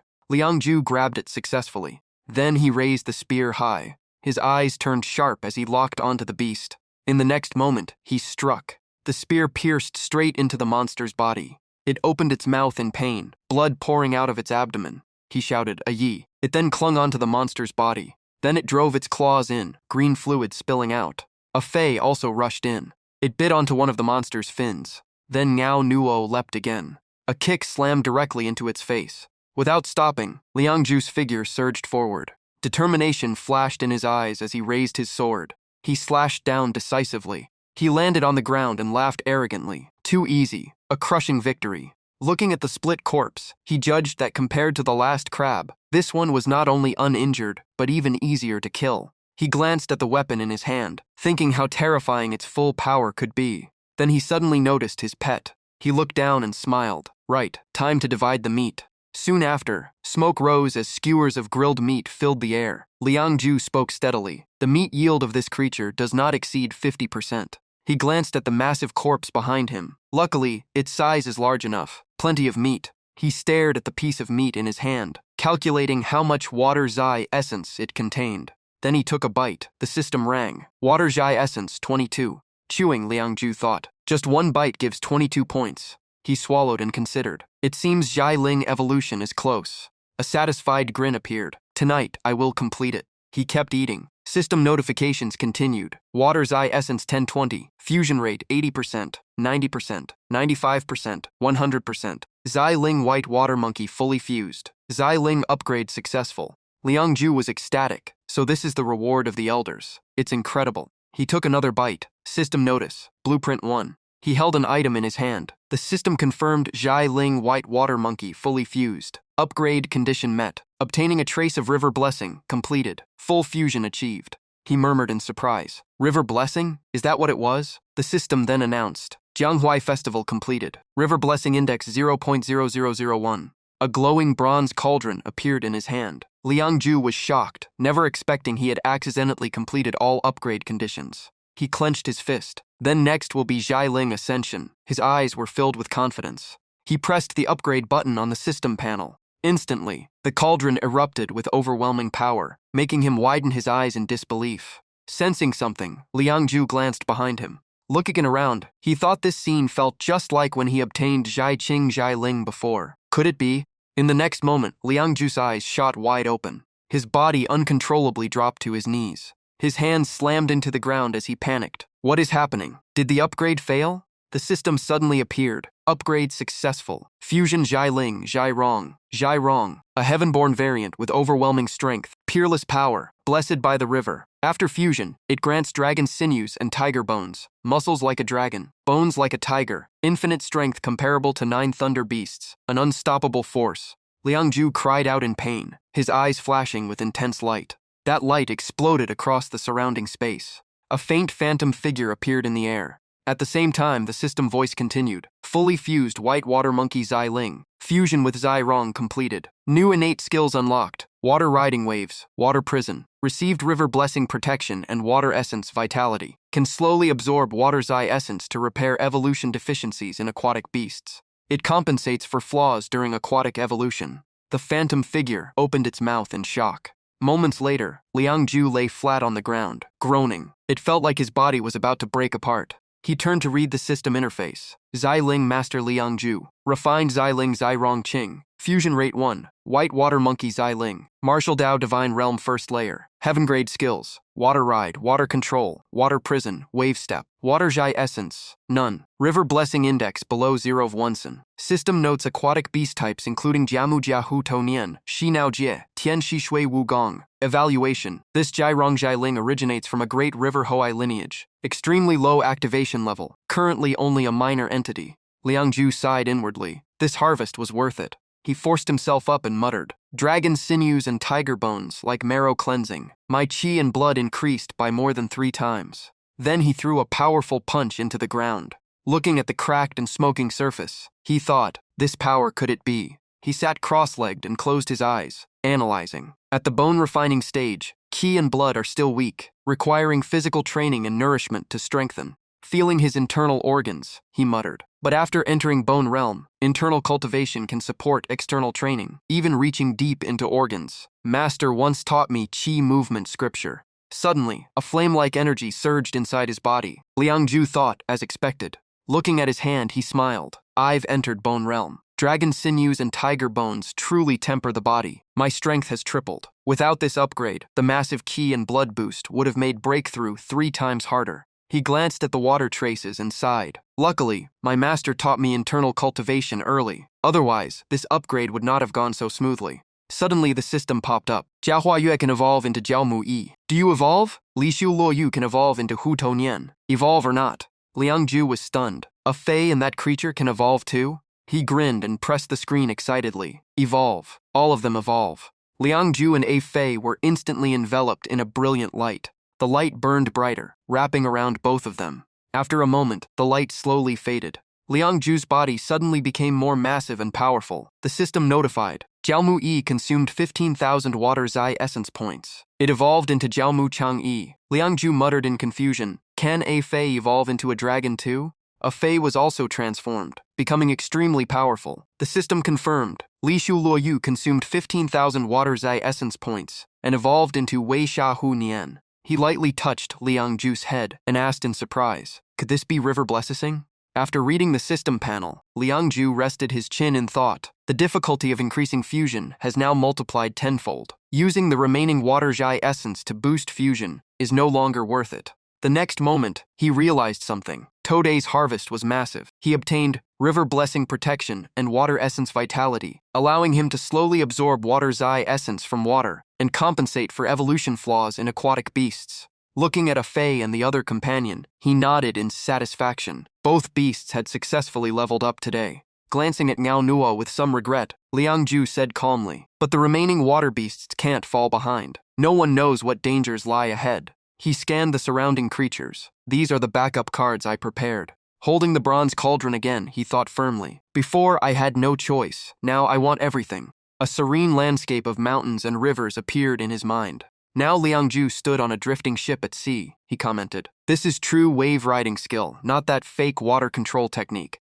Then he laughed and clenched his fist. The good news is, A Fei and the others. But before he could finish, A Fei and Liang Ju surfaced powerfully from beneath the water behind him. Liang Ju sighed in amazement. Both beasts have already gained special abilities. Watching A Fei play with small fish underwater, he evaluated. A Fei's evolution seems to grant a high-frequency emission skill. He looked into the distance and continued. As for the other beast, its ability can slowly restore others. He raised his hand and activated water prison. Small fish were instantly trapped by flowing currents. Suddenly, a large shark appeared, staring at him with killing intent. Liang Ju flinched as a dark shadow swept past him. A spider-like monster surged out violently. The system kept warning, 1,000 water centipede. Liang Ju muttered as he saw it transform, its first strike turning into a stone-cleaving blade form. A Fei remained unchanged. The shark twisted its body and leapt onto the bow, startling him. Liang Ju placed his hands on his hips and laughed. With these divine skills, fishing in the future won't be a problem anymore.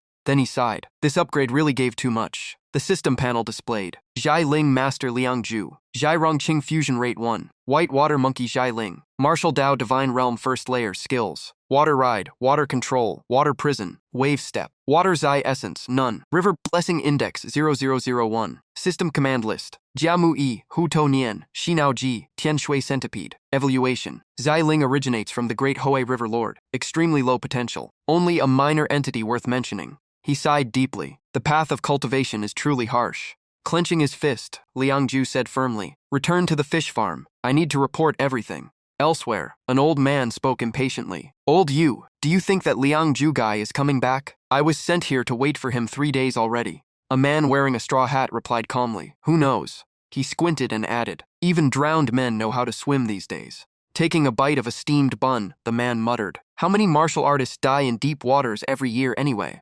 Suddenly, a massive tail slammed down near them, forcing both men to dodge aside in shock. Liang Ju walked over and spoke to Lin Day. The spirit beast has been eliminated. From now on, we owe nothing to each other. Ill take the ship. The old fisherman stared at him, breathing heavily in shock. The two men looked at each other and exclaimed in disbelief. He really killed it? Later, walking through the crowd, Liang Ju held a pouch of money inside. Unfortunately, I didn't catch the treasure fish I wanted. I can only sell these for now. Suddenly, he froze when he heard someone shout, "Treasure fish? It must be a treasure fish." A fisherman held up a large fish and scratched his head. No, people are saying they've never seen such a beautiful treasure fish before. Old Chen, your luck is insane. He then called out, "Ah Shui, why are you here? You're a martial artist now. Come take a look. Is this big carp a treasure fish?" Liang Ju stepped forward, bent down, and analyzed calmly. "Uncle Chen, this is a greenback dragon carp. It truly is a treasure fish, even a century-old one, at least worth 45 taels." The crowd erupted in shock. 45 taels. On the table sat a simple white porcelain bowl. Liang Ju's voice turned serious. This blood ritual can directly connect to fate itself. He lifted a knife and lightly cut his palm. Liang Ju proceeded decisively, letting blood drip into the bowl. No need for too much. Facing him was Dong Xiong, already prepared with a pinch of red powder. Without hesitation, he poured it into the bowl, sealing the ritual. Dong Xiong spoke sternly, "Use your right hand to press down directly." The moment it touched Liang Ju, the pattern erupted violently. The clearer, the better. After finishing, Dong Xiong poured out the blood from the bowl and observed it. Shockingly, the blood formed a perfect circle. Everyone watched every movement in tense silence. Dong Xiong decisively pressed the bowl down onto the circular blood mark. The result exceeded all expectations. Junior brother actually possesses both the primary seal and the heavenly seal. Jiang Song congratulated Liang Ju excitedly. As expected, junior brother has a destined fate. Senior brother Hu was also thrilled. Most people only get one seal, but you have two. They studied it carefully and asked in confusion, "This heavenly seal on the left, why does it look like a dead object? Could it be an ominous spirit?" The two senior brothers frowned in doubt. "And the primary seal on the right looks like an ape. But what kind of evil spirit is an ape?" Zhu Zhou frowned. "Strange. The primary and heavenly seals seem reversed." Suddenly, Lu Gang proposed a theory. Could it be that the heavenly seal isn't actually a river spirit? He analyzed seriously. Maybe it's a dragon. After closer inspection, Zhu Zhou quickly agreed. It does look like a branching dragon form. Senior brother Hu grew uneasy. "Master, how do we explain this?" Under their questioning, Dong Xiang pointed at the seal and said solemnly, "This seal." His expression darkened. The heavenly seal represents the river fate of the dragon's path. There are two interpretations. He continued calmly. Legend says a serpent cultivating for 500 years becomes a flood dragon. After 1,000 years, it can cross the river and become a true dragon. The first interpretation is that your junior brother will endure countless trials and eventually become a dragon among men. The second is that someone else will ascend as the dragon, stepping over your junior brother's path. Liang Ju listened silently, his expression tightening with concern. The words stunned the disciples. That means one must step over the other's corpse to achieve greatness. Liang Ju broke the tension. "Master, seniors, there is no need to worry," he said firmly. "Whether I cross the river or am crossed over, at least it proves I, Liang Ju, am not a nobody." Dong Xiang nodded in approval. "Good. A young man who once fought 7 alone will one day become a true dragon soaring through the 9 heavens." He then examined the next seal. "As for the primary seal, I won't interpret it fully. It belongs to the water bamboo destiny. In water regions, it can attract disaster. But since your heavenly seal is also water-based, the swamplands may instead bring great fortune. Blessing and calamity coexist." Dong Xiang smiled calmly. "However, fate is never fixed. A strong destiny should not become arrogance, nor should danger become inferiority." He concluded firmly. "This fate will be registered with the authorities. Rewards will depend on higher judgment." Liang Ju respectfully bowed. "Thank you, Master, for the interpretation. I will remember it." In his heart, he already had his own conclusion. His confidence came from knowing exactly what this seal truly was. A surge of excitement burned within him. This was not an ordinary evil spirit, but an ancient primal force. With the Zhai cauldron in hand, anything that belonged to him would not be taken away. At that moment, inside the Chanzheng Hall, under dim candlelight, a stern voice echoed, "River fate of the dragon's path?" A figure tilted his head while reading the report. "Born by the great marsh and already marked with this fate interesting. But I wonder, will it be the one who crosses the river or the one who is crossed over? Could the opponent be that cunning old dragon lurking in the marsh?" What he was holding was Liang Ju's seal record. Truly fascinating. In the end, who will become the true dragon? The high-ranking elder of the great Shun kingdom quietly wondered if Liang Ju was truly worthy of his expectations. After intense training, Liang Ju's group finally received a break to rest. Dong Xiong personally gave strict instructions to his 2 disciples. He continued firmly, saying Chang Song and Liang Ju were the latest entrants, but with the highest potential, so expectations would be higher. Dong Xiong declared that within a year, Chang Song must become a true martial master, possibly even at the galloping horse realm, and asked if he could do it.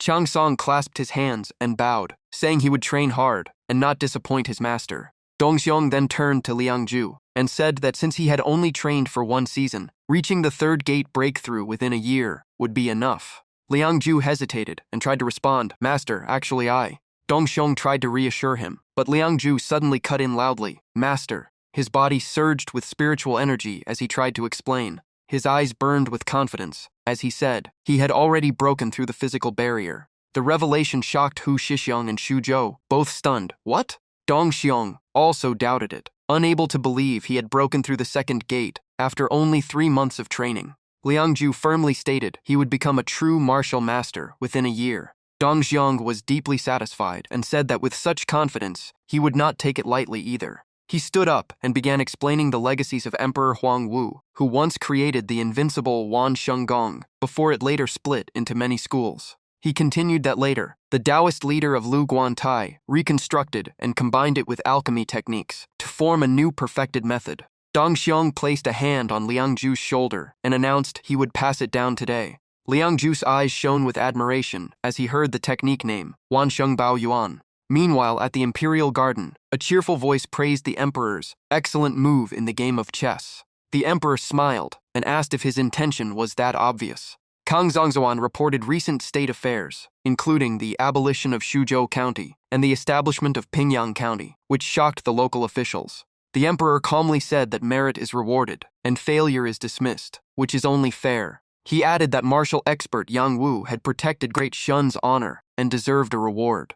Kang Zhongguan asked carefully about Liang Ju, wondering if his achievements were enough for an imperial reward. At that moment, the 6th prince arrived excitedly, calling out to his father and asking to watch him play chess. The emperor affectionately teased the boy, asking if he had gotten fatter. He proudly asked Kang Zhongguan if he knew how many characters the little prince could recognize now. The emperor said the child had learned over 1,000 characters in just 7 days using phonetic methods. Kang Zhongguan was shocked by the 6th prince's rapid progress. The emperor calmly placed a white chess piece and questioned why Liang Ju deserved a reward. He firmly made his move and said, "Because he is worthy." Kang Zhongguan bowed deeply in admiration. At the harbor, a loud voice ordered the fleet to set sail. A commander urgently asked where General Xu was, since the departure had already begun. A sailor reported that General Xu had gone fishing by the river and told them to catch up later, making Commander Zhong furious, while Nian Ying nearby just laughed and said it was nothing new.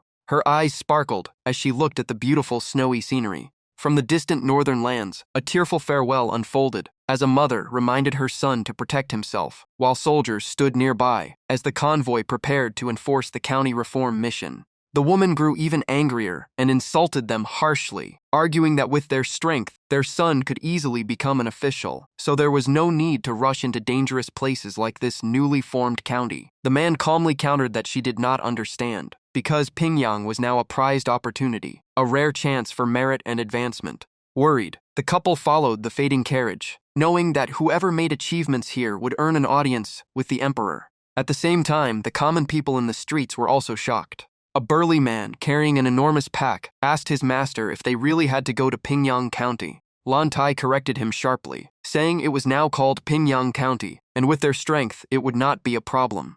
Seeing the disciples acting casually, Qing He sternly reminded them not to forget their mission. The strong disciple tightened his bundle and answered firmly that he remembered. He then threw down his heavy pack and declared they would first visit the martial hall in Yangshi. The strong man added that they would then take over the martial hall. Upon entering, Qing He announced boldly that this would become their new Baishi martial hall, starting today. The sun was harsh, and the surroundings were eerily quiet. Haney worried about Qing He's constant coughing and suggested saving money for medicine, but he calmly said everything had just begun. The strong disciple carried a large pillar and asked Lan Dai where to place it, and Lan Dai laughed and told him to just hold it if there was nowhere to put it. Their conversation annoyed Henny, who puffed her cheeks in protest, while Lan Dai teased her for being soft-hearted toward the junior disciple. Qing. He looked around and murmured that things were finally stabilizing, though it was a pity someone could not see this. Despite himself, he recalled the day everything had been swallowed by flames. He stared at the fallen strange corpses and wondered what those monsters even were. Without hesitation, he ordered Lan Dai to protect the mistress and Xiao He. At that moment, Madame Bang grabbed Henna's hand and told Qing He to take her and run, but the escape route led directly into a swarm of rampaging mutants. Seeing his mistress and senior sister in danger, the strong disciple shouted in panic. The scene drove Qing He nearly insane as he screamed in despair. Back in the present, Haney daydreamed about the famous pastries of Longyun Tower in Pingyang, while Lan Dai joked, and the strong disciple promised to earn money at the port to buy them treats. Henny happily patted his head, praising him for being reliable. Just then, a voice came from outside, saying there was still a hidden household in this poor alley. Tu Mao led several men in, and coldly demanded if they had submitted their grain relief. Qing He cautiously stepped forward and asked what grain they were supposed to submit, since they had just arrived in Pingyang. Tu Mu impatiently explained that due to a man-made disaster in Huayin Prefecture, the county magistrate of Zhuzhou had ordered all households to contribute grain for relief. Henny angrily protested that they were people from Huazhou County and that no refugees had even been accepted here, while Qing He added that all refugees were in Pingyang. Tu Mu's face darkened as he accused them of slandering an official. A subordinate immediately slapped Henny, and Tu Mo ordered the arrest of anyone questioning the magistrate. Seeing her being restrained, the strong disciple gritted his teeth in rage. Lan Dai quickly stepped forward and tried to reason, saying their master had once served in the Western Army and asking for mercy. Tu Mao was slightly startled, recalling that even the lowest soldiers in the Great Shun Army were martial masters, wondering if the sickly old man could be one as well. But a subordinate whispered that the man's aura was only at the martial warrior level, likely weakened by illness, and Tu Mao scoffed, dismissing the idea that he was ever a master. Even the Western Army had to respect the Zhuzhou County magistrate in this region. Then Tu Mao roared that they must pay taxes and grain immediately, or it would be treated as rebellion. Qing He dropped to his knees and begged, saying they had just escaped Huazhou County and truly had no money. Without letting him finish, Tu Mao kicked him brutally and said if there was no money, then sell the daughter to pay. Kuang Zhuang exploded in rage and gritted his teeth, shouting that he would kill the corrupt official. Lan Dai quickly grabbed him and told him to calm down so as not to cause trouble for their master.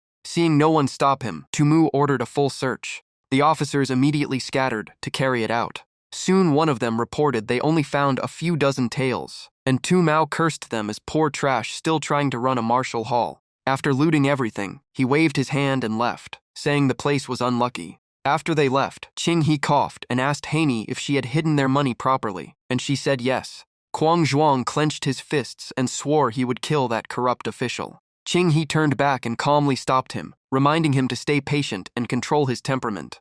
He then acted as if nothing had happened, saying this little setback was nothing but a passing storm. Qing He declared that when they face Yangshi Martial Hall, that will be their time to rise. Meanwhile, Tu Mu's men asked where to go next, and he chose the Nyaheng district, confidently believing no important figures existed in a small place like this. The next day, a convoy led by imperial envoys arrived at the main street. The common people watched in confusion, wondering what kind of grand carriage this was. A man explained that this was a royal decree carriage, only used when the emperor issues an imperial edict, accompanied by dragon and phoenix banners of the Great Shun royal family. He drank a sip of wine and speculated excitedly that a big figure must be arriving in Pingyang. The convoy was heading toward Yangshi Martial Hall. Meanwhile, Liang Ju was cultivating in his room. When a servant told him, the master ordered him to the main hall, and he immediately agreed. His breakthrough had stabilized his realm, and he was preparing for the next stage. He opened the door excitedly, believing the reward he had been waiting for was finally here. At that moment, the imperial convoy arrived, and the envoy shouted that Dongxiang of Pingyang must receive the decree. Dongxiang and his 4 disciples knelt respectfully and accepted the imperial order. The envoy announced the decree. Zhuzhou County was abolished. Pingyang County was established. Nyaheng became a new district, and 2 new agencies, Heba Office and Monster Suppression Office, were created under Dongxiang and his disciples for stopping the demon mother cult. Liang Ju's heart pounded with excitement, thinking it had finally come. The envoy continued, appointing Dong Xiong as chief officer and granting him control of the Heba office and monster suppression office, along with 100 taels of gold and 3 dragonblood warhorses. Liang Ju was stunned, realizing dragonblood warhorses were extremely rare and usually only given by the imperial family. The decree continued, confirming further official appointments in Pingyang. Liang Ju was also awarded a 9th-rank position in the Heba office and 100 taels of silver for his contribution in stopping the Demon Mother cult. His excitement surged as if he had been struck by a powerful wind. The envoy added that, due to his contribution in creating the phonetic writing method, he was also granted a dragonblood warhorse. The imperial generosity shocked Liang Ju completely, while the envoy solemnly reminded everyone to obey the decree, maintain stability, protect the territory, support the people, and serve the nation with loyalty. The envoy personally handed the imperial decree to Dong Xiong and congratulated him. He added that the dragonblood warhorses would arrive at Dong Xiong's residence in a few days. After receiving the decree, Dong Xiong warmly invited them to rest and dine, saying the envoy had traveled far and should eat and recover first. Dong Xiong, the envoy, and Liang Ju sat together at a lavish banquet table. The envoy smiled and praised Liang Ju as Dong Xiong's 9th disciple, calling him extraordinary and full of talent. Liang Ju modestly declined the praise, saying the envoy was exaggerating. The envoy then said, the emperor himself praised Liang Ju's phonetic system, and that this reward was only the beginning, as it would soon be spread across the Imperial Academy. He added that if the system proved effective nationwide, even greater rewards would follow, shocking the disciples. Dong Xiong felt extremely proud, while Hu Shi jokingly teased Liang Ju for surprising everyone at the critical moment. Chang Song laughed loudly, recalling how Liang Ju used to be quiet, but suddenly produced such a shocking achievement. Only Liang Ju understood the truth behind it all after all. It was just modern compulsory education knowledge. Returning to official matters, the envoy announced that key positions in Pingyang had already been assigned, including the Heba office and monster suppression office, with reinforcements on the way, and the Heba office chief was an old acquaintance of Dong Xiong. Dong Xiong took a sip of wine and asked who this old acquaintance was. The envoy added that grain transport officials would arrive the next day and asked Dong Xingjun to take care of them. The envoy said the emperor believed Pingyang County could eventually be upgraded to Pingyang Prefecture. Liang Ju immediately realized the deeper meaning. Pingyang was becoming a rapidly rising power center. He smirked internally, ambition rising, seeing Pingyang as his stage to rise to fame. Meanwhile, deep beneath the river, a fae hid in panic behind a large rock. It carefully peeked out and met a terrifying, overwhelming presence. A fae trembled in fear and muttered that it had detected a river godlike presence. What terrified it were massive swordfish-like demon beasts. On the streets, Liang Ju walked without noticing the stream of refugees moving in the opposite direction. Passing an old man, he realized more strangers had entered the city, likely refugees. Suddenly, Dong Min ran up behind him in panic, shouting that he had finally found him. He gasped and said his grandfather sent him to find Liang Ju in Pingyang and asked him to come to the meeting hall immediately. Liang Ju was slightly surprised, wondering if Elder Chen was looking for him. Meanwhile, Tu Mu once again loudly declared he was collecting grain relief under county orders to support refugees, sitting arrogantly as he spoke. Someone asked how much grain was being collected this time. Tu Mu calmly replied, 1 dough of rice or 50 copper coins. The crowd gasped in shock, saying it was far too much to afford. Tu Mu slammed his teacup onto the table. He coldly insisted it was the county magistrate's order and asked if they intended to defy it. He stood up and complained that disasters were spreading and their county was already overwhelmed with refugees and lacked resources. He looked down at the elder coldly and said Pingyang had been lucky not to suffer disaster, so paying more was only fair. Internally he sneered, thinking that without squeezing these commoners, they would have nothing to gain. Just then, Liang Ju stepped forward and firmly interrupted him, saying Pingyang was only safe because someone had risked their lives to stop the Demon Mother cult, not due to luck, and suggested they instead set up shelters and distribute porridge for refugees, asking if the official agreed. The people of Nhaheng immediately rejoiced when they saw him, shouting that a Thu had arrived, and they were finally saved. Tu Mu instantly drew his sword and roared that anyone who interrupted him would die. Li Da quickly stepped in and introduced Liang Ju as a hero of Nhaheng and a disciple of Dong Xiong from Pingyang Martial Hall. Tu Mu turned sharply at the name Dong Xiong. His face darkened as he realized Dong Xiang's name had been frequently mentioned among court officials lately, and he cursed inwardly. Tu Mu reluctantly sheathed his sword, but still insisted this was an order from the county magistrate. Liang Ju stepped forward calmly and said he was not trying to force the official. Then he suddenly raised his voice, stating that Shuzhou County no longer existed. Tu Mao froze and slumped into his chair. Liang Ju's eyes turned cold as he approached and asked which magistrate's orders Tu Mu was actually following. Tu Mu turned pale and stammered, unable to answer. One of his subordinates leaned in and whispered that officials of Great Shun did not need to explain themselves to commoners. He then suggested arresting Liang Ju first and dealing with Dongxiong later, claiming officials would not interfere with each other. Influenced by the words, Tu Mu began to waver, thinking a powerless disciple could not possibly challenge them. Just then, the sound of horse hooves echoed outside. A figure riding a war horse appeared at the entrance. Tu Mao frowned and asked who it was this time. The rider announced he was looking for Liang Ju of Yaheng. Tu Mao recognized him as an eagle guard from the six-fan gate. Liang Ju calmly stepped forward and said he was A Thui.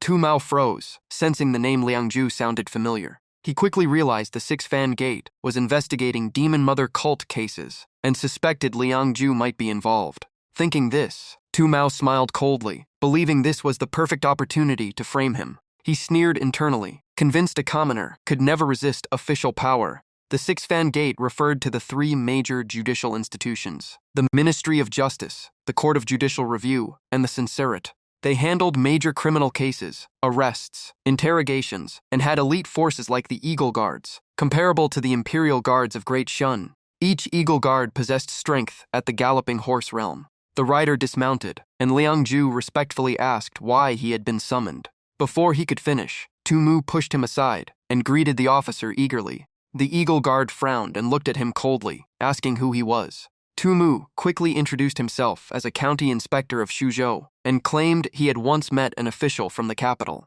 The officer remained indifferent and asked what the matter was. Tu Mao leaned in and claimed he had a suspect linked to the Demon Mother cult. He pointed directly at Liang Ju and accused him, while Liang Ju calmly denied it without panic. Tu Mao pressed harder, saying even Dongxiang's disciples could be corrupted by the Demon Mother cult. The Eagle Guard calmly asked what punishment Tu Mao believed was appropriate. Tu Mu immediately suggested arresting and interrogating Liang Ju thoroughly. The Eagle Guard suddenly laughed and said this was interesting. He asked Tu Mu if he understood their official ranks. Tu Mu nervously replied, stating his rank and recognizing the officer as a 7th-rank Eagle Guard.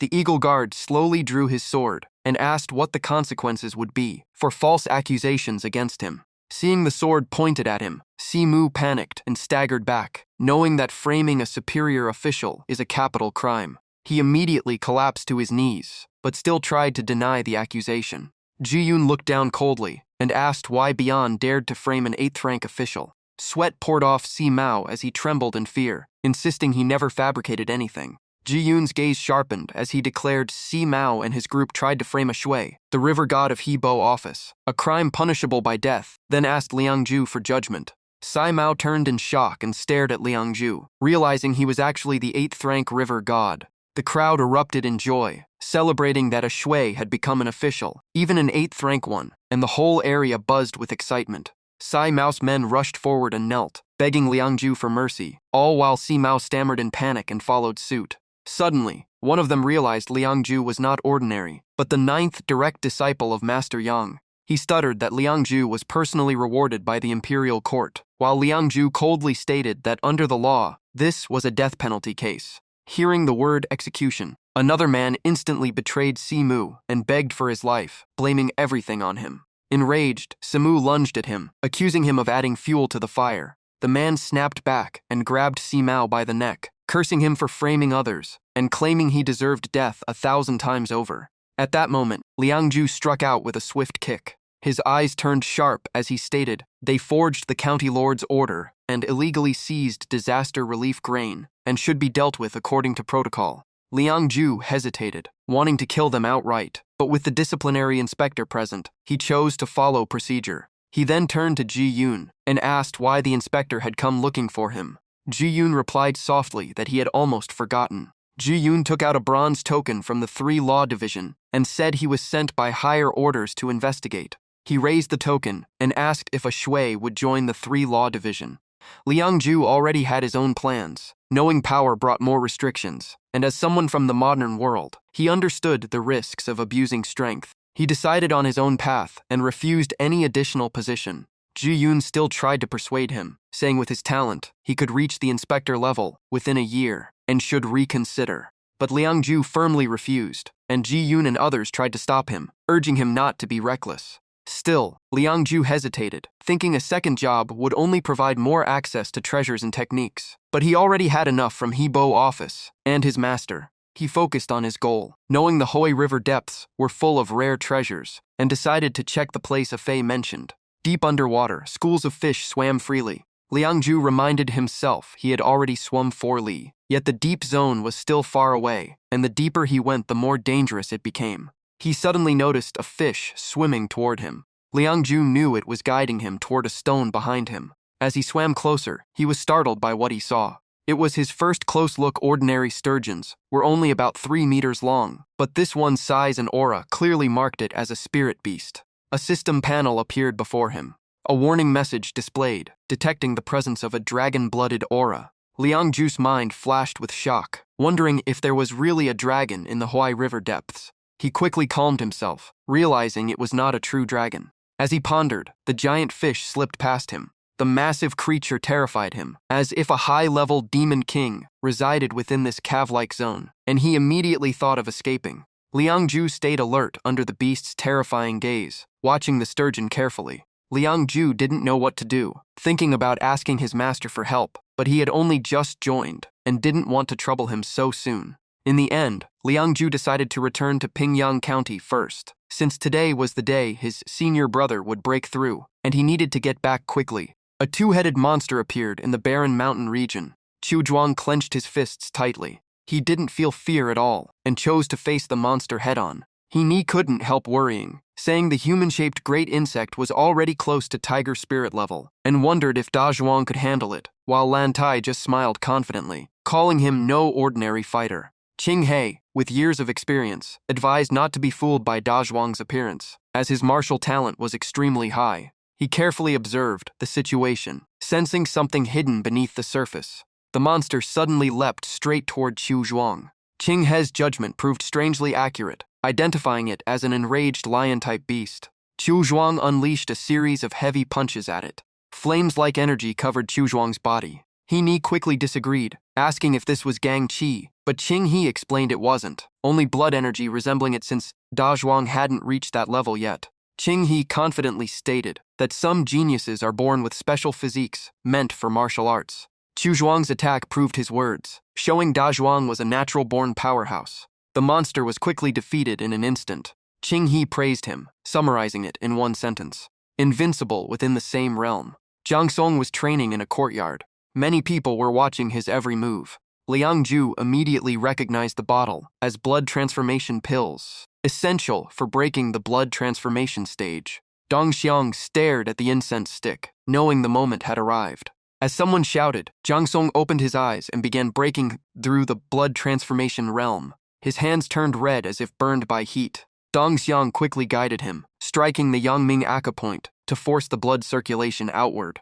Liang Ju noticed the strong smell of blood in the air. He realized it was coming from senior brother's body. He analyzed that this was the process of blood replacement, where losing 20 of blood weakens the body, and 30 becomes life-threatening. He knew it wasn't simple, as the process required 3 bursts and 3 condensations, and most people would die at the first surge. Liang Ju understood this was a test of both body and willpower, requiring a protector for guidance. He concluded that in martial battles, the strong survive and the weak die, and once the blood transformation is complete, the warrior's vitality becomes extremely powerful. A drop of blood fell from Jiang Song's face. He finally felt relieved, knowing the breakthrough succeeded.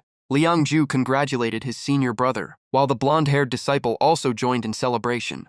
Jiang Song happily admitted he had finally become a martial master, while Yuan Zhou patted him and told him to stop showing off and go eat since he was starving. Only Liang Ju remained silent, realizing blood transformation was one of the most dangerous stages, wondering if he could pass it smoothly himself, and deciding to explain the sturgeon matter to his master, later with a made-up reason. A crowd gathered in front of someone's house.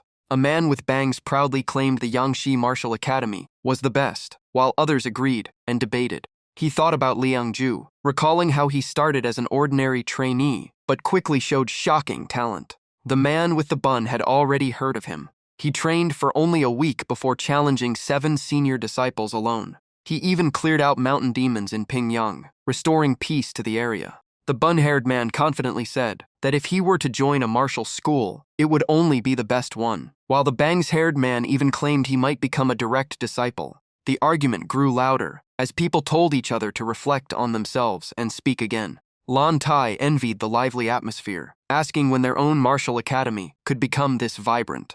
Qing He calmly smoked and said that if it had been 3 days earlier, he couldn't have been sure. Qing He wanted to use Da Zhuang's talent to boost the martial academy's reputation, and now that Da Zhuang had reached bone-refining realm, he could easily create a sensation and attract more disciples. Da Zhuang still had a full bowl of rice, but was already being urged to leave. Asked if he was ready, Qiu Zhuang immediately put down his chopsticks. He stood ready at once and said he was prepared, master. Liang Ju suddenly felt his head steaming with tension. He had already started refining blood from the very beginning. Liang Ju felt regretful, thinking he was just a bit away from breaking through bone-refining realm, and if he had eaten that spirit sturgeon, he might have entered blood transformation smoothly. He stood up after training, thinking about needing silver for post-blood transformation pills, and decided he might have to trouble his master if needed. Liang Ju noticed a thing outside and wondered what was happening at the entrance of the martial academy. The registration clerk kept calling names for the next applicant.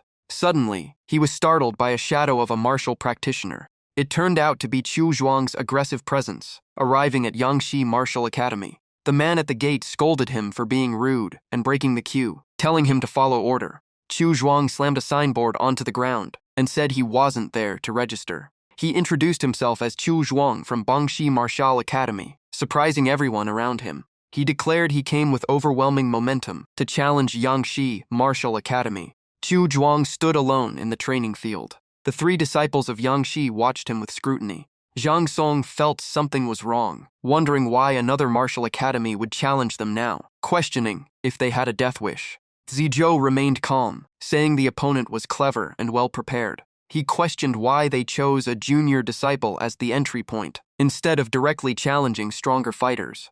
Zhang Song immediately understood, realizing it was a strategy to gain fame by defeating weak opponents while risking nothing, but getting huge reputation by defeating strong ones even slightly. Zizhou also understood, confirming their real target was not ordinary disciples, though he wasn't fully sure. Zhang Song concluded the target was likely the junior martial brother. The crowd discussed how Qiu Zhuang looked stronger than ordinary disciples, but beating them wouldn't mean much. The man with onion bun hair whispered about what would happen if he faced the 9th disciple of Master Yang, while the gray-haired man thought Qiu Zhuang felt even more oppressive in aura. Qiu Zhuang gave his reason, saying he was 16 years old and came to challenge disciples of similar age from Yangshi Martial Academy. Suddenly, Akan stepped forward and declared he would take the challenge. The gray-haired man analyzed him like an expert, calling Akan the jade-faced dispersing hand, skilled in soft techniques for defense and counterattack. Akan quickly rushed forward with caution. His hand landed on Qiu Zhuang's shoulder. He felt a strange confusion. Qiu Zhuang didn't react at all to the attack. Akan prepared to strike again, but Qiu Zhuang had already knocked Akan down instantly. He shouted loudly for the next opponent. Hua Bao from the crowd yelled back arrogantly. Someone recognized him as Li Hua Bao, the strongest among ordinary disciples and a Tuoralm martial fighter. Not long after, Hua Bao was beaten into a miserable state. The crowd was shocked, unable to believe he defeated a Tuoralm martial fighter in a single move, wondering what level he truly was. Everyone looked at each other in disbelief, unable to stop him. Someone quickly helped Hua Bao up. Qiu Zhuang felt slightly awkward at the scene. He thanked them, while the crowd erupted, recognizing Liang Ju as the 9th disciple of Master Yang and calling him a shui, and Liang Ju finally spoke up, saying Qiu Zhuang had gone too far. Qiu Zhuang sighed in relief when he saw the person he was waiting for. He stayed calm and said the last one had finally arrived, Liang Ju. Liang Ju hesitated, wondering how he knew his name and suspecting he had been investigated, though he had no known enemies after the Zhao Mansion incident and had been focused solely on training. Qiu Zhuang's eyes showed no emotion at all. Qing He gave detailed instructions before leaving, saying Da Zhuang should use slightly heavier force on the arena tomorrow to attract the attention of Liang Zhu, the ninth disciple of Yang Dongxiong. Chu Zhuang listened carefully, while Qing He explained that Liang Zhu was known to be kind and originally a fisherman, so defeating him required a different strategy. Qing He had already planned everything, saying that first they must attack his heart, disturb his emotions, and then strike, which was the key to victory. So they deliberately provoked Liang Zhu, mocking Yangshi Martial Academy as only having a flashy exterior but being weak inside. Chu Zhuang raised his fist and declared he would teach these so-called martial artists a lesson. He refused to waste any more time and demanded that Liang Zhu prove his strength matched his reputation. Liang Zhu stepped forward and introduced himself as a disciple of Yangshi Martial Academy, asking for guidance. Facing Liang Zhu, Chu Zhuang's entire body ignited with surging flame-like energy. From above, Hu Shixiang was shocked, saying the opponent truly had natural bone structure and overwhelming blood energy resembling Gang Qi. Lu Gang smiled confidently, saying they had miscalculated. On the arena, Chu Zhuang took the initiative and charged forward. He roared and threw a punch, trying to test Liang Zhu's true strength. Liang Zhu remained calm despite the incoming attack. Chu Zhuang's punch came straight in, but Liang Zhu tilted his body and dodged it effortlessly. Chu Zhuang's eyes flashed as he tracked every movement. He immediately followed with a full-force kick toward Liang Zhu's shoulder. Liang Zhu was pushed back slightly, his expression changing, but he stabilized himself and did not fall. Chu Zhuang smirked mockingly, saying Liang Zhu didn't seem that impressive. Liang Zhu remained silent, staying alert and composed. Suddenly, he surged forward. Liang Zhu struck Chu Zhuang in the abdomen, sending him staggering back. Chu Zhuang coughed blood, eyes wide in disbelief, unable to understand how this was possible. Liang Zhu continued pressing forward while Chu Zhuang quickly defended himself, thinking he could counterattack head-on. Chu Zhuang launched a barrage of attacks, but all were easily evaded by Liang Zhu. Unwilling to accept defeat, he attacked again. Liang Zhu watched his arm closely. He seized the opening and delivered a rising kick toward Chu Zhuang's chin. Chu Zhuang was sent flying and crashed heavily to the ground. Liang Zhu looked at him calmly and said he had already held back, telling him to surrender because he was not his opponent. Chu Zhuang struggled to stand, clutching his chest and gasping, saying Liang Zhu was indeed strong, but he still hadn't. Suddenly, light erupted from his chest as his eyes locked onto Liang Zhu. Chu Zhuang gritted his teeth and slowly stood up again, his body radiating light and determination, claiming he still hadn't used his full strength. On the stands, Hu Shixiang shouted in shock, wondering if this was natural bone talent. From above, Qing He asked Dongxiong what he thought of his disciple. Dongxiong smiled and replied that it was indeed natural bone talent, comparable to a fourth-year fighter, and congratulated him. Qing He smirked and warned that Liang Zhu might now be in danger, suggesting they stop the match. Dongxiong remained calm, slightly surprising Qing He, and told him to continue watching. Dongxiong focused on the fight, saying things were about to become interesting. On the arena, Chu Zhuang stomped the ground, causing cracks and dust to rise. His body overflowed with power, eyes locked on Liang Zhu, believing natural bone talent gave him unstoppable strength. Liang Zhu remained silent, watching the trembling stones on the ground. Chu Zhuang charged again, his pressure scattering debris as he roared that he would not lose. In an instant, his massive body reached Liang Zhu, who still did not dodge as the fist came crashing down. A deafening explosion erupted, shaking the arena and blasting debris in all directions, affecting even nearby spectators. On the high platform, Dongxiong remained calm, while Qing He smiled in satisfaction, thinking the match was already decided. At that moment, Qing He suddenly froze and looked down at the arena in shock. Below the stands, white smoke rose everywhere, as the arena was almost completely flooded, and the crowd held their breath. Chu Zhuang's face was filled with terror, as a question echoed in his mind. Was natural bone talent really this strong? His flaming fist was blocked by Liang Zhu's hand, and a low voice said, "Sorry." Liang Zhu looked coldly at Chu Zhuang and said firmly, "I am also a natural bone genius." Chu Zhuang's birth was already a tragedy. His massive body caused a difficult delivery, leading to his mother's death from blood loss, as he was cut out with a sharpened blade. At 5 years old, his father died in the mountains after being struck by falling rocks and mauled by beasts, leaving others to call him a cursed star. Villagers chased him away, throwing stones and calling him a monster, blaming him for everything. At 12, a drought struck the village, and the villagers decided to sacrifice him, believing he angered the heavens. The village chief called it removing the curse, but Qiu Zhuang never understood what his crime was. He kept wondering if he had really done something wrong. Before he could ever get an answer, bandits arrived and slaughtered the entire village.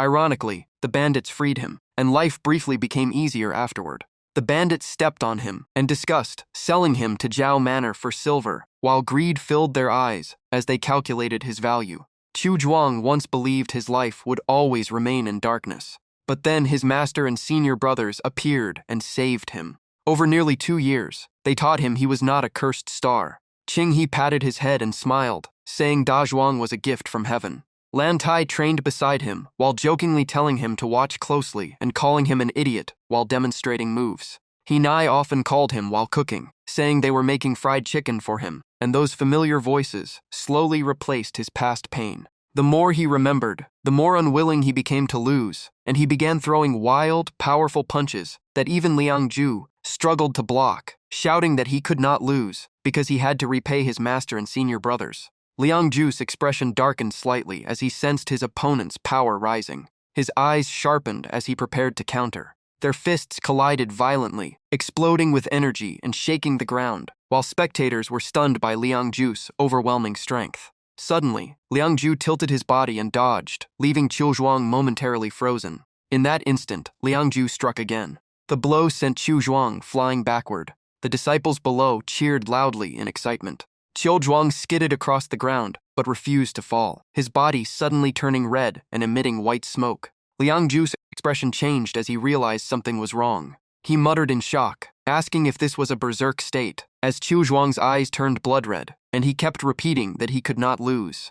On the stands, He Ni and Lan Tai panicked, while Lan Tai shouted for him to control himself. Even Qing He changed expression, and urgently asked Dong Xiong to stop the match. But on the arena, Qiu Zhuang refused to stop, slamming his hand into the ground, and declaring he would rebuild Bangxi Martial Academy's honor. Veins bulged across his face. Blood spilled from his mouth as he muttered about making pastries for his senior sister and medicinal supplies for his brothers. He lifted his head again, eyes completely red, roaring that he would not lose. Ko Zhuang stood up, his massive body surging with killing intent. White smoke rose from his skin as his eyes flashed cold. He growled that he could not lose. Liang Shu frowned while watching Ko Zhuang closely. He thought that if he did nothing, Ko Zhuang would die in this state. The only way was to interfere with his mind. Ko Zhuang's whole body turned crimson as he raised his arm and charged straight forward. Liang Shu gritted his teeth and brought 2 fingers together. He thought that even a small burst of his aura might be enough to stun him. Not full power, but worth a try. He pressed his hand into Ko Zhuang's chest. A dragon-like energy burst out, and a beam of light pierced straight through Ko Zhuang's chest like a blade. The energy dragon circled between them for a moment. Both of them froze in place. Ko Zhuang suddenly fell backward. He crashed onto the ground and lay still. A shui stood there, still tense. He finally sighed in relief. It was over, and the technique worked. Ko Zhuang lay motionless as Lan Tai and He Ni rushed over. Qing He also arrived and held his disciple, asking worriedly what had happened. Ko Zhuang's face was pale and his breath weak. He forced out that he had lost and apologized. Qing He looked at him gently and comforted him. He said it was fine. They had already done their best and could try again in another county. At that moment, applause suddenly erupted from the stands. The disciples below cheered loudly, praising the performance. They said the Pang clan martial hall was impressive, and a shui was amazing. Qing He froze in shock. Even Lan Tai stood stunned, unable to believe what he heard. Dong Xiong stepped forward. Qing He looked surprised as Dong Xiong calmly said they had shown mercy. Dong Xiong smiled and cupped his hands, welcoming the Pang clan to Pingyang County. Qing, he lowered his head and sighed, blaming himself for overthinking everything and acting shamefully. He then cupped his hands back at Dong Xiong with a sincere smile, thanking Yang Huyin. A shui stood in a stable stance as energy flowed from his body. He realized again that he had not fully unlocked his true strength. He recalled Ko Zhuang's battle and thought that a body like his could rival experts, so his own natural martial bones should make him even stronger. His aura gradually calmed. He relaxed and thought about the earlier arena match, where he had earned 200 taels of silver and could soon ask his senior brother to help him complete his training. Just as a shui finished training, a maid arrived and reported that Master Yang had called him to the stable because the dragon-blood horse had arrived. A faint smile appeared on his lips. It was finally here. Without hesitation, he quickly headed to the stable. Seeing his master feeding the horses, a shui asked if he had been called.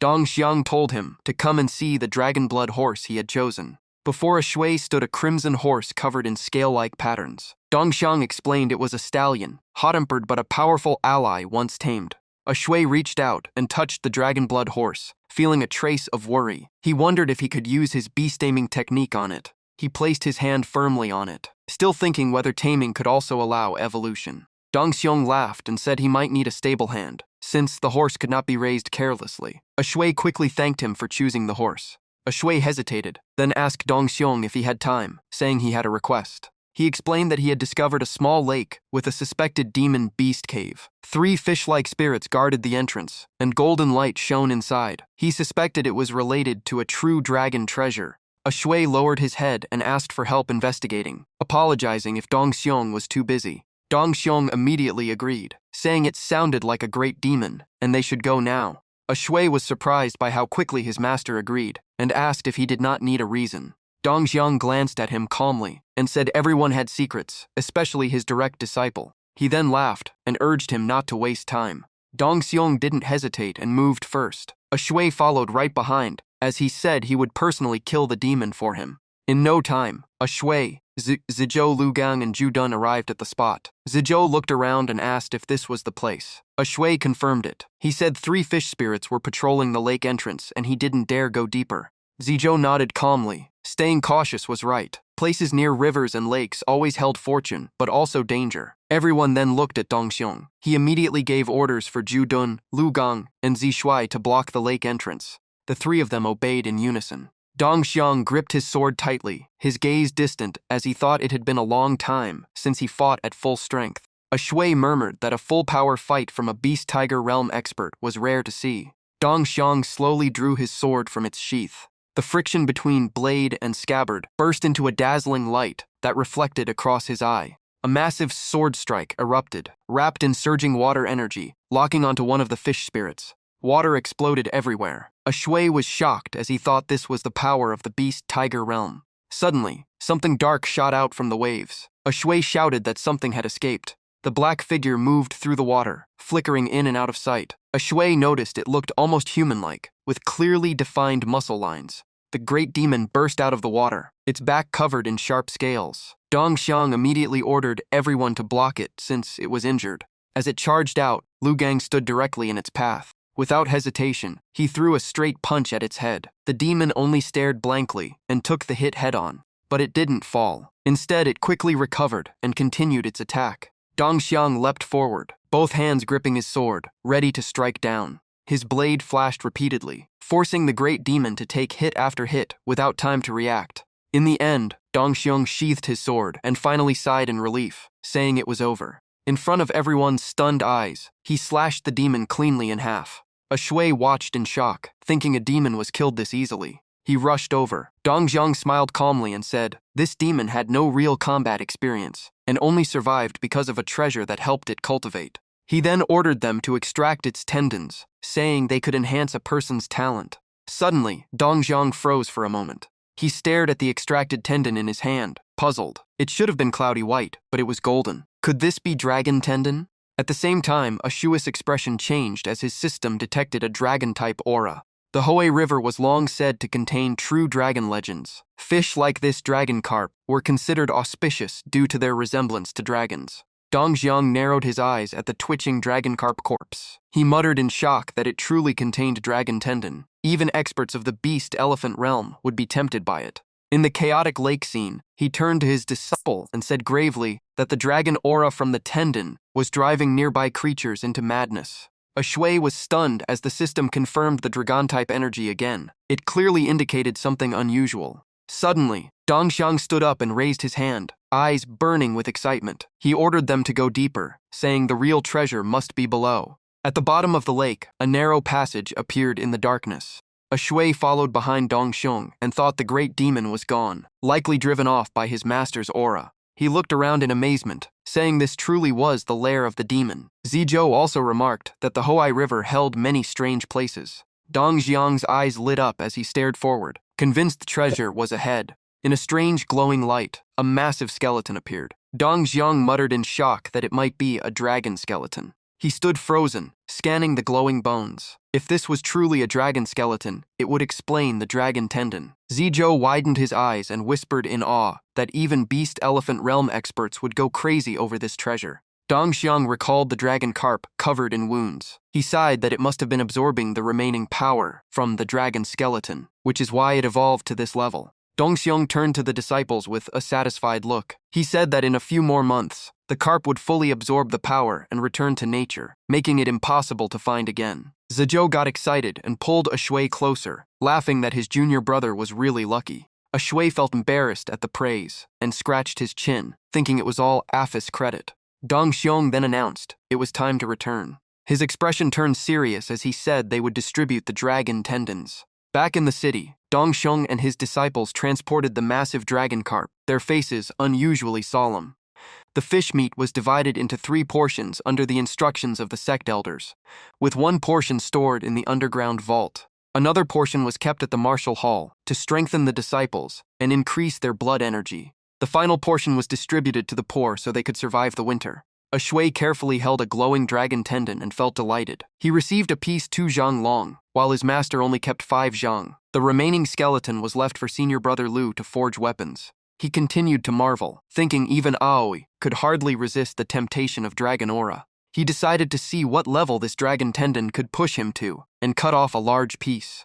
The system exploded with notifications, granting massive water essence gains. Suddenly, he felt a burning sensation spreading across his back like fire. A fiery tattoo appeared on his back like a blazing emblem. The system announced he had absorbed dragon-type energy and awakened an azure dragon mark. He looked into a mirror and stared in shock, realizing it was an azure dragon pattern. Suddenly, the mirror shattered into countless fragments like fireworks. The system continued, stating the azure dragon evolution had entered its first stage. The surroundings suddenly turned dark, and he panicked. Before his eyes appeared countless strange visions of shifting space and unstable void layers, chaotic movement of strength and softness, and he nearly lost his balance. When he came to, he found himself standing on a rooftop. Confused, he wondered how he got there. The system showed lake favor 0.1. Ashui was shocked. Earlier it was only 0.001 from a ritual, but now it was 0.1. The lake's favor had increased. He stood on the rooftop, looking down at the village, with an imposing aura, like a warrior. He thought he had reached Bloodgate Realm, and wondered if this small favor could change things in the Hoai River. Meanwhile, across the sea, Afi was drifting. It rushed toward a massive whirlpool. The strong current swallowed it completely. Afi fell into a dark cave, dizzy but still clutching a strange toy tightly. Around it were mountains of gold. A tired voice echoed, asking what new toy it had brought this time. The voice told it to pick a treasure and leave. Afi happily lifted the item it had brought. Afi then spotted a strange fluffy feather glowing red and chose it. Ashui held the feather and asked in shock if this was the whirlpool leading to the place mentioned by Brother Gu. He confirmed it was exchanged from that creature. He examined the feather carefully and realized it was not a phoenix feather, but an ordinary one from a scarlet firebird. One of the great demons they saw earlier might be Brother Gu. He looked at the swirling current and wondered if it was the divine ability of that creature. Although worried, he comforted himself that it was still a profitable deal since he only traded toys for treasures. He decided not to rush and would handle it later, first maintaining good relations with Afi, while keeping the dragon tendon consumed. He would return for now. At the harbor, warm sunlight spread across the bustling port. The air was lively with shouting voices and the constant noise of ships. As a massive ship slowly approached the dock, someone nearby panicked and shouted in shock, asking what that thing was. Everyone in the tea house jolted in fear. They whispered that a big figure had arrived, someone from the Jiang River Bureau, a high-ranking envoy from Shihiba, heading to their county. The enormous ship disturbed the sea below, causing fish to leap wildly as if struck by electricity. People on the shore scattered in panic, shouting that it was too huge. Compared to ordinary ships, it looked like a giant standing among ants. On the giant ship, Zhongxi anxiously searched for something, asking if it had been found yet. His subordinate reported helplessly that they still could not locate it. Zhongxi frowned, realizing the commander-level figure had likely gone out fishing again. Zhongxi rubbed his forehead tiredly, thinking that with someone like Wei Lin around, things were never comfortable. Back on a small boat, Ashui checked the system messages. With the dragon tendon's enhancement, his experience had already passed halfway toward a second evolution. Suddenly, a cold voice came from behind him. Ashui jolted in shock, asking who it was. In an instant, the stranger tapped his meridians with 2 fingers. A shui froze, unable to move, while the man mocked him for being a martial practitioner who acted too recklessly. The man introduced himself as Yue Long and asked for directions to Pingyang County. Because his body was sealed, a shui struggled to speak, only letting out broken sounds. Yue Long scratched his head and apologized, saying he had temporarily sealed the boy's meridians by mistake. He quickly released the seal with a wave of energy, restoring a shui's movement. A shui immediately felt the overwhelming pressure from the man. He thought even breathing near him could disturb him, realizing this person was extremely powerful. Yue Long awkwardly explained that he had been fishing on the river and got lost after losing his subordinates, so he needed directions to Pingyang County. A shui became cautious, wondering if this man was a major figure, and carefully asked who he was. Yue Long proudly showed a golden badge and introduced himself as the newly appointed deputy commander of the He River Bureau in Pingyang County. A shui's expression changed in shock. He realized this was his superior, as officials from the bureau were arriving around this time. He quickly bowed respectfully and introduced himself as a shui, a disciple under Yang Shu. Yue Long nodded and mentioned Yang Shu's name. A shui was surprised to hear it. Yue Long then explained that his father, Wen Zhu, and Yang Shu's family had a past connection involving life-saving grace, which is why he addressed him as Uncle Yang. A shui became suspicious, wondering if this was all arranged by the emperor, especially since Yue Long was only given the deputy position. Yue Long's expression suddenly darkened. He said this time, Yang Shu might not live peacefully. Sitting on the boat edge, he continued, asking if a shui was curious why the emperor assigned him only a deputy role. He explained that the main commander was Wei Lin, grandson of a powerful duke, but neither the duke's lineage nor Wei Lin could match him, so he accepted being deputy. A shui realized this was political balancing by the emperor. He then asked why the Lung Duke would be involved in threatening his master's safety. Yue Long's eyes turned cold as he said the death of Yang Shu's second son was connected to the Wei faction. Meanwhile, at the harbor, Dong Xiong anxiously asked why the commander had not yet appeared despite the long wait, noting that the envoy had said they were acquaintances. The reply did not come. Dong Xiong's expression grew serious as he thought the emperor was far more calculating than expected. Strong winds blew, making the ship's flag whip violently in the air, heightening the tension. A servant rushed over, bowing and reporting that Dong Xiong and the county officials were waiting below, asking if the envoy would receive them. The man sat reading a book, his tone cold as ice. He was young Dongxiang. His eyes never left the page as his voice rumbled like thunder. He dismissed the people from the countryside as unworthy and said he would not meet Wei Lin, commander of the He River Bureau. By afternoon, both ships had docked silently at the harbor after a long journey. The surroundings were empty, filled only with a heavy stillness. A silhouette on shore looked out to the sea and suddenly cheered, saying their senior had returned. In the distance, a shui was rowing hard, guiding the boat carrying Yue Long toward the harbor. Zhongxi sighed in relief, exhausted. Niam An laughed and teased Yue Long for not catching any fish again. Yue Long scratched his head awkwardly, saying he was still not used to fishing here. Niam An noticed a shui behind him and asked who he was. Yue Long happily introduced a shui as Yang Shu's disciple, then introduced Nim Zhongxi and Nim An as the grandchildren of Fengning Marquis. Zhongxi also held an official deputy position. Zhongxi nodded at a shui and said he was technically his superior. A shui quickly bowed and greeted him respectfully. Nim An suddenly leaned in close, pressing her face toward him with curiosity. A shui froze for 5 seconds. She said, disciples of Yang Shu didn't need formalities, and asked if he was the one who invented the phonetic method. She leaned even closer, studying him like a strange creature. She muttered that he looked human and not like a transformed demon. A shui quickly corrected her, saying he was human. Yue Long suddenly shouted, scolding her like a strict father figure. He ordered Zhongxi to take a shui to the He River Bureau, give him equipment, and said he would go visit Yang Shu. Zhongxi and a shui both agreed respectfully as Yue Long left. On board, Zhongxi switched to a professional tone and began explaining everything to a shui in detail. A shui looked around, still confused. Zhongxi explained that the He River Bureau operated independently from the provincial government, reporting directly to its own command. Most of their work involved patrolling rivers with spirit beasts. Zhongxi then proudly showed the office, explaining it was where missions were received and merit was exchanged for rewards. The officials inside greeted him warmly, calling out respectfully as Nim Darren. Zhongxi wanted to stay and chat, but decided to first show a shui around. The two officials nearby whispered, wondering why a newcomer needed such personal guidance. They speculated a shui must be someone important. One of them, Pang Bingshuang, smiled knowingly and said he was likely the junior of a powerful figure. They entered a basement area with a large water pool where a shui would work. Zhongxi pointed out that this was the dolphin control station. He handed a shui a green jade token used to command the river dolphins through blood energy infusion. A shui examined the jade token carefully, noticing the dolphin engraving. A dolphin jumped out of the water in an energetic welcome display. Yolong laughed and said it was a male dolphin, joking that a shui was lucky. A shui knelt down and gently placed his hand on the dolphin, treating it like a companion, and saying it would be his partner from now on. Seeing everything settled, Zhongxi finally relaxed and said a shui should get familiar with the dolphins while he left. A shui quickly bowed in gratitude, thanking Yuelong for guiding him. Yuelong waved it off awkwardly, saying they were colleagues and should help each other. Liang Chu stood watching Yuelong walk away, his mind in chaos, realizing status alone means nothing without real strength or talent. He looked at the jade Yu Long gave him, worried that if the Vice Commander Yu and Wei Lin made a move, he would have no way to resist. He clenched the jade tightly and vowed not to get arrogant. Only absolute strength could grant him true freedom.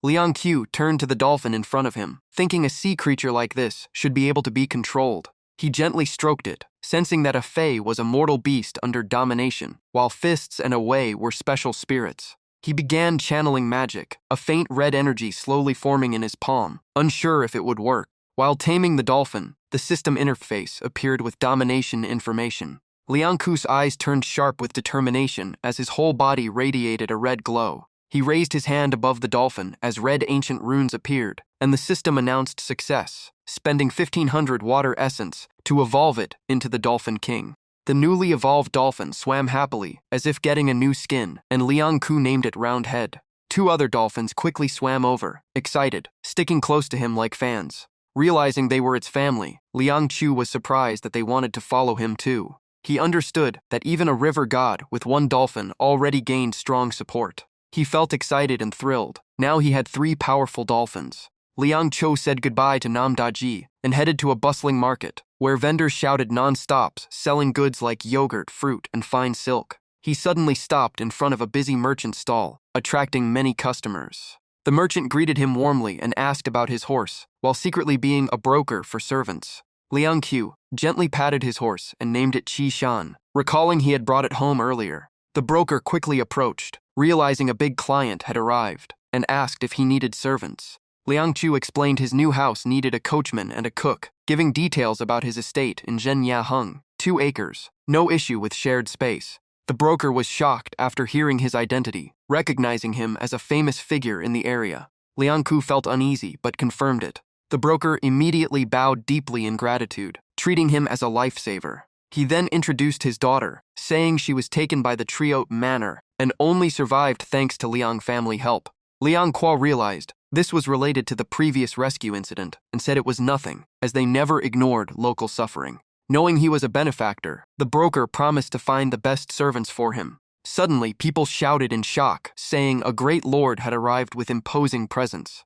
Heavy hoofbeats echoed through the street like a marching drum. Powerful neighing and heavy breathing filled the air. A massive group of horses marched in formation, pulling a carriage, shocking everyone in the market. Liang Chu looked at them in surprise and asked what kind of horses they were, and the broker respectfully answered they were Qingzhou horses, too large to be ridden and only used for pulling carriages. Liang Chuel looked shocked and muttered that these were Qingzhou horses, recalling Yue Long once mentioned the county magistrate came from Qingzhou. He remembered that on the boat, Yue Long said Pingyang could even be promoted into a prefecture, a rare case in the Great Shun Empire, with many factions gathering, including the newly appointed magistrate. Hearing this, Liang curiously asked who this magistrate was. Yue Long described a man with platinum hair, icy aura like a frozen handsome prodigy, known as Jian Zhongyi from Qingzhou. Yue Long calmly added that Jian Zhongyi became top scholar at 21, mastered arts and literature, took a dragon marrow pill since childhood, had deep martial foundation, and reached Beast Core realm by 34. Liang Ku wondered why such a powerful figure would come to Pingyang as magistrate. Yo Long slowly cast his fishing line again and said Pingyang was no longer the same, now a strategic piece of land, and a prefecture transition required a capable magistrate. Liang Qiu sighed and felt it was better to avoid getting close to such a dangerous figure. Yue Long continued fishing and mentioned his grandfather once met Jian Zhongyi and described him in one sentence. A man covered in blood, neither fully human nor demon, like a mix of Buddha and devil in one body. Yue Long narrowed his eyes and said this person was extremely strange. At this moment, an old man with a worn face sat inside a carriage, exhausted and hollow-eyed. The old man muttered that after 107 days he finally succeeded in refining a divine artifact, perfected over 9 years, of tempering into a flawless ancestral weapon. A low voice suddenly echoed as a figure spoke from within a swarm of demon spiders surrounding the area. The speaker was Jian Zhongyi, the Qingzhou magistrate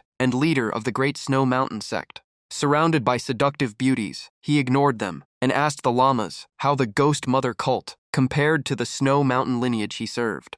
The lama closed his eyes and slowly replied, in a voice like it came from a deep abyss, "Not comparable to my Buddha." He continued explaining that the Ghost Mother cult's Yin Mother was formed from resentment energy, not true cultivation, and could not match genuine Buddhist power. Jian Zhongyi smiled coldly, thinking the Demon Suppression Bureau was inefficient and wondering when he could finally achieve enlightenment. Inside the carriage, the lama suddenly noticed Liang Qiu moving through the crowd outside. His gaze locked onto Liang Qiu's strong physique, as if seeing a rare and perfect material for cultivation. Jian Zhongyi also tilted his head slightly and asked what the lama meant by his words. The lama licked his lips, eyes full of greed, saying Liang Qiu's bones were perfect for refining, and even Jian Zhongyi's age and cultivation path could benefit from his method. His eyes then shifted to Liang Qiu's Qishan horse and the noble Qingzhou Dragonblood horse beside it, clearly seeing valuable assets. Jian Zhongyi spoke coldly, reminding him that the Dragonblood horse was a royal gift, and without official rank, no one could touch it. The lama turned with a sinister smile and flattering tone, saying in the river city of Pingyang, the magistrate himself was the key figure. Jian Zhongyi curled his lips and suddenly laughed, his cold echo filling the carriage as he agreed with the lama. A sharp voice rang out as a massive water beast appeared, triggering the water prison formation. Hidden aquatic soldiers surged out from the forest, following their leader. A water monster suddenly bit down on the body of a sea beast. A fae also joined in, binding a spirit eel tightly. At this moment, the spirit man finally revealed itself. The moment Liang Qiu saw it, he smiled faintly, knowing it had finally shown itself. He stood on the back of the dolphin and shouted, "Round head, let's go."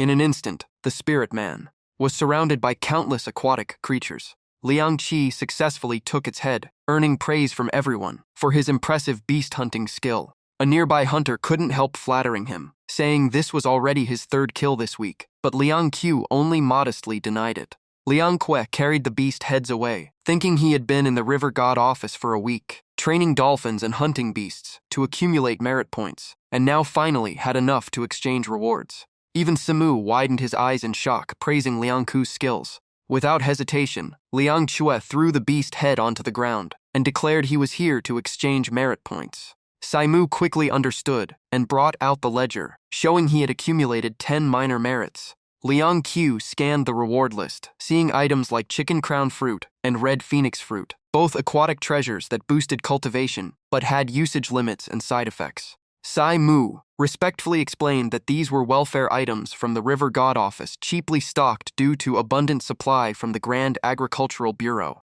Hearing this, Liang Qiu fell into thought, realizing these water-based treasures were highly valuable to him. After considering, Liang Qiu pointed at the list and chose the chicken crown fruit, requesting 12 pieces. Saimu eagerly offered more options and sent someone to fetch the fruits from storage. The list of techniques made Liang Qiu's heart stir, showing various low-grade martial arts and cultivation methods, priced from 1 to 360 merit points. Liang Qiu studied the list carefully, thinking that underwater combat did not require complex techniques, only raw power was enough. He made his final decision to take the chicken crown fruit first and save the remaining merit points. Simu quickly brought out a large wooden box containing the fruits and respectfully handed it over. Back on the boat, Liang Qiu examined the fruits closely, realizing they truly looked like chicken heads. He lifted one into the light, curious about how much water essence it contained. As he inspected it, the system appeared, granting 200 water essence points and surprising him. Liang Qiu stared at the fruit again, realizing one piece alone equaled massive energy gains, far beyond normal consumption, and decided to keep consuming them without hesitation. After a while, Liang Qiu stretched and exhaled, realizing the 12 fruits had given him nearly 1,200 water essence points.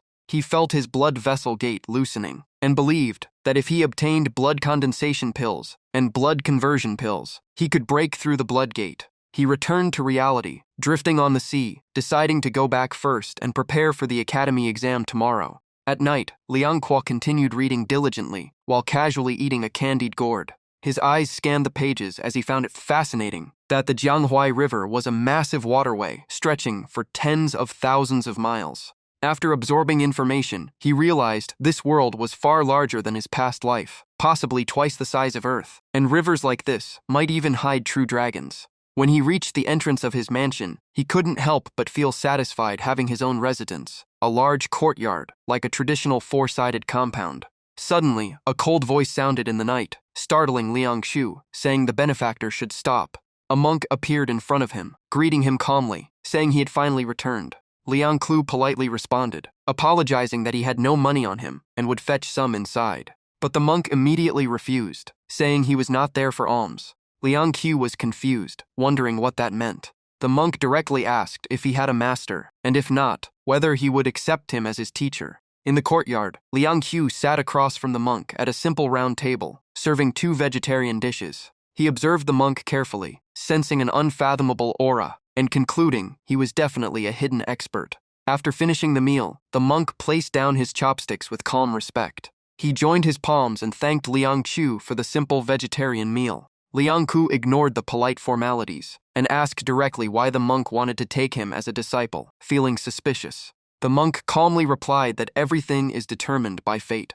Liang Qiu suddenly remembered his past life, where similar monks, outside apartment complexes, sold Buddhist trinkets claiming we are destined, charging 50 yuan. The monk then took out a secret manual, saying Liang Qiu possessed dragon bone and tiger physique, perfect for the Vajra subduing dragon and tiger technique. He handed the manual over, saying Liang Qiu could reach the tranquil elephant realm in 30 years, and even approach Arhat status, the so-called martial saint level. Liang Qiu awkwardly refused, thinking such realms couldn't be so easily reached and doubting whether enlightenment was truly that simple. The monk calmly explained that every great realm is built upon countless fallen cultivators, and only a few ever reach the peak. Liang Qiu accepted the manual and asked where the monk came from. The monk replied he had no fixed home, only passing through Qingzhou. Liang Qiu paused, feeling the name Qingzhou sounded familiar, the same place as the magistrate, and questioned the monk's sudden interest in accepting him. The monk explained he had observed Liang Qiu helping the poor, distributing food, and slaying demons, deeming him worthy of his teachings. Liang Qiu relaxed slightly, realizing it was not a trap. He took a sip of water and asked cautiously about the monk's true cultivation realm. The monk calmly stroked his beard and said he was at the tranquil elephant realm. Liang Qiu choked in shock and spat out the water. The monk gently raised a finger, releasing a faint glow that lifted the spilled water and guided it back into the cup. Liang Qiu stared at the cup in his hand in shock, realizing it was water control, and even the spit water had returned into his tea. The monk smiled faintly and asked if he now wanted to become his disciple. Liang Qiu quickly waved his hands and refused, saying he already had a master and could not take another. The monk's veins bulged in frustration, clearly angry, asking what realm his master was in and whether he was stronger than him, even suggesting a duel and Dao discussion. Liang Qiu panicked, treating the monk like a threat, quickly pouring tea to calm him down and urging him to drink first. The monk took the cup and laughed, saying he was right not to be mistaken about Liang Qiu, then revealed he had been injured in battle, his dantian damaged, and needed a place to recover for a few days. Liang Qiu was surprised but agreed, saying the house was new and empty so the monk could stay as he pleased. He calmed down and began circulating energy, still amazed that such a powerful figure would appear in a small place like Pingyang. He decided it was fine, thinking having the monk around might even help protect his breakthrough tonight. Liang Qiu gathered his spiritual energy and prepared to break through. A bone seal on his back lit up, releasing streaks of light as a green dragon shadow coiled around him, power surging through his body. The monk quietly stepped forward and closed the door. He looked at the blinding light inside and confirmed Liang Sh possessed great fortune. He calmly said, Liang Qiu had innate dragon-tiger bone structure and was cultivating an internal martial art, clearly backed by a good master. Suddenly, the monk narrowed his eyes, sensing hostility, and sighed that there were always people who could not tolerate others' talent. Several black-robed figures appeared outside the door, whispering that Liang Qiu was inside. The lama behind them instructed them to leave him alive. One black-robed man sneered, saying 90 of the monk's body was filled with evil intent, smiling eerily. The monk appeared instantly at the door, greeting them with Amitabha, startling the intruders. He calmly stated that anyone disturbing Liang Qiu's breakthrough was disrespecting the Buddha. He opened his eyes and declared he would personally send them to meet the Buddha. The Buddha. Sunlight spilled across the stone floor. A hand slowly clenched. A shui felt his breakthrough complete as he entered the divine perception realm. His spiritual platform burned red behind him, his understanding of martial arts sharpening as techniques flowed effortlessly without meditation.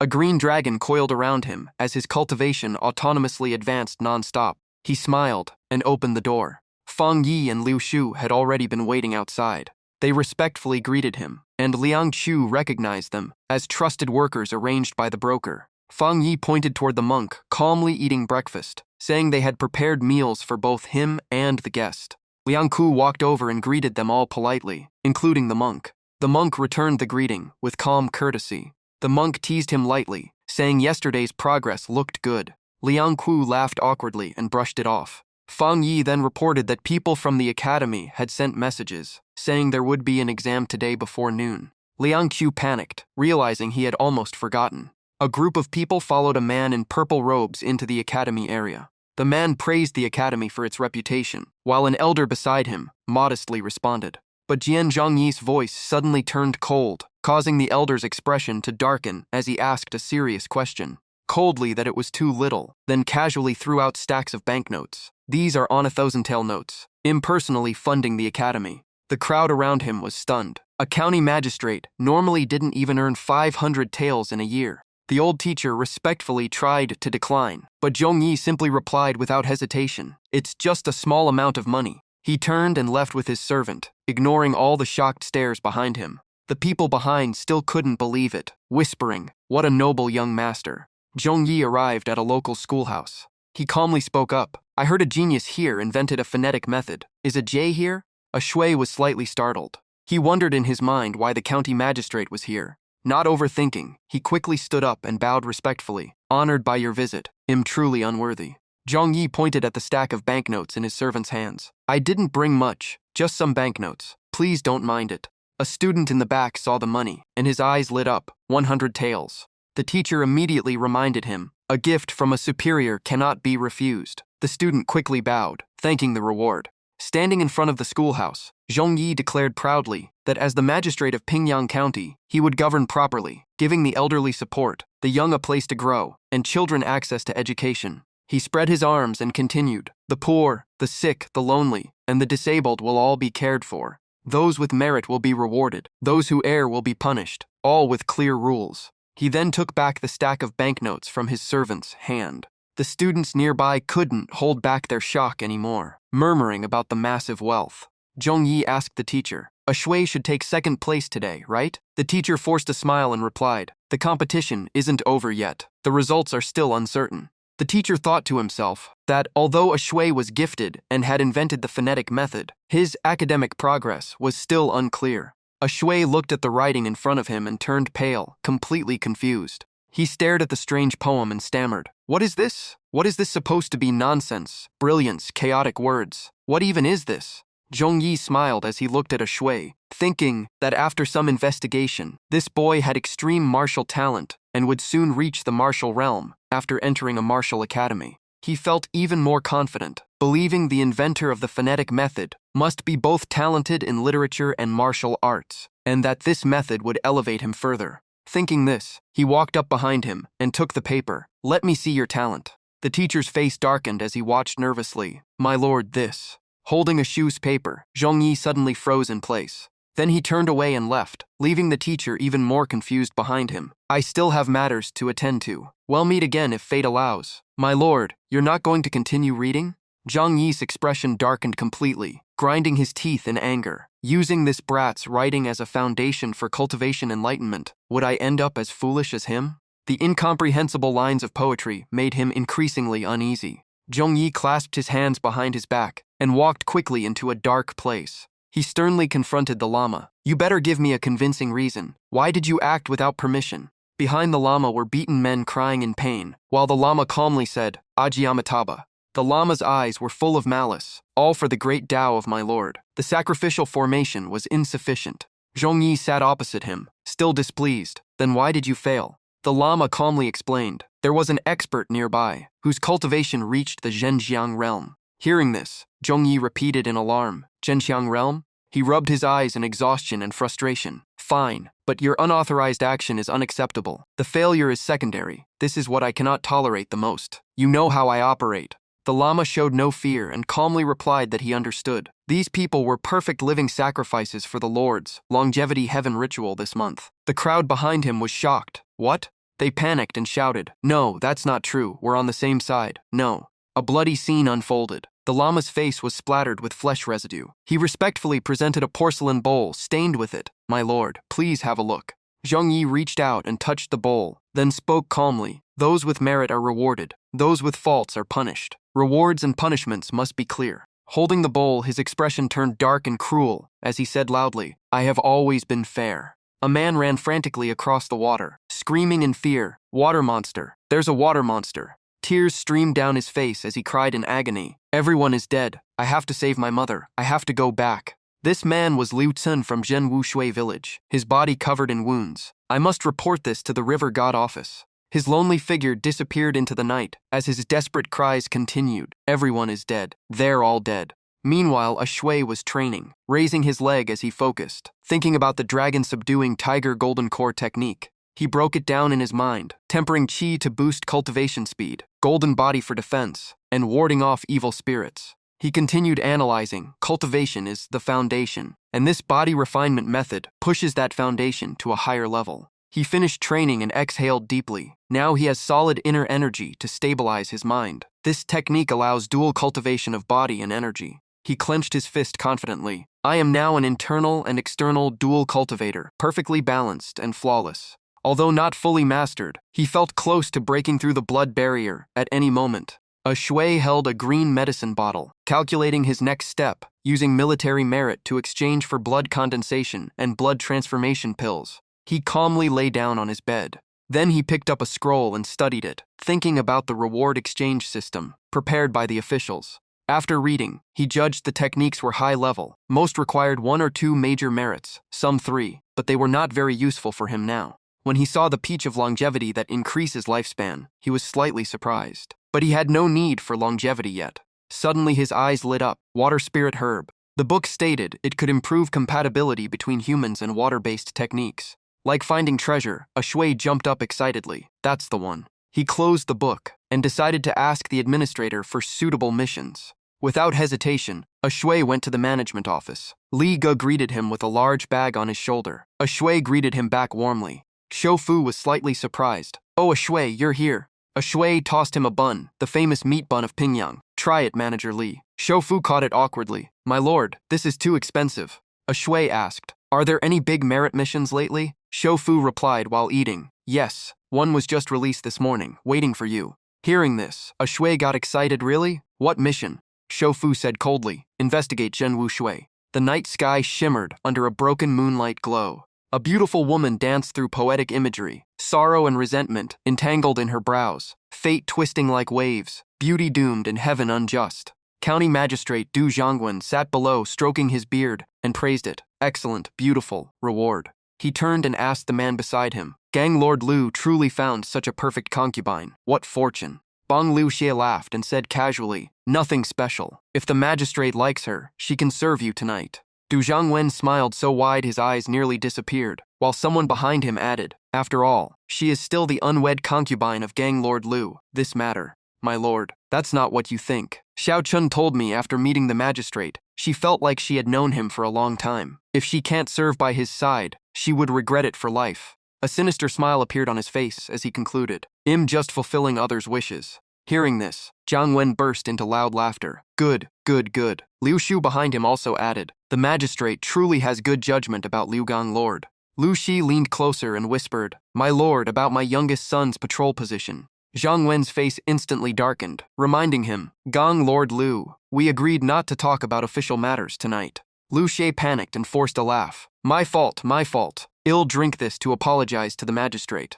Zhang Wen stood up and said, "Shu Da, I'll go talk romance with Xiao Chun first." Shu Da and Liu Shi quickly bowed, "Yes, my lord." Shu Da smiled and reassured him, "Gang Lord Liu, don't worry. The magistrate always keeps your son's matters in mind." He then left, leaving Liu Xie respectfully bowing behind him. Liu Yi stood behind Liu Xi and said angrily, "Big brother, 8 years already. That fat bastard uses power to suppress us." Liu Xie snorted coldly. "Besides shit, what else is in that fat man's head?" Liu Yi reported, "People from Pingyang said, someone from our faction brought river god office men here." Liu Xie's eyes turned furious, fists clenched, "A traitor. He wants to die." Liu Yi asked, "What should we do?" Liu Xie replied, "What about the river god office people? The dead in the river are all good swimmers." His eyes filled with killing intent as he declared, "This is our territory. If they dare come, leave them here." A pleading voice echoed, "My lord, please give me a few more days. Without this fish, my family will starve." Tian Fu kicked him away and shouted, "Get lost." He looked down coldly. "A few more days. Then who gives me time?" A child supported the old man, crying uncontrollably, "Grandpa." Tian Fu raised his voice. "Everyone knows the river region is being terrorized by the Fish King. Who protects you all? The government? The river god office?" He pointed at himself. "It's us. We risk our lives every day, so is it wrong to collect a small protection fee?" The crowd looked uneasy, faces dark and silent. Only Uncle Su spoke up, "But you occupy the dock and collect half a tael every day. How are ordinary people supposed to afford that?" Tian Fu sneered, "No money, then sell your child." The child trembled in fear and hugged the old man tightly. Uncle Shu cried in anger, "This so-called Fish King tax is unbearable. We must give up our best fish every day just to survive." Tian Fu gritted his teeth in anger. "You." At that moment, someone called out, "Third brother, what's all this noise?" Liu Xie arrived from behind. "Big brother, here." Tian Fu said, "This old man refuses to pay dock fees and Fish King tax and keeps causing trouble." Liu Xie's expression changed, brows tightening. "Nonsense." He slowly walked forward and reached out. "Uncle Xu, didn't I tell you? At your age, why don't you understand?" The old man begged, "Xiao Xie, please spare me. I haven't eaten in 3 days. I really have no money." The child also knelt down. "Uncle Liu, please spare us." Liu Xie sighed, "I can waive your fee easily, but what about the future? If I waive yours, what about Uncle Zhang, Uncle Li, Aunt Wang, and the others? Should I waive all of them too?" Liu Xie continued, "Then, what should my brothers do? Without wages, who will protect the river? Who ensures everyone's safety?" He smiled faintly. "Who will do it then?" These words left the old man speechless, trembling in fear. Liu Xie continued his logic. The Fish King tax was ordered by the magistrate to be offered as sacrifice to the river god, to bless everyone. "Uncle Xu, do you really think your family's comfort matters more than the safety of the villagers?" He called Uncle Xu selfish, saying he couldn't argue anymore and had no choice but to give in. I don't." As soon as he spoke, a stone flew in from nowhere and hit Uncle Xu on the head, leaving a serious wound. The stone was thrown by a villager, who shouted, "Old Xu, I still have grandchildren at home. If you don't cooperate with the magistrate, are you trying to get us all killed?" The surrounding villagers, manipulated by Liu Xi, began to echo him. "Yes, the one who deserves to die is this parasite." They started kicking Uncle Xu, shouting, "Why should your refusal put our safety at risk while you still eat?" The old man could only hold the child tightly. "I didn't." Curses filled the air. "Ungrateful bastard." The child cried loudly, "Don't hit Grandpa." Wah!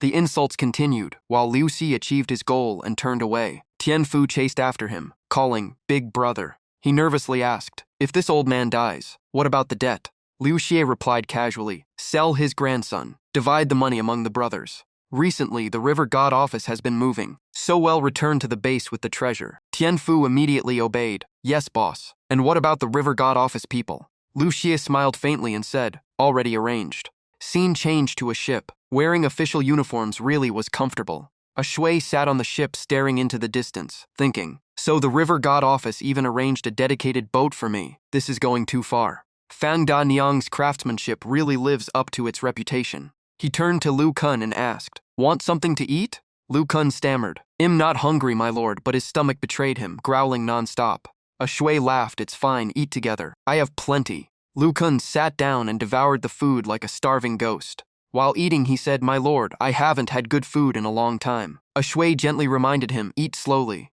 Tears filled Lu Kun's eyes. If only my mother could eat something like this. A shui paused, thinking about how followers of the Ghost Mother cult released large numbers of mountain spirits, causing severe disasters for civilians. He asked, "Right, tell me what exactly happened to you all." Suddenly, Lu Kun's face went pale, sweating heavily as soon as the Fish King was mentioned. So many Fish Kings. A shui thought for a moment. Fish Kings? Are they spirit creatures? Suddenly, the ship shook violently. He immediately rushed outside. What's going on? The ship kept shaking harder and harder.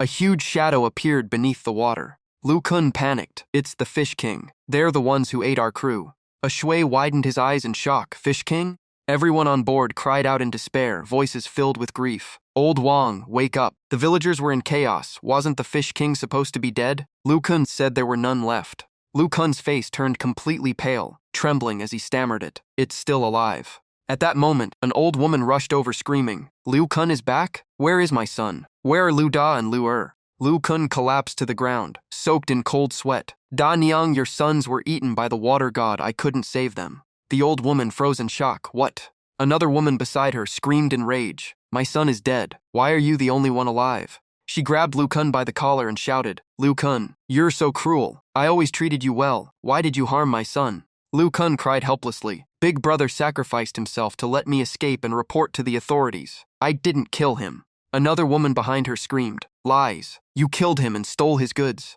The villagers turned on Lu Kun, shouting accusations. "My husband is dead too." Lu Kun trembled uncontrollably. "No, it's not me." The crowd surrounded him, cursing nonstop. "You murderer, pay with your life." Liu Xie watched everything from behind with a satisfied expression. At that moment, a familiar figure emerged from beneath the water. The villagers shouted, "The river god office lord has returned."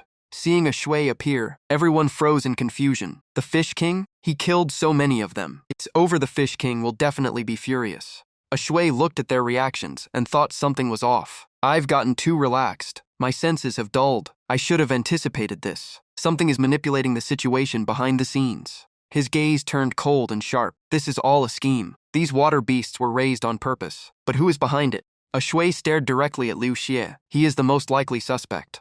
At that moment, Liu Xie stepped forward with a fake smile. "My lord is truly divine. If it weren't for my underwater skills, we would have all died." He then turned to the villagers with a sorrowful tone. "I deeply regret this. It's definitely not the magistrate's negligence. As for Lu Cun, he must have had his own difficulties." A cruel smile formed on his face. Meanwhile, Lu Kun kept trying to explain in panic. "No, it wasn't me." Suddenly, Liu Xie seemed to remember something and turned back to a shui. "My lord, would you like to rest in the village for a while?" The villagers immediately objected angrily. "Why should he be allowed in? When the Fish King killed our people, no one helped. Now he shows up again? What if he's the one controlling the monsters? He cannot enter." Liu Cun quickly stepped in front of a shui and shouted, trying to defend him. "No, Lord Liang killed all the Fish Kings and avenged the dead. He is not the one who summoned them." But the villagers refused to listen. "Maybe you two are working together." Liu Xie sighed and turned back to the crowd. "Please, everyone calm down. The magistrate surely has his reasons."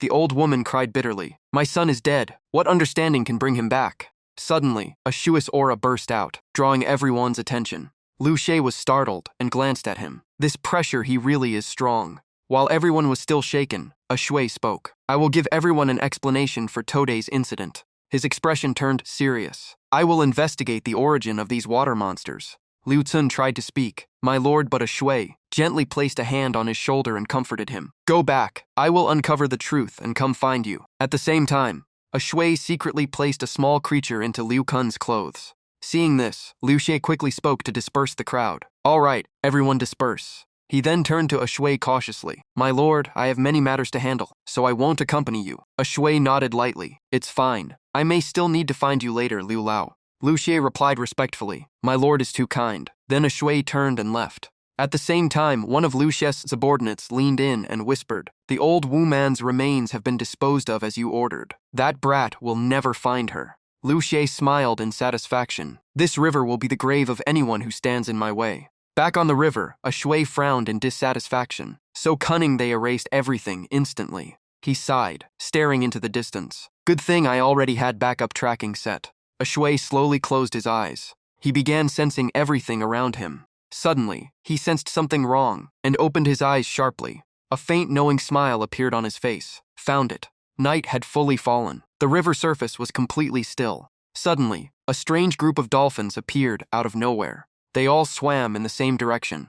A shui didn't dare move, silently observing their movements. Everyone on the ship also froze, watching him closely. A shui thought to himself, "It must be nearby, I just need to pinpoint the exact location." He looked at the fish on the ship, thinking, "These river dolphins are being controlled and retreating in an organized pattern. There's definitely someone behind this, but how exactly are they controlling them?" A shui suddenly notices something fall out of the fish's mouth. He quickly picks it up and inspects it closely. It's fish lice. He realizes the situation is worse than expected. It looks like the fish lice from his past life, slightly different but still parasite that controls aquatic life. Someone is using it to control river dolphins. His expression turns serious. Privately raising river gods' owned water beasts is already a grave crime, yet they're using evil methods to exploit villagers for profit. Furious, a shui crushes the fish lice in his hand. They're asking for death. Scene shifts. Two men are still observing the river dolphins. Old Jew suddenly warns nervously, "Damn it, be gentle. Each one of these is worth half a tael of silver."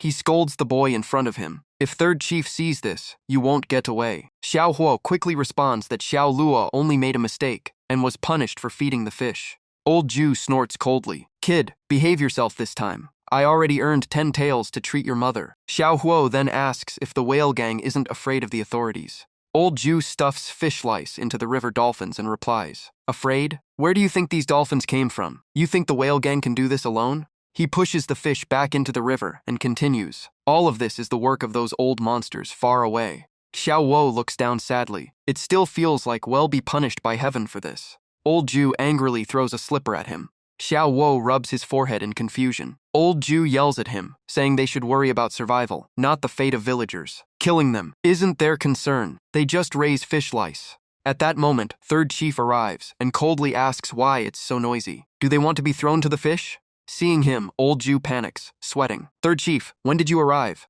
Third chief glares coldly. "Do I need to report my schedule to you?" Old Jew quickly backs down and flatters him. Third chief then turns his gaze to Xiao Wo with a frown. He speaks coldly. "You killed one fish louse." Cold sweat runs down Xiao Wo's face. Before he can react, third chief grabs his throat and squeezes tightly. His eyes turn vicious as if he wants to tear him apart. Xiao Huo struggles to breathe and begs for help. Old Jew immediately kneels and pleads. "Third chief has still young. Please spare him." Third chief smirks. "Old man, you've been here long enough to know the rules. These are gang assets. This is troublesome." Old Jew quickly pulls out his money bag. "Ill pay, ill compensate for him." Third chief slowly releases Xiao Wo and mocks him. "You've got a good grandpa. Now let's talk about compensation." Old Jew looks confused and asks, "Isn't it just half a tael?" Third chief replies coldly, "Half a tael is the price of one fish louse." A sinister smile appears on his face. "I've already spared your nephew's life." Before old Jew can react, third chief snatches the money bag. "That's enough. I'm not an unreasonable man." Xiao Huo struggles to stand and shouts, "That's my mother's treatment money. You can't take it." Third chief laughs and turns back. "Then what do you want?" Xiao Wo angrily yells, "Give it back to me." Old Jew quickly tries to stop him, "Don't." But before he can finish, a terrifying kick slams straight into Xiao Huo's body. Xiao Wo is kicked straight into the river, and old Jew screams in despair, "No." Third chief smugly puts the money bag away, saying the kid brought it on himself and he already did his best. Old Jew falls into despair, eyes trembling as he mutters that the boy was too foolish. After killing Xiao Wo, third chief laughs loudly, saying he's dead for sure, and the things in the river won't spare him. Strange bubbles suddenly rise from beneath the water surface. A boat slowly emerges and floats upward. The scene freezes both third chief and old Jew in shock. A shui arrives just in time and saves Xiao Wo. His eyes are filled with rage as he stares at third chief on the shore. Third chief panics and asks who he is, while old Jew shouts his nephew's name in shock, Xiaoxin. A shui coldly introduces himself, River God Bureau, a shui. Third chief is stunned, repeating River God Bureau. "How did you find this place?" A shui places Xiao Huo down and states they are suspected of illegally raising river gods' aquatic beasts and involved in the Fish King incident in Wushui town and must come with him. Old San sneers without fear. He mocks a shui, thinking he is just an innocent kid. He arrogantly points at himself, saying this is whale gang business, and a small river god officer means nothing. He boldly challenges a shui to come arrest him. Before he can finish, Ashua's spear pierces straight through his body. The spear even drills completely through Third Chief's body. Ashue instantly closes the distance and appears right in front of him. In less than a second, the area turns into chaos. Third Chief finally realizes Ashua's terrifying strength, shocked that he cannot even see his speed. But he suddenly grabs Ashua's arm. Ashue is slightly stunned at what he sees.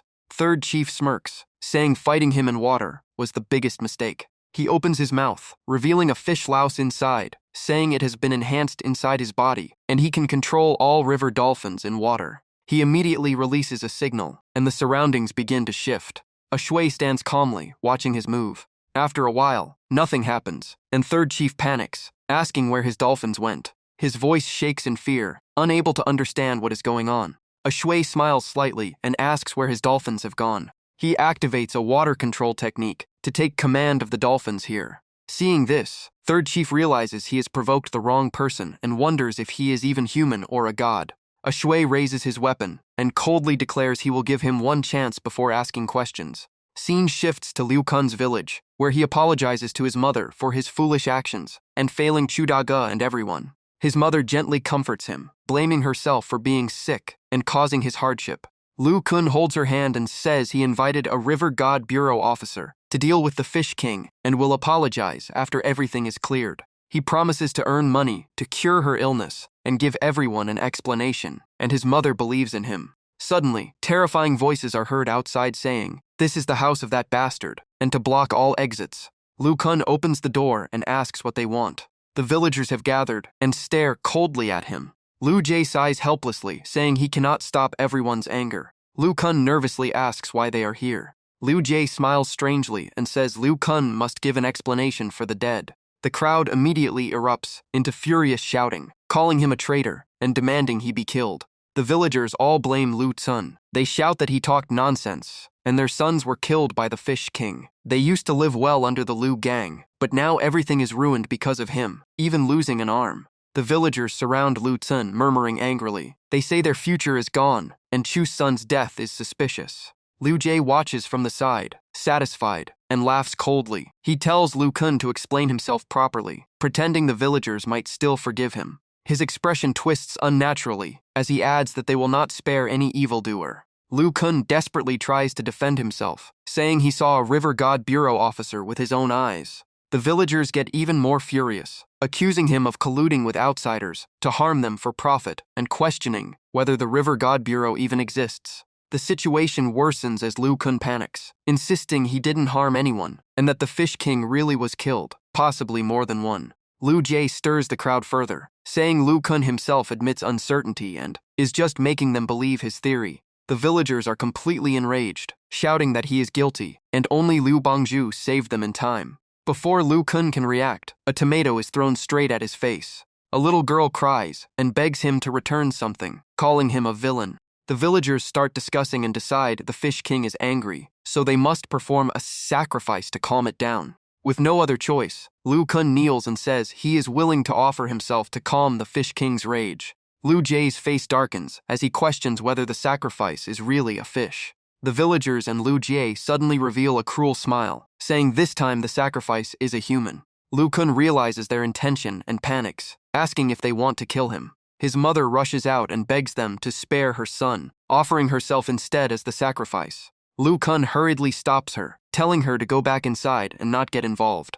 The villagers begin to stir again, uneasy about the situation. Liu Jie secretly signals his subordinates, realizing things are going off plan. His men shout that everyone else has lost family members, so why should Liu Kun be spared, insisting he is chosen by the Fish King and must be sacrificed. The crowd agrees, saying everyone has families, and Liu Kun must be sacrificed for balance. The villagers collectively shout to capture him and calm the Fish King's anger. Liu Kun becomes terrified and keeps calling for his mother. His mother cries helplessly, telling him not to be afraid. The villagers coldly push her away. At that moment, the creature from earlier suddenly appears. The villagers panic, calling it a monster and accusing Liu Kun of hiding it and colluding with outsiders. Liu Jie looks at the creature and frowns, saying, "It is a spirit beast, but its aura feels strange." Liu Kun breaks down, holding his mother and begging her to wake up. Another man shouts angrily, telling everyone to stop pretending and arrest him. Just then, a shui suddenly appears and coldly says, "Who dares?" The villagers step back in shock, recognizing him as a River God Bureau official and wondering why he is here instead of dealing with the Fish King. Someone explains that the River God Bureau only handles water matters, not things on land. Shui suppresses his anger and declares that Liu Cun is an important witness in the Wu Shui town case and is under River God Bureau protection. Shui's eyes turn ice cold as he steps forward. Who gave you the right to question this? Xiao Li immediately panics. At that tense moment, Liu Jie smiles and steps in, saying it's good that the Lord arrived in time to explain things to Liu Cun. He claims he trusts the Lord, but his smile carries clear provocation, asking if the Lord won't disappoint them. Liu Ji then adds seriously that tomorrow will be the Fish King's sacrifice. He has prepared wine and food on the ship, waiting for the Lord to attend. Shui cuts him off instantly. Get lost. Liu Jie doesn't feel shame, only smirks and says they'll meet again tomorrow. Behind them, Liu Cun breaks down crying, insisting he didn't harm anyone and only wanted money to treat his mother.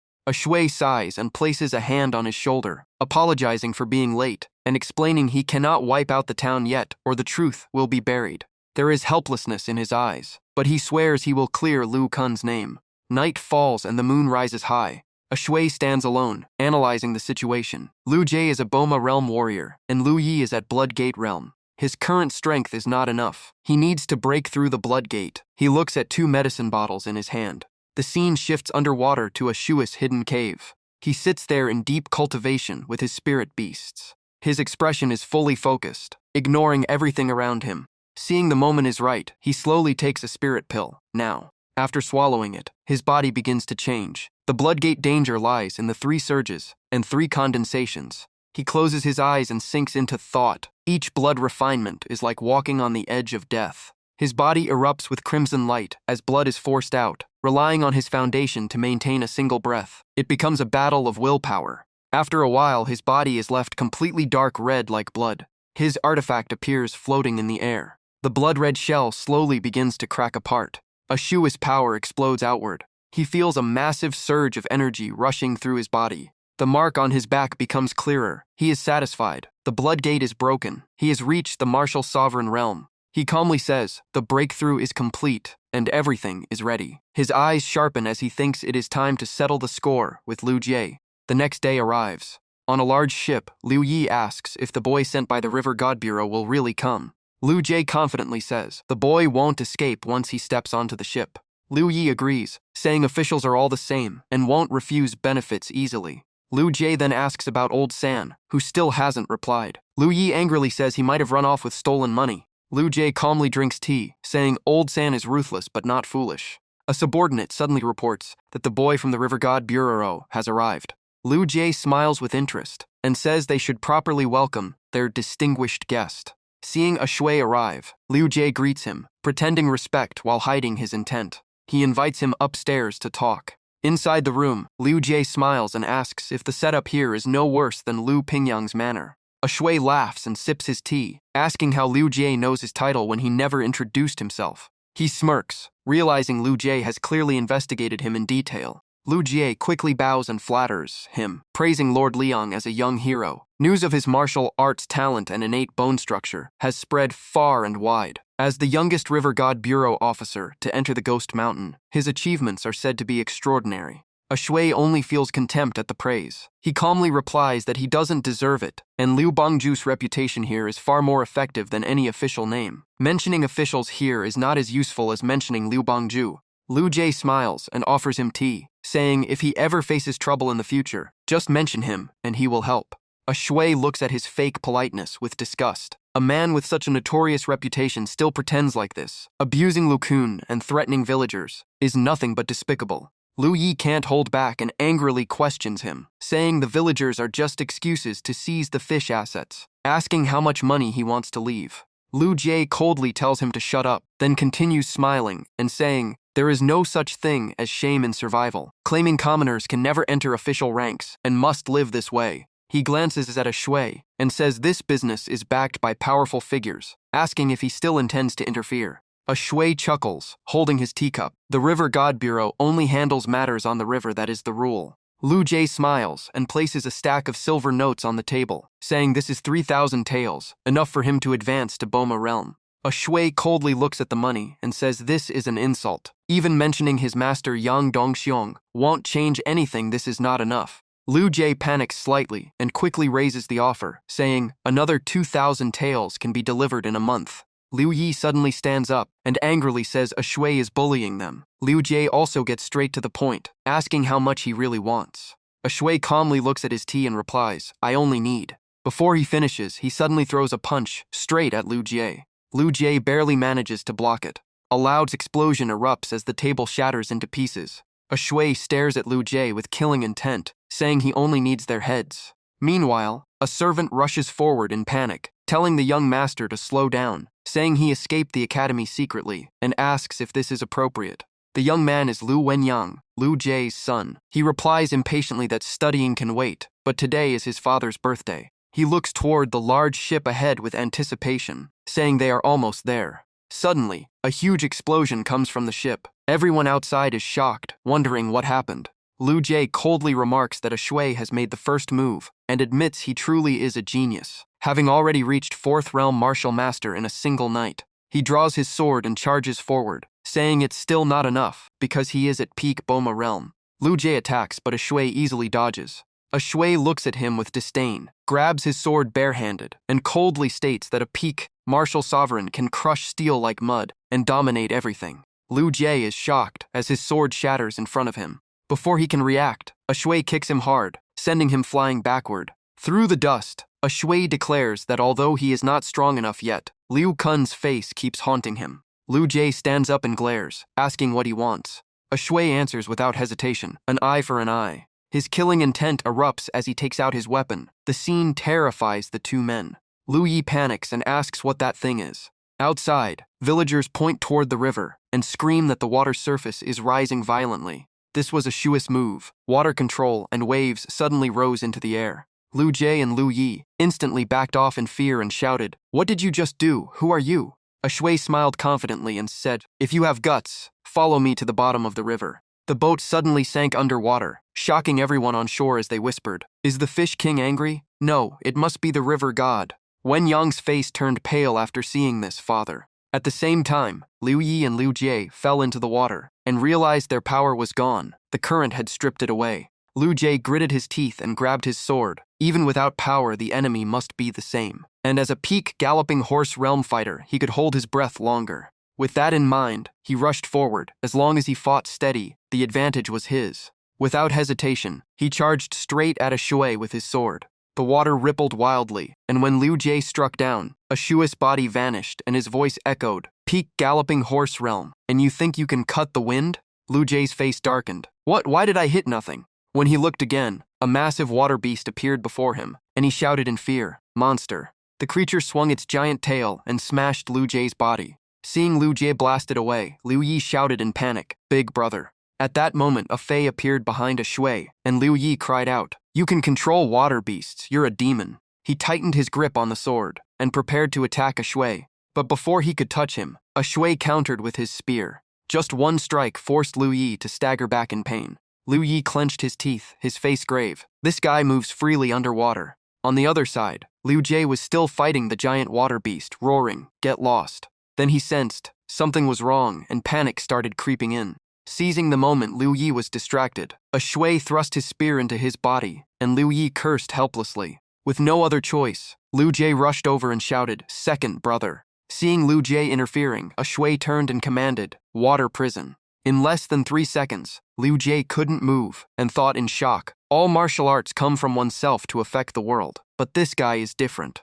A shui then charged at Liu Yi again. With swift movements, he drove his spear straight into Liu Yi's body and made him truly feel the pain. After dealing with Liu Yi, a shui turned to Liu Jie and said, "You're next." His eyes turned sharp and cold as he repeated, "Now it's your turn." Liu Jie widened his eyes and growled, arrogant. They both rushed at each other, a shui smirking in disdain while Liu Jie roared, "Die." Up above, the crowd stared at the swirling vortex on the river and wondered, "What's happening down there? Are they fighting?" One man gasped, "Who could fight guild leader Liu? Has a galloping horse realm master." Another guessed, "Could it be officials sent by the river earl?" And Wen Yang just clutched his chest and stayed silent. Then he suddenly frowned in confusion. "Officials of the river earl." Elsewhere, Zhongxi spoke in panic, 7 days. A shui hasn't returned for 7 days. Hez Yangshu's disciple. Why tell me only now? The shop owner nervously put the books on the table and explained. We thought it was just a simple mission. Another man added. The mission at Wu Shui Town was rated lowest difficulty, but no one knows why he still hasn't returned. And Zhongxi shot him a cold look.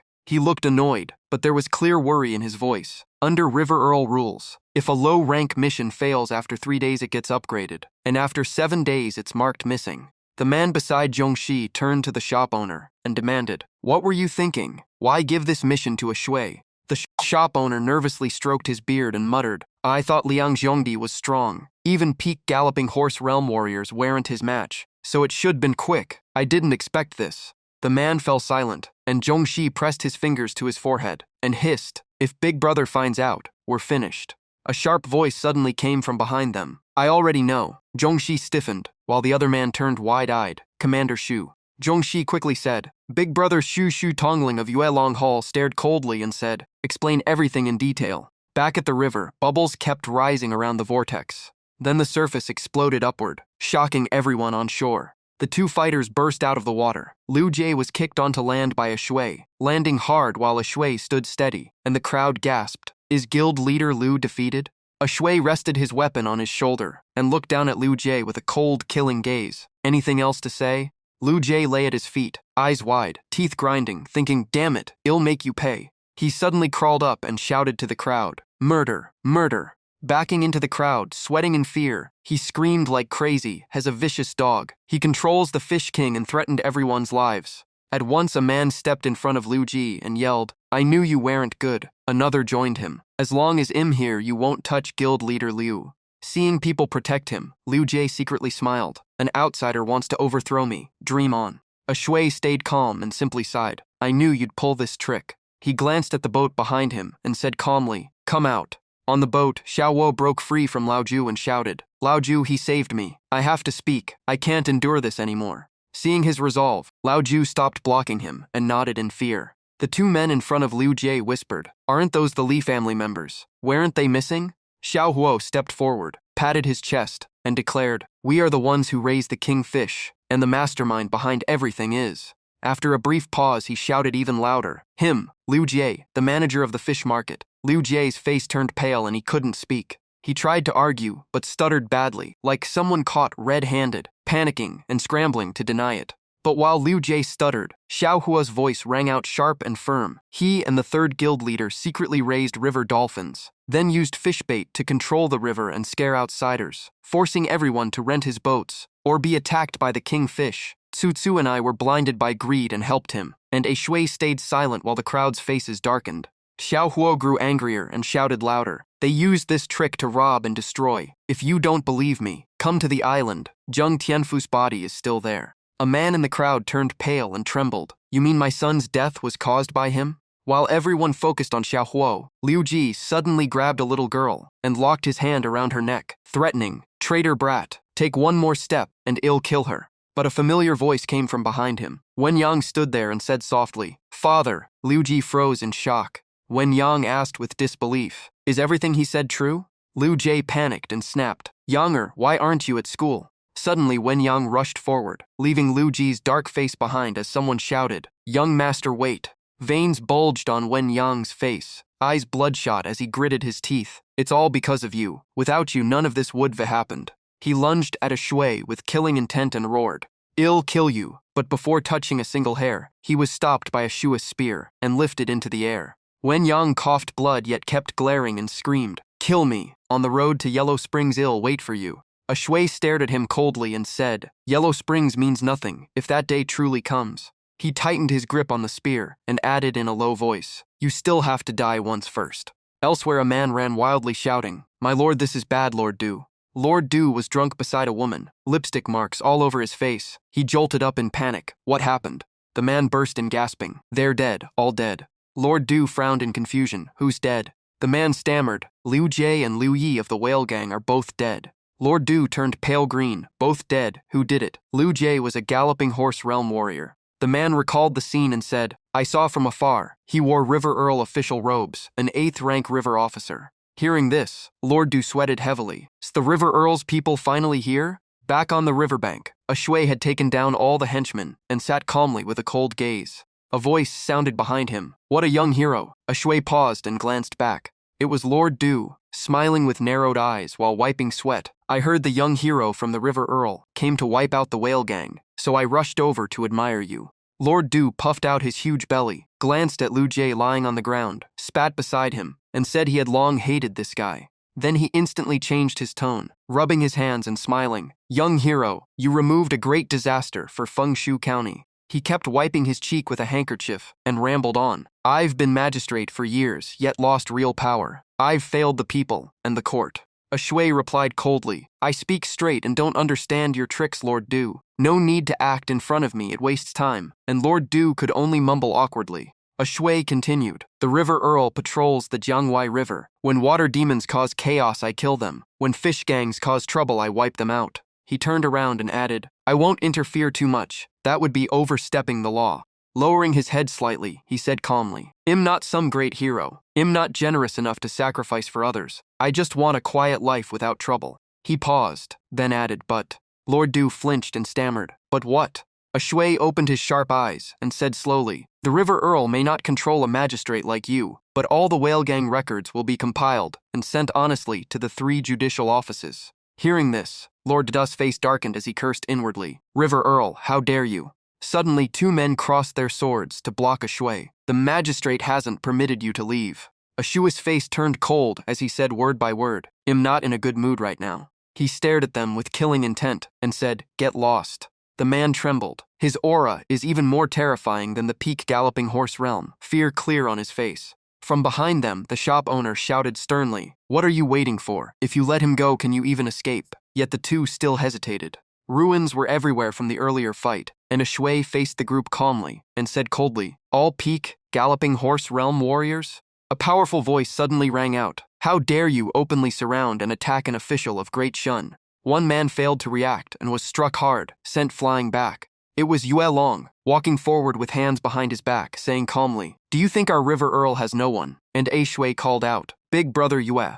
The man who was knocked down struggled up and shouted, who are you? Yu Long's pupils flashed purple as he raised a token and said, Deputy Commander of the River Earl, Yu Long. Lord Du and the shop owner froze, sweat dripping. Deputy Commander of the River Earl. The henchmen instantly scattered and ran, shouting, run. They tried to run, but after a few steps, Yu Long leaped over and landed right in front of them, and they instantly went pale. His purple eyes swept over them like icy blades as he asked coldly, trying to run. Without another word, he threw a terrifying punch. With just that one strike, every single one of them was blasted to the ground. Lord Du turned green with fear, sweating as he collapsed to the floor, stammering, this.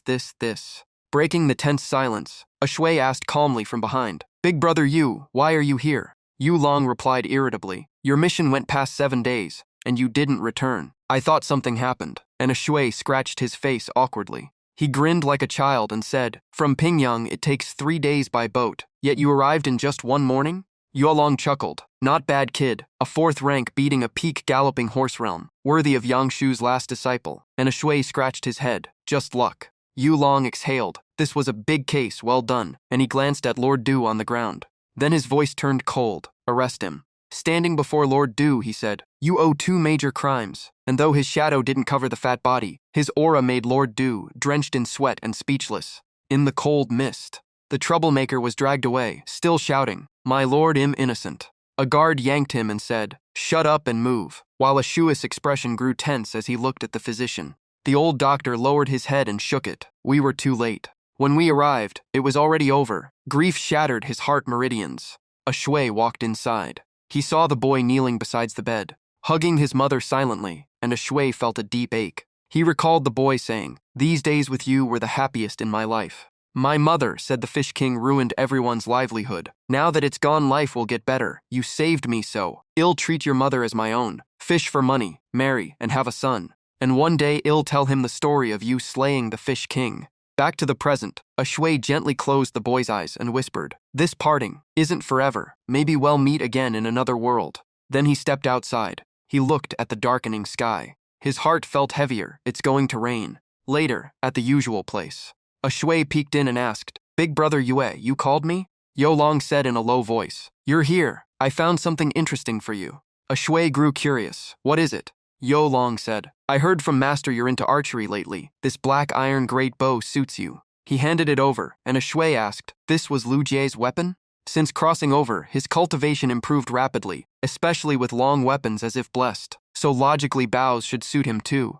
With a slingshot at his waist, and a three-pointed double-edged spear in hand, bows were similar, just arrows instead of pellets. As the saying goes, a good bow shoots 10,000 arrows, the bow body matters most. He tested it immediately. A proper bow must be drawn, and held for 3 breaths to be usable. Yu Long praised him. Not bad kid, that heavy iron bow and you still held it for 1 breath. Yang Shuang a shui took a deep breath and thought, a normal training bow weighs about 17.5 kilos, but this one is at least 100 shi, around 750 kilos, so beating Liu Jie was just thanks to the water. In raw strength he is still weaker than him. He quickly acted humble and said, Big brother is joking. I only managed to draw it for 1 breath, still far from enough. He smiled and asked, is this for me? And the old man chuckled. Did our records ever mention Liu Jie using this weapon? No, the old man grinned, which means this weapon was brought here to deal with Liu Jie. It just never got the chance to be used. But a shui still hesitated. Could this become a weakness? And the old man replied, of course it could, since seized property has always been easy prey. So let me teach you one more thing. Do not try to be perfect. It is better to leave yourself a few harmless flaws. Take responsibility when you must, but do not be overly harsh or absolutely fair. You are not a god. You are human. I asked around and heard that little brother used to love the baked cakes from that corner shop. The old man turned and gestured. How about we go try it? A shui smiled softly and said all right. At the same time somewhere else, a fei and Kong Dong were together. Both of them stared at the huge clam shell. Then they moved toward it in sync. Suddenly the shell shouted, you shameless fat fool, what are you trying to do to me? It turned out to be the voice of an old man slowly floating out from inside. He had a tiny body but an imposing voice. Stupid fish, why are you disturbing my peaceful dream? Cut back to a shui rubbing his head. Finally home, finally time for a good sleep. For days a fei kept sending messages about some treasure. Who knows what that was about? When he arrived he pushed the door open, but no one was inside. Is Master not here? Did he go out? Does Uncle Hu Lu and Aunt Fang know I am back? Are they at work? After discovering the underground stream beneath the backyard, well connects to the main river, he expanded the well and built a small pond for A Fei and Kong Dong to rest. He looked at Kong Dong and A Fei with hands on his hips and laughed. You two are sleeping in again. Seeing one of them open its eyes to check on him, he understood and said, all right, I am fine. Then a shui suddenly froze. What is this? Why is there such a huge river clam here? And the old man inside shouted, you ignorant brat, I am not a river clam, I am a giant clam. That shock went straight to a shui's head. It can talk? The old man nervously bombarded him. You can hear me. Who are you? Why did you order this fat fish to kidnap me? A shui got flustered too, kidnap. Then he looked at a fei, who was sweating and avoiding eye contact. A shui stepped forward and apologized. I am truly sorry. A fei got carried away and offended you. Tomorrow I will find a proper place for you to live. The old man was surprised. So you are the owner of this house. A shui was still stunned. This world truly lacks nothing strange, a legendary giant clam, but it should not even have vocal organs. His eyes widened as he saw the old man step out from inside with an extremely tiny body. Yet his attitude was more arrogant than anyone else. He pointed at a shui and asked, what are you staring at, brat? A shui backed away in fear. A giant clam turned spirit, and the old man scoffed. I take back what I said, you are truly rude. A shui let out a breath. So it is not the clam talking but this old man. But why can I see and hear him? Then it hit him. The Zhai Ding. Did the Zhai Ding grant me this ability? Meanwhile, the old man was banging his cane angrily below. You and that fat fish are the same. Release me at once. A shui cautiously asked, Sir, can you not leave by yourself? The old man snapped. I am just a spirit born from it. Have you ever seen a giant clam walk, you ignorant brat? A shui suddenly realized. A spirit. I have read about this in books. Everything in this world can give birth to a spirit consciousness, but the conditions are harsh and unclear, except for one thing that easily forms a spirit, the weapon of a martial saint. So how could this giant clam produce a spirit? And the old man's face darkened as he muttered, bullying the elderly. Then Kong Dong walked over to remind him, and a shui asked, what is it? Kong Dong opened its mouth and handed him something strange. What is this? A shui picked it up. It looks like a silkworm, but not quite. There are mysterious patterns all over its body. The old man's eyes widened. This is a mirage worm. A shui asked, You know this thing. What is a mirage worm? And the old man crossed his arms proudly. Why should I tell you? A shui immediately flattered him. Sir is so knowledgeable, surely at the level of a grand scholar. This junior humbly asks for guidance. The old man paused awkwardly. Do not think flattery will save you. I just respect your eagerness to learn. In legend, there are 3 immortal isles, Penglai, Fangjiang, and Yingzhou, each filled with strange life. And on Penglai, white bones cover the land, formed by mirage worms that devour flesh, their jade-white bodies covered in divine patterns. And once they enter a human body, they drag the host into endless dreams. Ashua's eyes lit up. So what does this mirage worm do? How do I use it? The old man snorted. How would I know? I have never used one. It is just legend anyway. Ashui felt disappointed. I see. Then I will study it tomorrow. He quickly left to rest, and the old man shouted behind him, Do not forget to release me tomorrow. That night, Ashui drifted into sleep. Suddenly, the mirage worm began to twitch and release a strange fragrance. The scent slowly filled Ashua's room, and his dream became incredibly vivid. Ashui looked up at the gloomy sky. Where is this? Was I not sleeping at home? A familiar voice came from behind. Ashui, we meet again, and he spun around. Who is that? It was Lu Jie, in a mad dog state. I told you, I would wait for you in the underworld.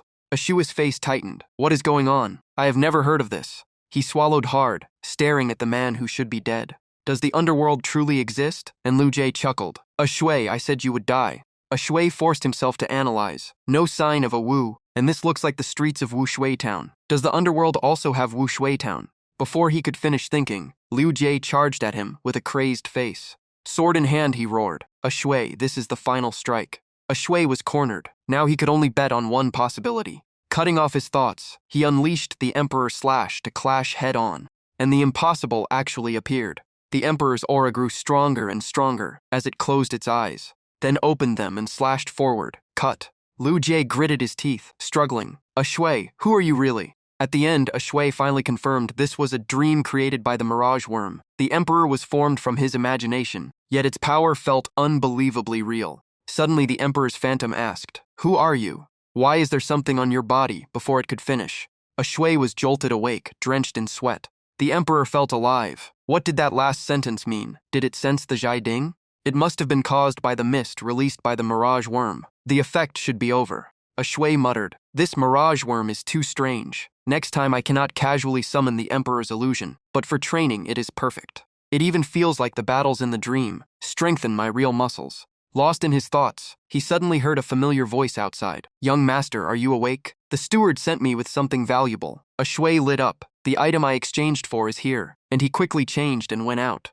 He took the box from the servant and sat down outside in the courtyard. These are 2 water element treasures. I asked Big Brother to choose for me, traded with 2 great merits. According to the instructions, hold the petal in your mouth and focus on cultivation. Suddenly, the water crystal essence surged past 1,000. 2 streams of hot and cold energy intertwined inside his body. It felt incredible. The old man on the other side got curious and peeked over, wondering why this kid's training was making such a huge scene. All flash and no substance, he scoffed, saying he had once even seen a true dragon. But when he sensed the violent surge of energy raging inside A Shui, his own heart started trembling with it. Suddenly, a massive sealed chest rose out of Ashua's body, looking eerie and unnatural. The old man's eyes widened in shock. What is that? Then glowing words appeared around A Shui and slammed straight into the old man's mind. He instantly understood and dropped to his knees, saying he would protect the upper immortals, secret with his life. A moment later, Ashui finally let out a long breath. Only then did the old man dare lift his head. It was finally over. He quickly climbed closer, making Ashui confused. Sir, are you leaving so soon? Sweat covered the old man's face as he forced a calm tone, saying he decided to stay longer and teach Ashui some ancient secrets. He bragged about living for thousands of years, so Ashui asked if he had really seen a true dragon in the Jiangwei River. The old man said of course, but deep down he knew the thing inside Ashui was far beyond any true dragon. This kid's future was simply unimaginable. Scene shifts to a dark prison at the same time. A heart-piercing scream echoed, mixed with the stench of a prisoner who had completely lost control. A shadowy figure told him that if he wanted revenge, he had to pray to the old mother and offer his entire being for power. Through gritted teeth, the prisoner said he was willing to sacrifice everything for revenge. The stranger leaned in and asked his name. He replied Lu Wenyang, and the man chuckled, asking who he wanted to kill. With bloodshot eyes, he bit out each word. I want a shui dead. Meanwhile, a shui was calmly sitting in the courtyard, sipping tea. He was still processing what he had learned. So only 3 true dragons ever appeared, and now a flood dragon sits in the dragon palace? The old man lowered his head, but secretly watched Ashua's reaction, as Ashue questioned how he even knew all this if he couldn't travel. The old man quickly made up an excuse, saying he had his own channels, and definitely didn't hear it from passing fish. Suddenly, a knock on the door caught Ashua's attention. The village chief arrived, saying he wanted to discuss this year's river sacrifice ceremony. Ashue was confused. The river sacrifice. And you're looking for me? Calmly pouring tea, he said. Such matters should be discussed with the local elites instead. Though surprised, Ashue remained polite and asked how he could help. The chief explained that many outsiders had moved into Yixing, making the ceremony more complicated, and they needed Ashua's help to collect funds.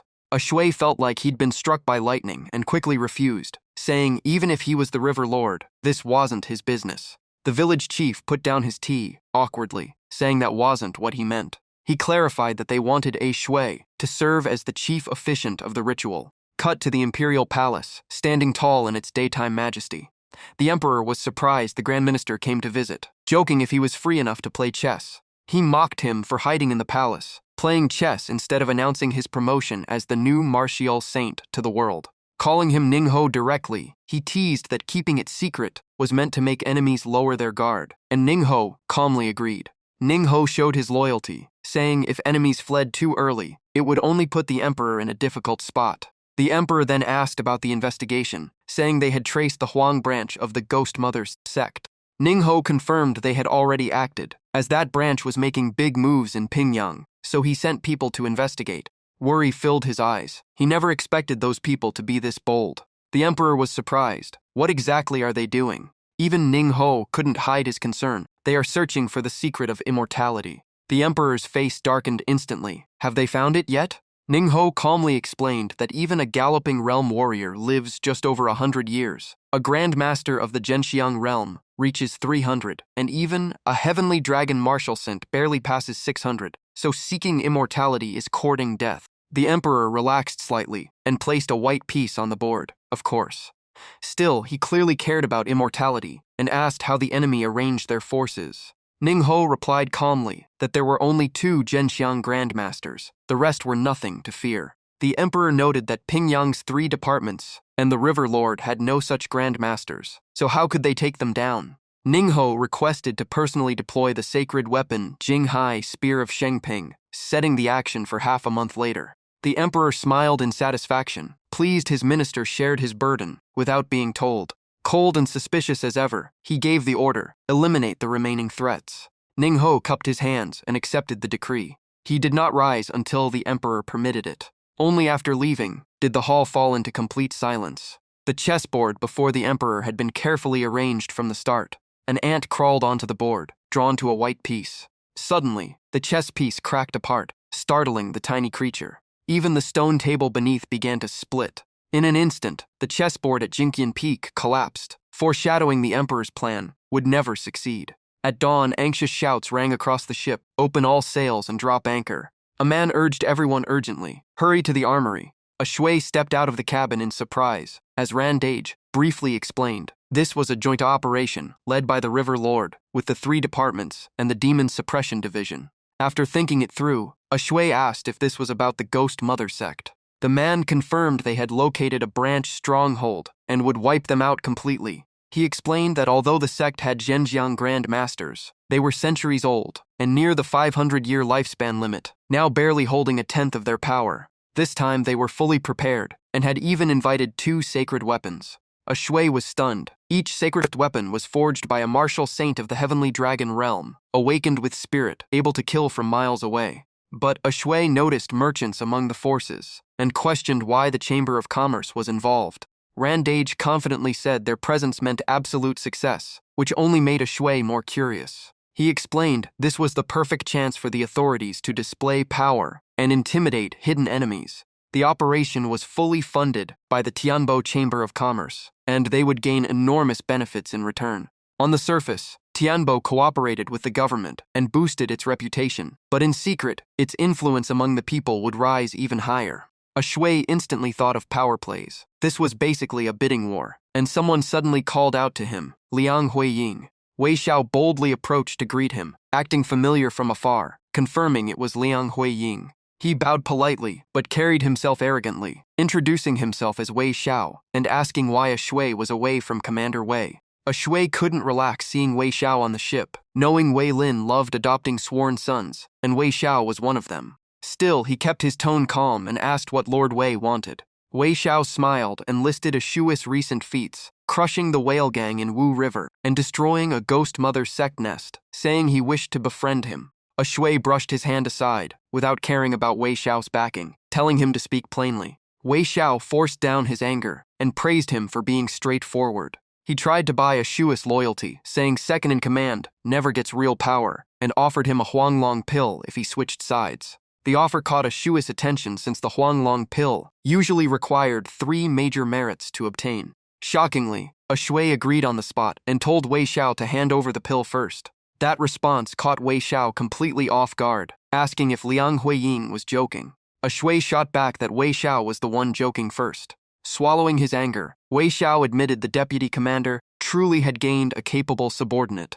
A shui didn't hold back either, mocking Wei Xiao and even correcting himself to say adoptive father. Furious but helpless, Wei Xiao dropped the act and warned that luck wouldn't always favor someone who forgot their place. Ran Zhongxi stepped in, unable to watch Wei Xiao act smug any longer. He mocked Wei Xiao openly, saying this wasn't his adoptive father's ship, and challenged him if he wanted a fight. Wei Xiao finally said something reasonable, claiming he wasn't a fool. Just when it seemed he gave up recruiting a shui, he offered another deal, promising a smooth career if a shui joined him. It was clear Wei Xiao had already planned something in case a shui refused. Accidents could always happen on missions. Ran Zhongxi gritted his teeth, accusing Wei Xiao of making threats. A shui placed a hand on Ran Zhongxi's shoulder, warning him it was a trap. He stepped forward and firmly rejected Wei Xiao. Wei Xiao's face darkened as he warned a shui would regret this. After the heated exchange, he turned and left with his men. Ran Zhongxi couldn't believe it, wondering how Wei Xiao dared to poach someone right in front of him, and a shui felt the same. Wei Xiao's crooked smile proved he had a scheme all along, repeating that a shui would regret it. A shui lowered his arm silently. Later, someone reminded a shui about tonight's event hosted by the Tianbo Chamber of Commerce, telling him to secure a good seat. Ran Zhongxi looked especially excited. It was the Yunhai auction. White sails spread across the sea under a crescent moon lighting the night. The auction ship was built, like a grand mansion placed atop a vessel. The auctioneer warmly welcomed all the honored guests to the Yunhai auction. Smiling confidently, he introduced himself as Zhu Bingshan. He showered the guests with praise, saying their presence made tonight's auction extraordinary. Ping San kicked things off with a treasure called True Value. No more small talk. First up, the jade red bridge tree from the Tianbo Chamber of Commerce. The girl held the precious vase carefully in her arms. A shui had never heard that name before. Jade red bridge tree? What kind of treasure was that? Some rare plant? Zhongxi calmly explained it was indeed a rare plant, but very special. It doesn't grow with water. That made a shui frown. No water? Then what feeds it? The answer shocked him. It grows on the blood of a saint. A shui stared at it closely. So this is the color of saint blood? It originally started as a seed, no bigger than a mung bean. Now fully grown, it hides a secret space inside. Its interior is far larger than it looks and can store countless treasures. Zhangxi's eyes lit up. In danger, it can enter a fake death state and revert to a seed, while the treasures inside remain untouched. A top-tier storage item. He added that it's so rare because awakening it requires saint blood, and saint blood is almost impossible to obtain. A shui instantly understood its value. Like a holy weapon, only saint blood can activate it. No wonder it's priceless. Ping San stopped wasting time. The first official item tonight is the Red Fortune Jade Flower Tree from Lanzhou. It's said owning it brings massive luck.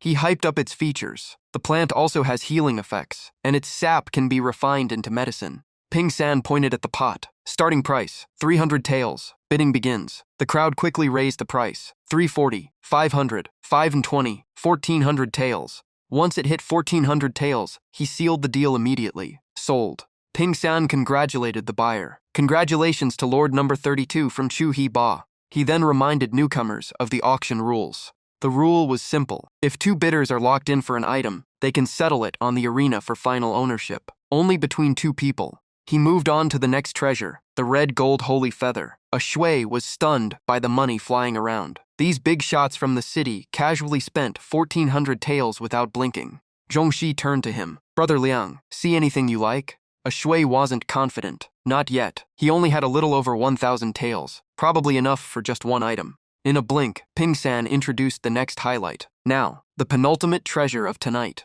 He loudly declared its value. Their chamber had personally obtained it from the Jianghuai Central Region.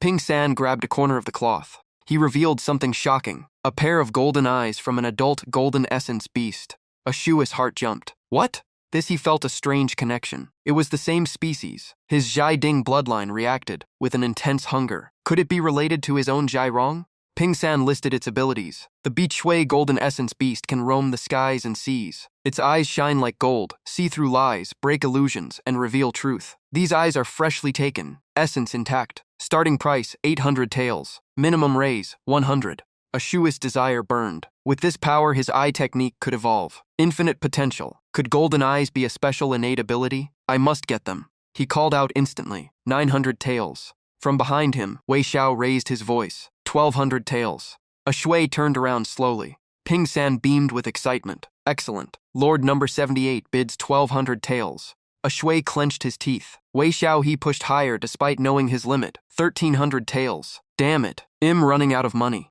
Senior brother quickly recognized the familiar face. That's Xiao Qiao the kid who trains eye techniques master. Yang Shu sent a voice transmission. Xiao Qiao, just keep bidding. I've got you. Seeing his master, a shui felt instantly confident. Wei Lin urged his adopted son on. Wei Xiao, keep going. Wei Xiao smirked. His godfather was backing him. He maintained his proud and imposing look. He kept raising the price just to provoke a shui. 1,700 taels. A shui, you're not getting those eyes tonight. Blue Hair whispered that this was personal. That young man won't win easily. After all, that's Wei Xiao. Purple Hair hesitated, then said, there's still one way. Purple Hair continued. You mean Blue Hair nodded. The arena duel. Blue Hair worried for a shui. Wei Xiao is mid-stage galloping horse realm. This kid might be in trouble. Ping-san tried to calm him. A shui, maybe let it go. We can find another treasure. Ashua's eyes darkened. No more talking, Ranji. He stood up. Master once said, warriors fight for a single breath of pride. A shui looked toward the stage. Fight the heavens. Fight the earth. And fight men. He locked eyes with Wei Xiao. If we both want it, then let's settle it on the arena. The crowd erupted as they stepped onto the stage. Is a shui crazy? That's a mid-stage galloping horse expert. Someone shouted back. Wei Xiao isn't some fake expert. With inheritance and without it are two different worlds. Wei Xiao grinned proudly. Same realm doesn't mean same strength. So who will win? Wei Xiao sneered first. You've got guts challenging me. Lucky for you, weapons aren't allowed. Otherwise your master would be crying. But a shui wasn't the same as before. Half a month ago it'd lose. But now I have the kidney worm. Every night he sparred in dreams with Liu Jie and other galloping horse warriors, building combat experience. He hunted water beasts for battle merit, exchanged treasures, and increased his fusion rate. Honestly, he was excited. Dark red spiritual energy wrapped around him. A shui wanted to know how strong he truly was now. The system panel displayed his stats clearly. The fight began. Wei Xiao bent low and charged forward. He slashed downward, then threw an uppercut. A shui dodged everything. A shui countered with a straight kick to the chest.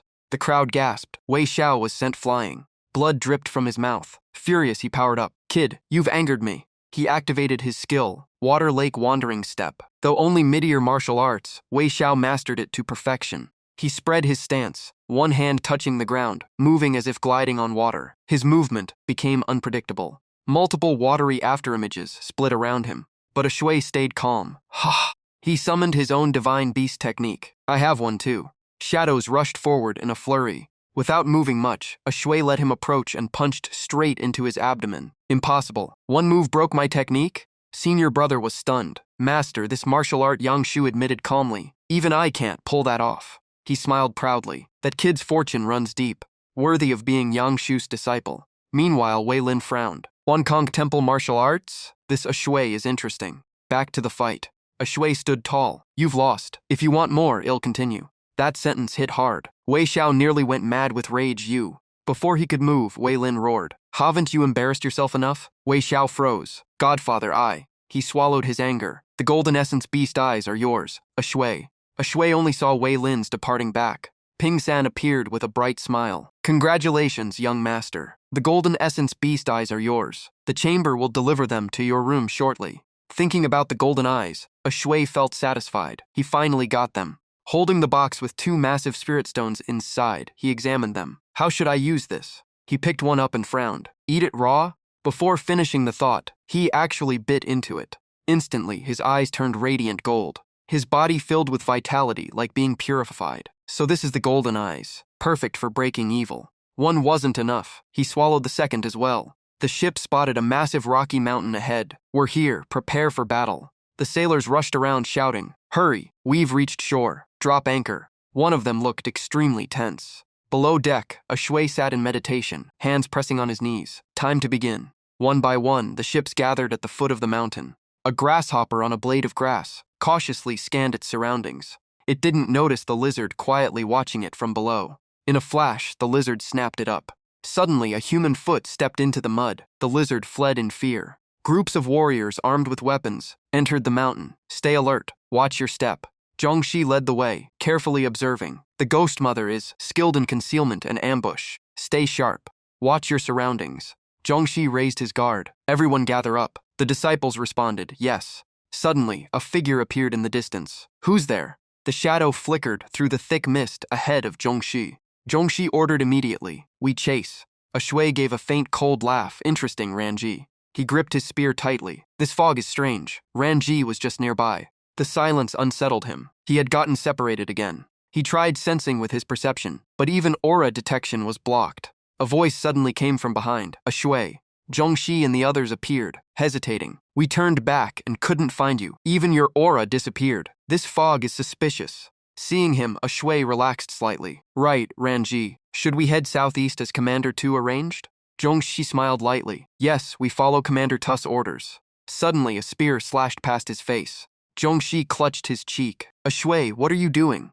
Shui tightened his grip. Ranji would never say Commander Tu. He calls him Brother Tu. His golden eyes flared. And in my sight, your disguise is full of flaws. The fake Zhongxi rubbed his face as veins bulged. Impressive. Shui should've known better than to waste effort disguising. Wen Yang tore off his disguise and laughed. Enough acting. We'll kill you here. Shui narrowed his eyes. Who are you? I've never seen you before. A relative of Liu Jie? One beside Wen Yang sneered. Stop talking. All 4 of us are half-step galloping horse experts. Killing you is easy. Another mocked. Let me go first. One arrogant fool charged in. Let me test this brat. Less than 5 minutes later, Shui's fist smashed straight into his face. He blocked barehanded and sent the man flying. Wen Yang's group turned pale. They panicked inside. Is he really just half-step galloping horse? Seeing one fail, Xiaoji shouted. We attack together. They rushed him, but Shui twisted smoothly to dodge. He skillfully thrust his spear into one of the lackeys, then turned and struck directly at Wen Yang. One follower took a blow to the neck and went pale instantly. Wen Yang fell, the spear tip pointing straight at him. He cursed. Damn it. Defeated, Wen Yang shouted in resentment. It's all your fault. My life, my studies, everything. He yelled bitterly. Because of you, it all collapsed. Shui pressed the spear shaft down on him. He looked at Wen Yang calmly. Now I remember. Liu Jie had a missing son, so you joined the Ghost Mother sect. How did you find me? Coldly. Your father built the whale gang, drained the people dry, exploited the innocent. I enforced the law. The law shows no mercy. Wen Yang trembled and crawled back. You my body, it's tearing apart. It hurts. Seeing his fear, Shui frowned. The Ghost Mother has a light side and a dark side. If this is the light, where's the dark? Xiao Qi crawled out from Wen Yang's body, screaming in pain. Wen Yang's body was ripped open. Shui was stunned. What is this? Wen Yang slowly stood up and muttered. Xiao Qi, why did you wake up now? Xiao Qi sneered. I remember you. You're from Chu He Ba. You killed Lang Ya. Wen Yang shouted angrily. Xiao Qi, together we can kill him and avenge my father. Xiao Qi snapped back. I became like this because of him. I want him fused into me. Shui charged at them without hesitation. Trees snapped apart under the shockwaves of their clashes. He gripped his spear so hard steam rose from his body. After awakening, their strength rose to the galloping horse realm. Wen Yang and Xiao Qi attacked together. Shui die. Shui stayed calm. They reached the realm, but they're scholars, not real fighters. He rushed forward. They have power, but no idea how to use it.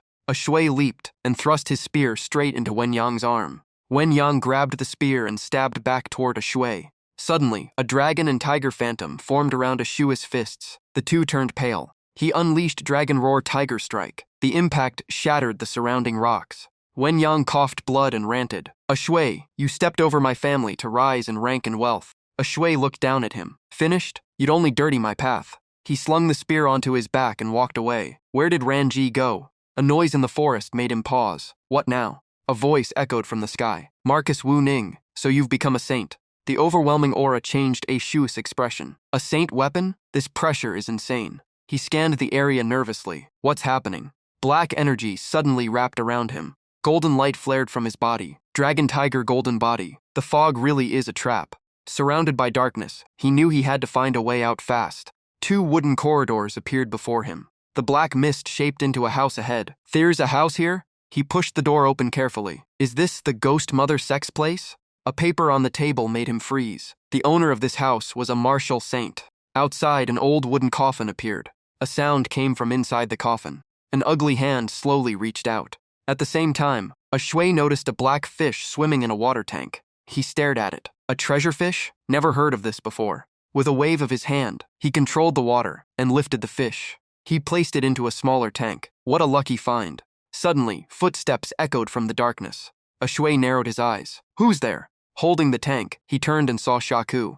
His heart sank. Shaku. The monster opened its huge mouth and lunged. A Shui felt the pressure instantly. Wolf Smoke Realm. Shaku charged violently. A Shui was blasted backward. Shaku chased after him relentlessly. A Shui spun and thrust his spear forward. Shaku grabbed the spearhead barehanded. It leaped up and kicked a Shui in the chest. He slammed into the wall, shattering it. The black carp floated before him. The fish slowly dissolved into the air. The system alerted. Innate primordial chi detected. The black carp transformed into a beautiful golden fish as notifications flooded in. Marsh Essence plus 1890. Marsh Essence plus 3500. Host unconscious. Attempting revival. Marsh Spirit upgrading. Fusion rate 30%. A Shui lay motionless on the rubble. Suddenly, he opened his eyes. His body was wrapped in flowing blue water. His injuries began healing rapidly. System notice. Marsh Spirit refined. Green Marsh Spirit achieved. Fusion rate 30%. Unlocking Marsh Spirit Azure Hammer. And first layer of Boundless Divine Realm. Multiple water skills acquired. Origin traced to the Great Lord of Hua. Only a fraction of its power has been revealed.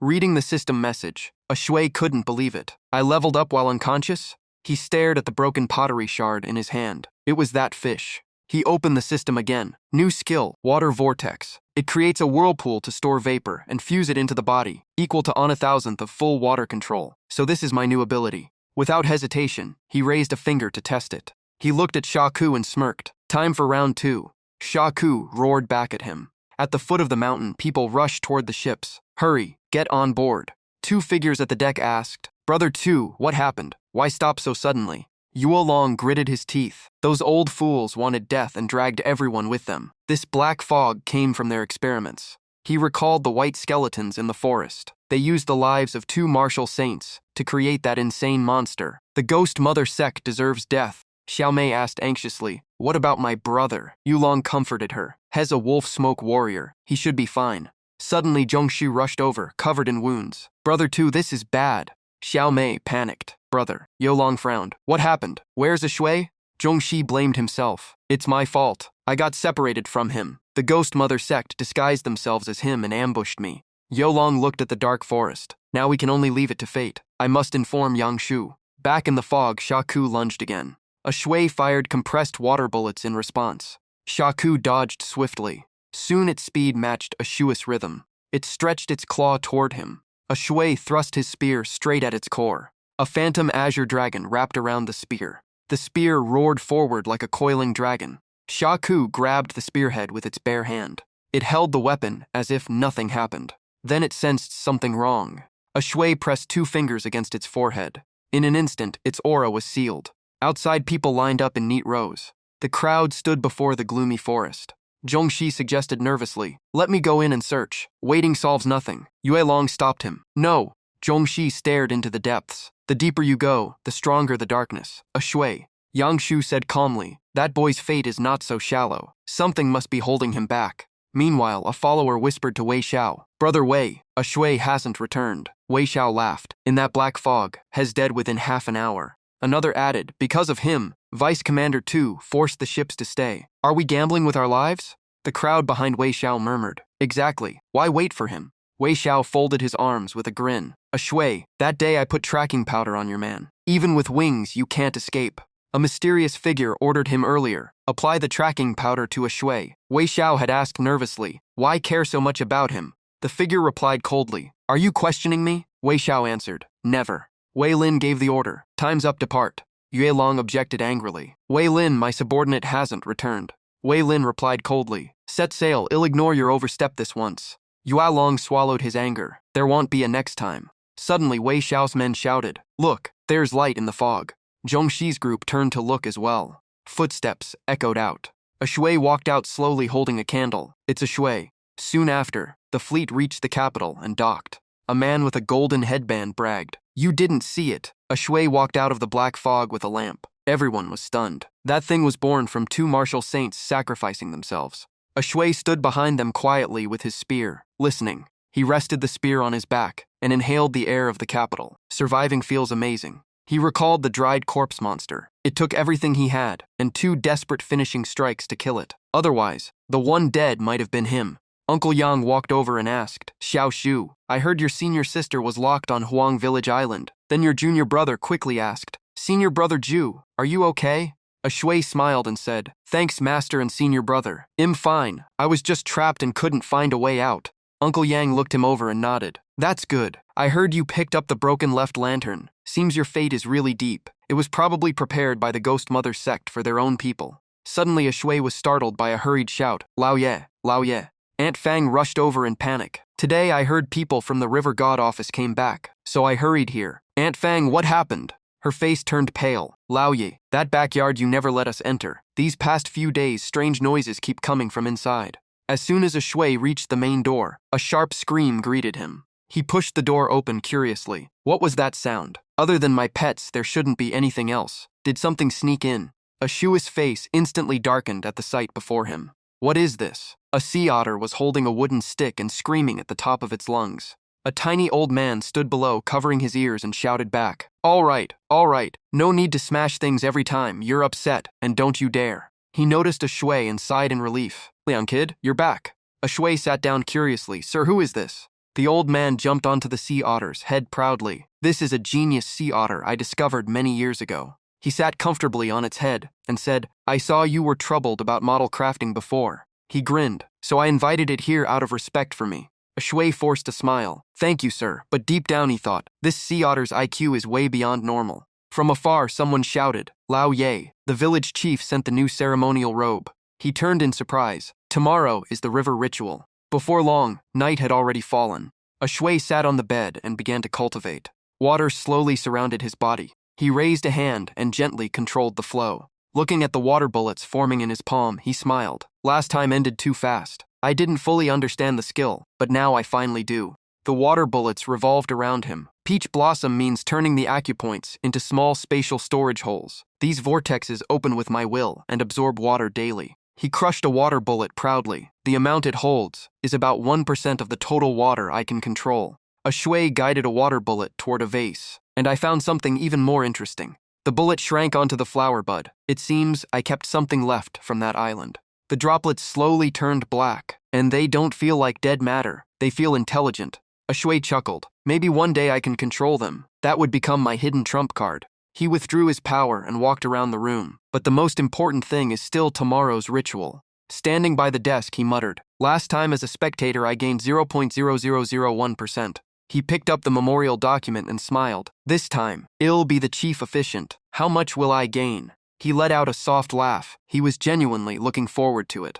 Morning came quickly, filled with children's laughter and adults chatting. The man with the black-tied hair laughed. In just a year and a half, a shui has grown this much. A shui scratched his head and said tiredly, who knows? I still don't know where I lost. The man with the ponytail smirked. You lost to me? A shui got mad and started roughhousing with him. Brat, asking for a beating again. How dare you talk to your father like that? I'll teach you what filial piety means. From afar, the silver-haired man laughed. These two idiots never change. The one beside him added, that's youth for you. Liu Shu glanced at the village chief, but Xingyi Town produced someone like Liang Ju. Old chief, you deserve credit, the chief replied. Of course, I watched a Shui grow up. I always knew he had talent. Lu Shu's son ran over. Dad, brother Liang is coming out. Hearing that, everyone rushed over to watch. Seeing a Shui walking forward with the memorial document, the crowd cheered. It's a Shui. The river ritual begins. A Shui slowly stepped onto the altar. The moment his first step landed, the festival drums thundered loudly, and his handsome face appeared before everyone. A Shui opened the memorial and began the solemn prayer. The martial god built civilization. Clouds and waters drifted afar. The surging Jiang and Wai rivers formed the backbone of the southern land. He read each line clearly. We sincerely honor your sacred virtue, vast as the universe, spanning 9 marshes, holding the stars, crossing mountains, and reaching all corners of heaven and earth. The sound of flowing water blended with his voice. Spirit turtles and hidden crocodiles stirred. Fish and dragons sent auspicious signs. For 3 centuries, peace has endured, and the people have relied on you. From elders to children, everyone listened closely. Yet heaven moves by law and waters. Virtue is unpredictable. Too much young brings disaster, and cracked turtle shells fill the fields. Endless rain floods the land. Today we offer incense in reverence. A Shui continued steadily. Jiang and Huai borrow this land. Zhen Yixing thrives by the river and carries the people's faith. The system chimed. River ritual in progress. Boundless sincerity. River surge increased by 0.007. A Shui smiled faintly. Being the chief officiant truly brings far more surge. Beneath the waters, a dragon lay coiled. Its eyes burned red with rage. It slowly rose in fury. Who stole my treasure? The dragon roared as the Jianghuai spiritual energy thinned. Who was it? Who dared? A ferocious dragon burst from the river surface. Far away in the peaceful imperial palace, the emperor sensed the disturbance. He gritted his teeth. This wretched beast seeks death. A colossal sword shot toward the dragon. Vile creature, you dare challenge me. The giant blade pierced straight into its body. The dragon thrashed and roared. Give it back. One of your human race stole my treasure. Get lost. The emperor's divine sense stood above and said coldly, nonsense. He pressed the sword down. The blade drove deeper. Now get back. The dragon roared unwillingly. Father, issue the order. Avenge me. A Shui raised his hand and looked ahead. As chief officiant, the Jianghuai surge grew so dense it was visible to the naked eye. He smiled slightly, but it's still not enough. Suddenly the villagers gasped. What is that? Spiritual power gathered above the altar, and everyone was stunned. The river god has manifested.